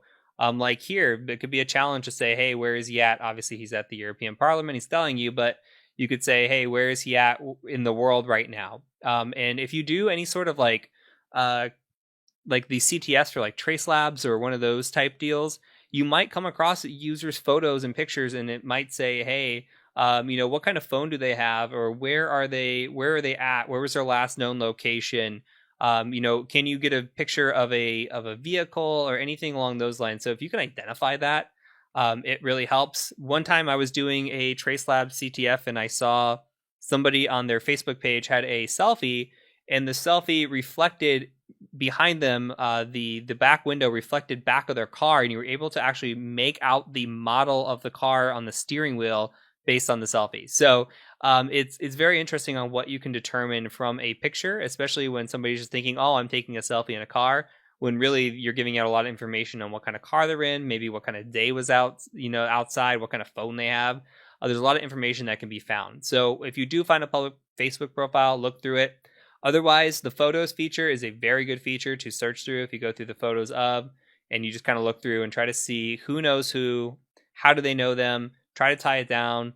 Sometimes, if you go to a friend's, they might not have any friends that are public or you can't see it. So if it's really locked down again, you might have to kind of just make this assumption. Again, with the trace labs, a lot of times when we're looking for like a missing person, we might find the missing person and it might be locked down, but we might be able to find photos of them or look through family members or find something where they're interacting or they're posting recent pictures of them. And then we know, hey, maybe this person isn't missing anymore or something along those lines. So there's a bunch of different scenarios that could happen, but these are just kinds of things that I've seen as I've been going through it. So again, there's not a ton as it's getting more restrictive for Facebook, but there's still options out there to look through. I feel like a lot of it's obvious, so I don't want to hammer down on all of these, but just do your due diligence when you're doing research on Facebook and make sure you can try to track down as much information as possible, and then use the little tricks I showed you by viewing the source, and then you can utilize that for some of these other tools that will help you search through it and maybe get through some of this a little bit easier. So that is it for this video, and that's it for the Facebook OSINT. We're going to move on into the next social media platform. See ya.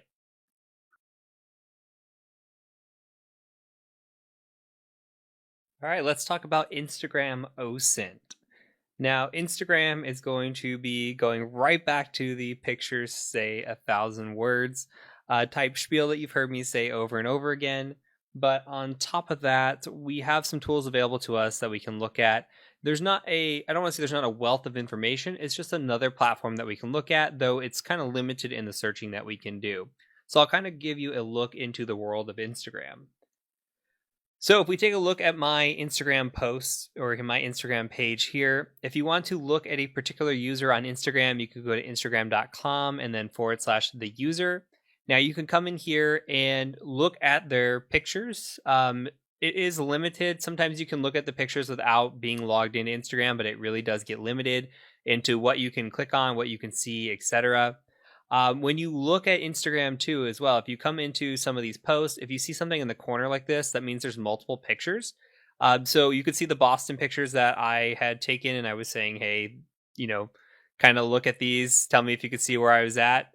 Here's that picture from earlier. Now, if you look, somebody can identify the Fairmont Hotel is right here. So people can identify just from being there or knowing it. So, but you can look through pictures and see different things. Obviously, I've harped on that. We're not going to harp on that. I just kind of want to tell you what we can search for. Now, you could try to come up here and search for people and see, my name is TCM on here or the Cyber Mentor, so you're probably not going to find me, but you can try coming in here and searching an actual person's name. You can say Heath Adams and see if you can find somebody named Heath Adams. And here are all the people named Heath Adams. You come in here and look for the person that you might be looking for. I wish there was a better way. Really, there's not in this sense.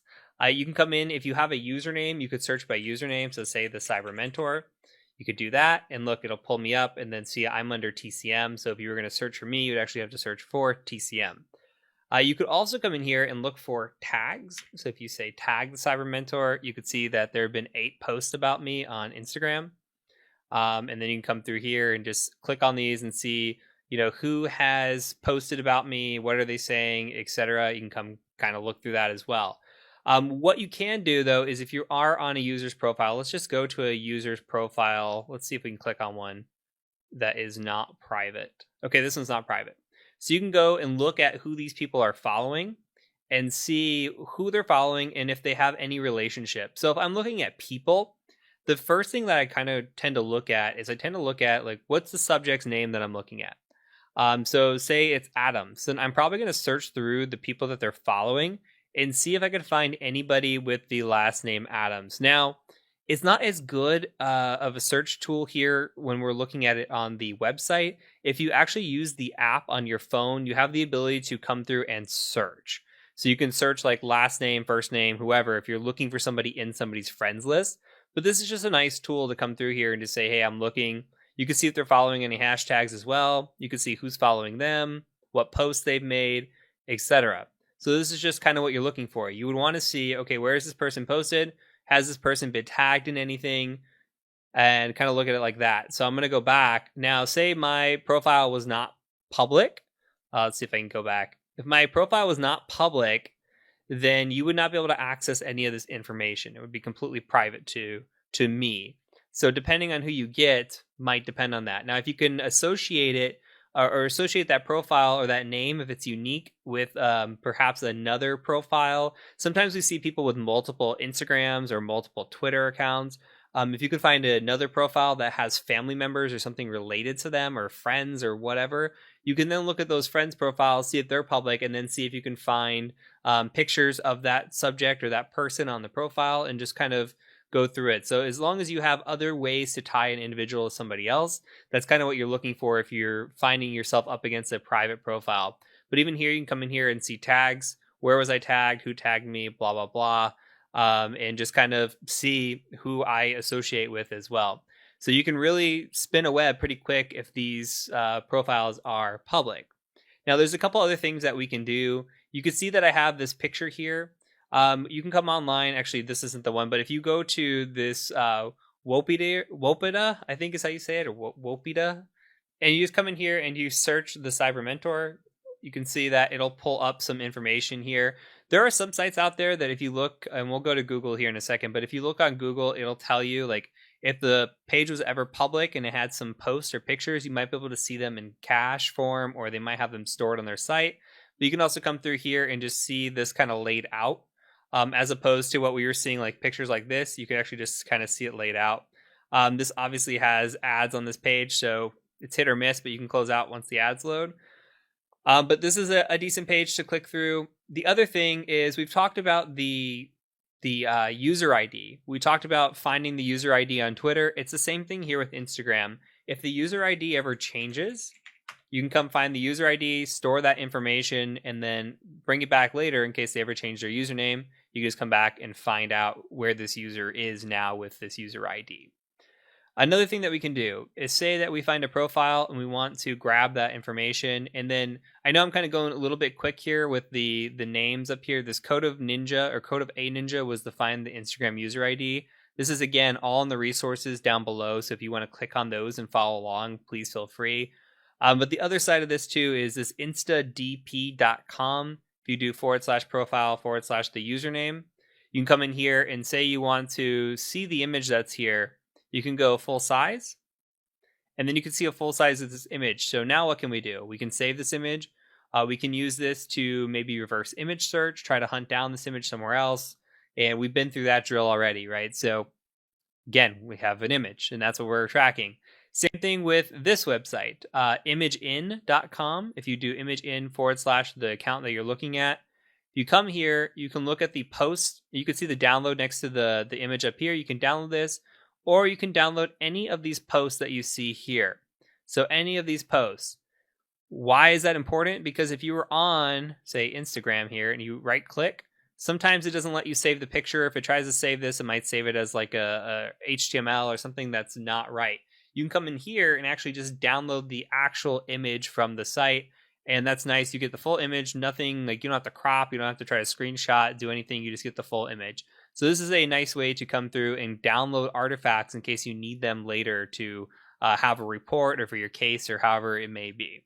And then lastly, please don't underestimate Google.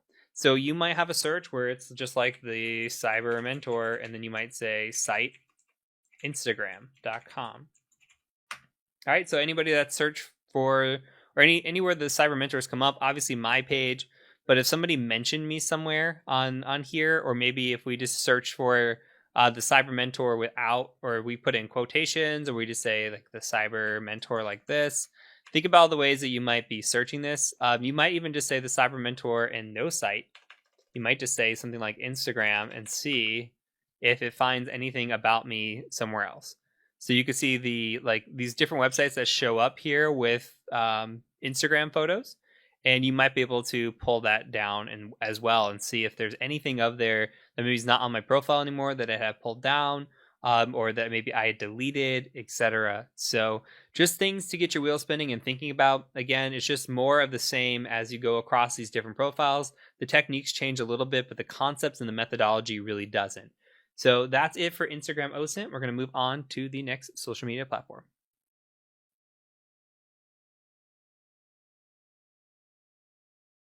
This is going to be an incredibly short video because Snapchat doesn't have a ton of OSINT, in my opinion. And the sites that are out there, like there's a site called Snapdex. I don't think it's really that great. So I kind of want to show you one other feature because we've already covered how I would enumerate Snapchat. Basically, if you're looking for OSINT on Snapchat, you can use the username search feature. You can correlate usernames that way. You could try slow typing and seeing if something comes up, and you can find a user that way as well.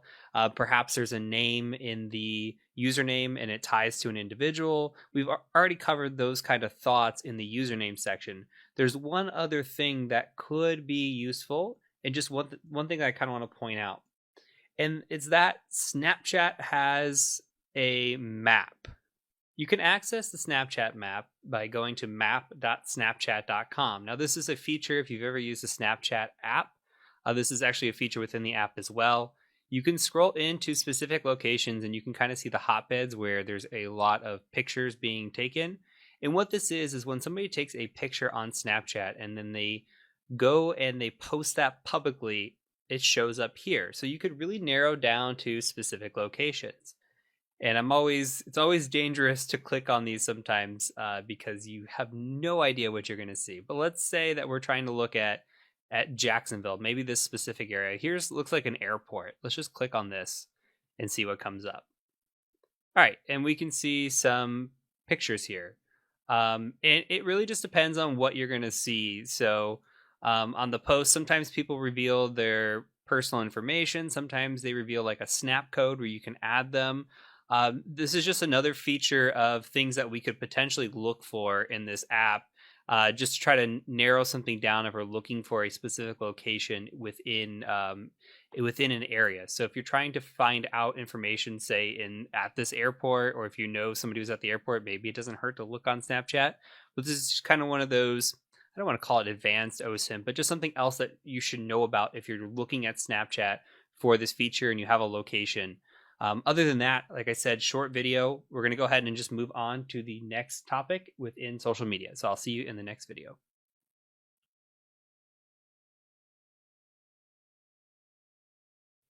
Again, another short video because we've kind of already covered Reddit a little bit, but we're going to revisit Reddit and we're going to just show how we can find a treasure trove of information fairly easily on Reddit with either Reddit searching or Google searching. So let's go ahead and go out to the internet, and I'm going to go to reddit.com. And there are a few benefits here. So we can search here on Reddit. And remember, we can search for a specific username as well if we use any of our name check tools that we used. But you can always come into Reddit and say if you want into the taskbar, but you could go reddit.com/u/say the cyber mentor if you wanted to check out and see if that user existed. That's one way to find me. Of course, name check would be another one. But say you're on Reddit and you want to search, you can come out and just say the cyber mentor. And you could see here, well, look, there is a there is a R the cyber mentor, which is funny because I didn't even know about this. So this is new. There's a user, the cyber mentor, which is me. Somebody must have put this together, created May 13th, 2020. So somebody did this, but that's cool. Anyway, there is also like any post you could see it's highlighted where somebody has put the cyber mentor in here. You can find that, or if somebody potentially talks about me like in these OSCP or these hacking channels, there's a good chance that somebody was mentioning me somewhere within these. You can see TCM is another one. If you tried searching for TCM, you're probably going to find like Turner Classic Movies and all kinds of other stuff. But you can come in here and you'll see you're looking at best results, relevance, sort by relevance posts from all time. You could sort by hot if there's any like trending posts with my name in it. You could sort by if there's any new posts with my name in it. So you can kind of go through this, and this is just best results. You can come through posts as well and just see how this works out. Another thing is that you can come in here and actually put this into quotes. So, and see if that produces anything better and more specific. Now we kind of get out of some of the same results, but we also, it looks like this is a little bit different. So Potentially, depending on how you search and if you use quotations or not, you can change things up. Let's look at the new post again and see how that's changed. And the new post now is from 14 days ago, as last time it was from 4 days ago. So depending on how we search, this is more specific. You could also search by my name, say Heath Adams, etc. See if that works out. The other thing that you could do is you can come to Google and you could just search like the Cyber Mentor and then just say cite reddit.com. Now, Reddit by far is one of my favorite resources to use. I tell this to people when I'm giving them advice. It is one of the best ways to do research. The chances are, if you have a question and you want that question answered, chances are somebody's already asked that question on Reddit. So I will literally go to Reddit for almost any of my questions first before even saying, hey, Google, how do you answer this? I'll say, hey, Google, cite Reddit, how do you answer this? Because there's almost always something on there. So here you can see that there are 2,600 results of people mentioning me somewhere on Reddit. You can try narrowing this down. You can even type in like, again, you could say like Heath Adams. And then you could even narrow this down more. This is just getting back into Google Foo, but you could say maybe they want to reference the OSCP. So somewhere in text, OSCP. Now we narrow that down to 806, etc. So we can just see how this works and how this goes through, but please do not underestimate Reddit for a research potential. Now, the other thing too, before we go, is you saw me as a user. You have the ability to come in here and see, okay, these are my posts. You can see what posts I make, but you can also see what comments I've made. So you could see the comments here and what I was posting when I was last active. I have seen people give out their name. I've seen people give out their location. I've seen people put some crazy stuff in here. There was actually one time where I was investigating a case, and in that case, this person was posting some really nasty stuff on Reddit. Well, what they had done is they had just put in tiny bits of information like, hey, I am a graduate student at this school. And then they said, hey, I have this certification. And it didn't take long before there were only so many people at that school that had that certification that really could be narrowed down, and we were able to identify who the individual was. So you have to be very careful what you post, because even the tiniest shreds of information, even though you have no name or anything posting here, it's really easy to just put out enough little bits of information that somebody can eventually identify you. So the comment history and post history is always important when you're looking through this. A user might not have a lot of posts. Like you'll see in here that I've got a lot of posts, but they might have a lot of comments, or it might be the other way around where they're just posting a bunch but not really commenting. So it depends on the user, depends on the account. But again, this is something that you should not underestimate from a research perspective. I think Reddit is one of the most information wealthy platforms that's out there. So that's it for this video. We're going to move on to the next video in the section.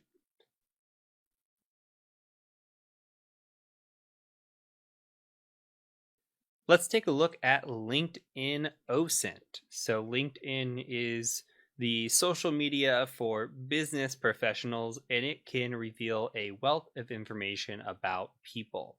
So I'm going to go ahead and switch over. I'm going to show you a fake LinkedIn profile I have, but I'm going to try searching for myself and see what information that we can find about me. This might not be bad practice for you if you have a LinkedIn to maybe search from a profile that's not yours and see what you've got out there.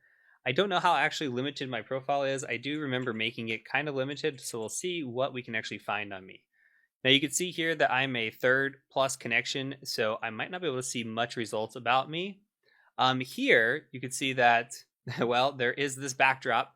So let's take it step by step and see what we can see from my profile. My image is hidden, so obviously I'm not showing my image to people that aren't a connection of mine, or maybe a first or second connection of mine. So there's no image here, but there's still information. Now say there were an image, you should be able to right click it here, open image in new tab, and then you would be able to reverse image search that. Unfortunately, since that's not there, we don't have that opportunity. You have the ability here with this concept with this image. We can grab this banner image here, full size, go take it and then try to reverse image search that and see if there's anything of particular. Another thing that we can point out, maybe we have a unique username up here. Maybe this is something different than what we've been using, or maybe we've tied this to our profile based on this username. But there could be some potential for going out to Google, checking on this username, seeing what we can find here. Other stuff that we might be able to identify. Well, we might be able to come in here and see if there's contact info. So if you look at contact info, you can see sometimes people's phone numbers are in here, their birth dates are in here, their email addresses are in here. There's a lot of personal information that I have seen just on a contact info page. So if you're watching this, check your contact info, make sure you're not disclosing any information that you don't want to, because it's very easy to accidentally do that on LinkedIn. Now here you can see that I am a paid member of LinkedIn. I've got a premium badge. You could find out some information about me. It says that I live in Washington, D.C. in the United States. So we can find location information. We can also see the activity that I have. So I'm going to open this in a new tab. But you can come through here and just kind of see what I've been up to. So what have I been posting? Even though my picture's private, I still have all this stuff here where I'm posting. You can see everything about my life and, just kind of what's going on here. So you can go through my history in this sense. The other thing that you can do too is you could say, okay, well, what else is here? Well, I'm a founder of something called TCM Security. So if I right click and open that up, that could lead to a whole nother avenue. Look, we have a new image to look for. We can look at about. We could look at the different postings that we have. Here's a phone number. We have the ability to look at where this company's headquartered. So that might tell you, where I live or where I have lived. You could see what people are on LinkedIn for this. So, who works at my company would be a good place to start.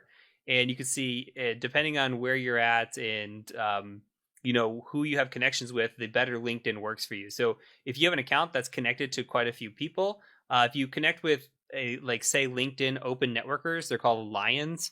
If you connect with those sorts of peoples, and let's see if we can just kind of type in Lion and see if it comes up. Basically, if you accept those people or you reach out to these people, they will accept your friend request. The issue is if you reach out to people and they don't know who you are and they say they don't know who you are, those people can say, I don't know who you are, and LinkedIn will eventually shadow ban you or completely ban you for just going out and just applying to people like that or requesting people like that. So my suggestion is to come out to some of these LinkedIn people and try to connect with some of these open networkers and see what you can do.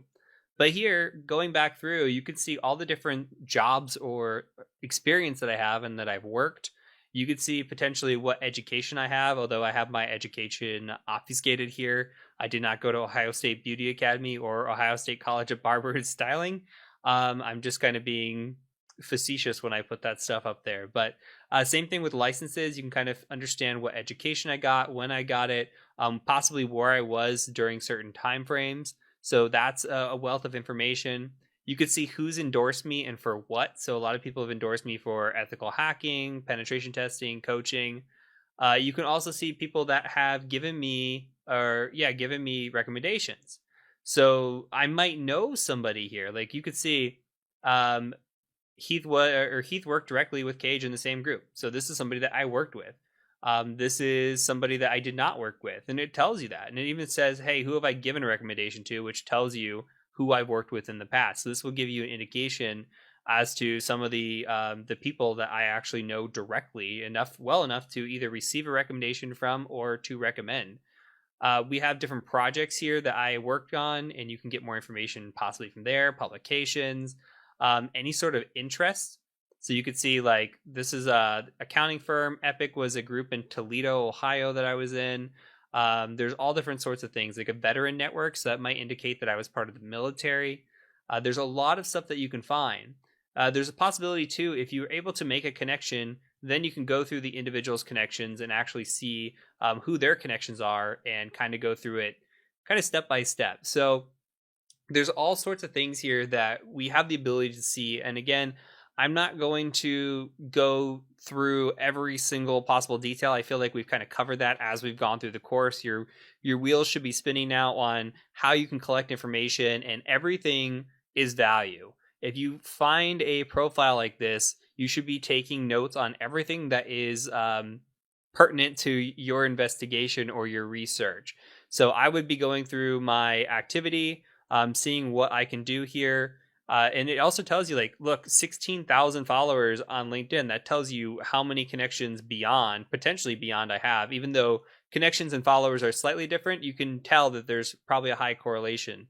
So there's thoughts here, right, that you can go through and look through this stuff. And hopefully this is starting to make sense now.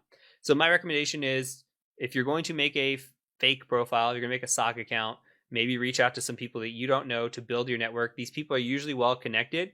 And when they're well connected like that, you tend to start to reach out, because with LinkedIn, how it works, you need to be like a third connection or a second connection. You saw when I searched myself, I was a third plus. So I need to find somebody maybe that's connected to me, or to me if I wanted. And then I would go in there, add that person, and then get them. And now I'm a second connection to myself, if that makes sense. I know it's a little bit of inception, but my fake account would then be a second connection to this account.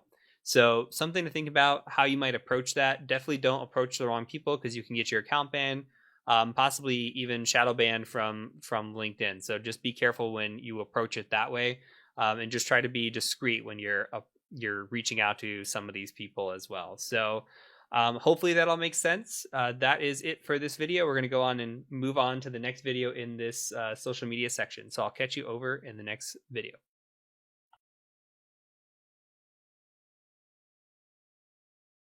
And one final short video for this section, we're going to take a look at TikTok. Now, TikTok is one of those applications that when it first came out, holy crap, it was not secure whatsoever. There was so much information that was being leaked out there. They have actually done a better job when it comes to preventing some of the data leakage, and have kind of helped stop us in our tracks a little bit. Though I'll show you some of the information that you can gather. Back in the day, it used to be a platform called Musical.ly, and Musical.ly, you could see pretty much any information that you wanted. And I'll kind of bring up this page here.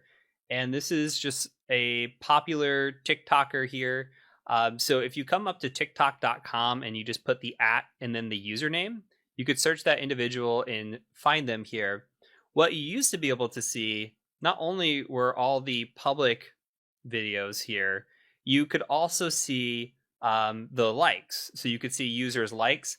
Back in the day on TikTok as well, you could come in here and you were able to see a lot of stuff. Like if a user, say you come in here and you like this video and then the user deleted the video, it would still be stored in somebody else's likes. You would always be able to go back and access that. Even if the profile went private or anything along those lines, there was a lot of flaws that existed with this, and all kinds of crazy stuff on that platform. It was the wild, wild west back in the day. Nowadays, it's kind of locked down a little bit more. You can't even click in here and see who this user is following. You can't really see who their followers are. You used to be able to click on these sorts of things and get information. Some of the things you can do is obviously look at their videos, see the information that is possibly available to you, and kind of try to gather that sort of data. The other thing, similar to TikTok as well, is that you can right click on a picture, open that image in a new tab, and then guess what? You have this image in full size now that you can go and do reverse image searching on. So there's still data that we can gather off of profiles like this, and this might seem redundant because we've shown it before, but I do think it hammers down the concepts in your brains just a little bit. So keep in mind, pictures, videos, however you want it to be, say 1,000 words. This image here can be reverse image search. We can do a lot of stuff that we can kind of try to tie back to other users. Even though TikTok has done a good job of locking a lot of things down, there's still some OSINT that we can do based on a profile. Again, you can do Google searching and try to find information on that user specifically for TikTok. See if there's any historical data out there. There's a lot of stuff that we can do that I'm not going to keep repeating over and over. But this is just another platform to be thinking about. And as new platforms come up, as new platforms are arriving on the scene, I think as of right now, there's a new platform out there, Parler. There's just like, they keep coming up. So like, keep thinking about all the different platforms that are out there and ways that you could perhaps be searching these platforms for information when you're looking for an individual or you're looking for information about something specific. So that is it for this section. From here, we're going to move on to one of my favorite topics, which is website OSINT, and I will see you over in that section.